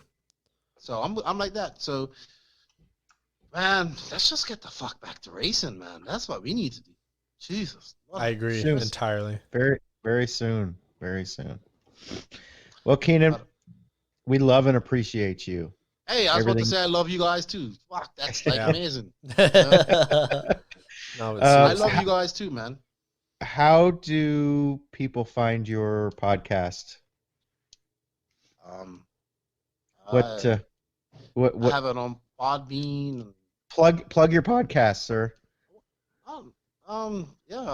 The No Name RC podcast with Lefty the Great Disappointment. You can find it on iTunes, Podbean, Stitcher, Spotify, Google Podcasts, all these I think all the podcast stations. We have a Facebook page, the No Name RC Podcast. We have a IG, the No Name. Yeah, we have some big news coming up here soon. I'm excited about. It's gonna be funny. The ad reads for it is gonna be amazingly funny. Oh nice. And I want to make RC awesome. Hell It's yeah. awesome. Vote It's for awesome. Lefty. Vote for Lefty. Yeah, we can vote for Lefty. Vote for change. That's what we need to do. We need to vote for change. Yep. Question everything. We need to question everything. This I agree with. And, I love that. Yeah, I and I listened Sorry. to that episode where Joseph announced all of that, and your reaction was classic. I had no idea what he was. I know, I could tell. You were speechless. He's like, I have something special for you. He waited 2 weeks, and I was like, "What? Tell me what you do." And I was asking everybody, and like people that I know, what's Joseph got planned? I know him, and he's gonna fuck me over or something, like, you know what I mean? He's gonna embarrass me or something. But you know what, man? If this brings about questioning and change, that's the whole point. I don't care who's in charge of IFMAR, as long as they're on the path of making RC fucking awesome. And if IFMAR doesn't want to do it, then maybe we need to fucking look somewhere else and make it awesome ourselves. I don't know. Yeah. It was funny. JQ put a lot of work into that. I know. He's even, well, it's politics and RC. So now he gets to be like a campaign manager. So, like, he's He's jizzing in his pants with this stuff. But, Yeah. you know, yeah. Oh my God, poor Jakey. Hey, and you know what? You guys do a great job, and I want to shout out to all of the podcasts that are working hard. Check them out. Please support them, people. They are. It's too many to list even at this point. There's so many I know. now. I could list it. Though. Let me see. Can I list them? Go for Yeah. it. All right. Let's start off. We have Run Out of Talent with Joe Zaire, TSR with Tim Smith, Track Walk with you guys, The Voice RC Podcast with John Jennings, Extra Lap with Aiden Burke. Aiden Burke, Joey, and Martin. Yeah, don't forget Martin. No, I can't forget Martin because he likes Manchester United, and he has a GI Joe US flag. He had one. The bar, Bang Average Racing. There's another one, the 300 guys in England. Then you have A State of RC with Gups and those guys. They've been kind of quiet lately. Katie Carmendi. Oh, fuck. Race Like a Girl, Don't Give Them an Inch.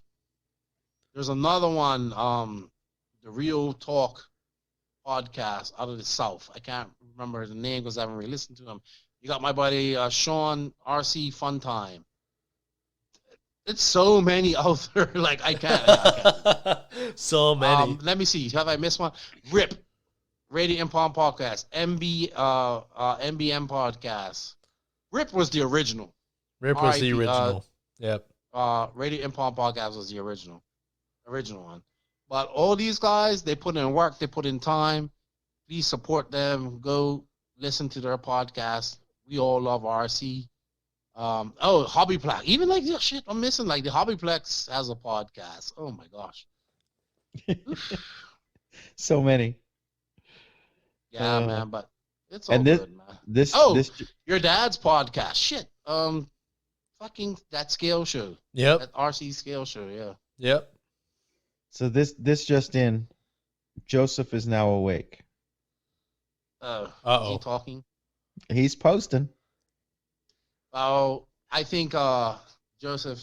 Oh God. Yeah, it's like 7 hours ahead, and Uh-huh. It's time to go to work. I'm gonna sleep. I probably ain't. I'm probably not gonna go sleep now. That's. Hey man, thanks for having us on. Thanks for having me on. I appreciate it. It was a fucking excellent talk. Hell yeah. Yes. Thank you. Thank That you was for awesome. coming on. And you guys stay awesome. And oh man, Travis, I don't know, man. Can you just like ask your dad, can I have one of his cars? You know what's funny? He was actually supposed to be on this with us tonight, Yeah. and I just he got busy and he wasn't able to make it. But I know he's really wanted to meet you.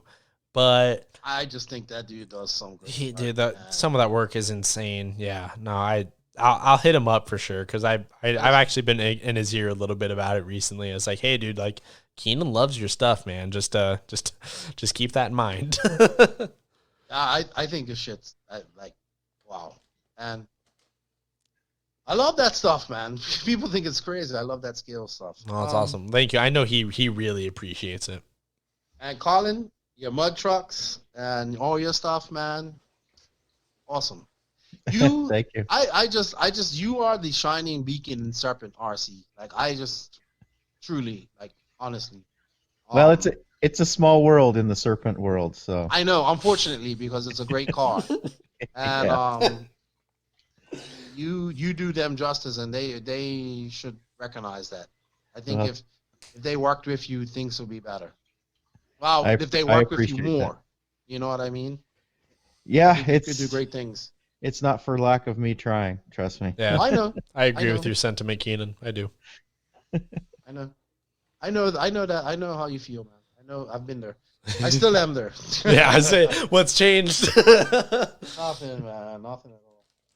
Wow. Mhm. Well, you guys have a good night. Yeah, It's, You too. you too, It's Keenan. almost 4 o'clock here, and we've been talking. I've been talking for 4 hours.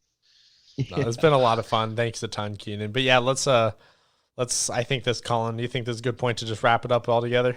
That's it. Let's do it. All right. Well, thank you everybody for listening to this week's episode of the Trackwalk RC podcast, After Dark Volume 2 and episode 46. So thank you guys so much for your continued support. I hope you enjoyed this one. We sure did. And a big extra thank you to those of you who have supported us on Patreon. You have no idea how much it means to us for you guys to spend your hard-earned money with us every month. It really does a lot to keep this going. So thank you guys. Again, we really appreciate it. But we'll be back sooner than usual, probably within the next week or so. But again, thank you guys for joining us for this week's episode, and we will see you next time. Treat everybody like family, please. One love. One love.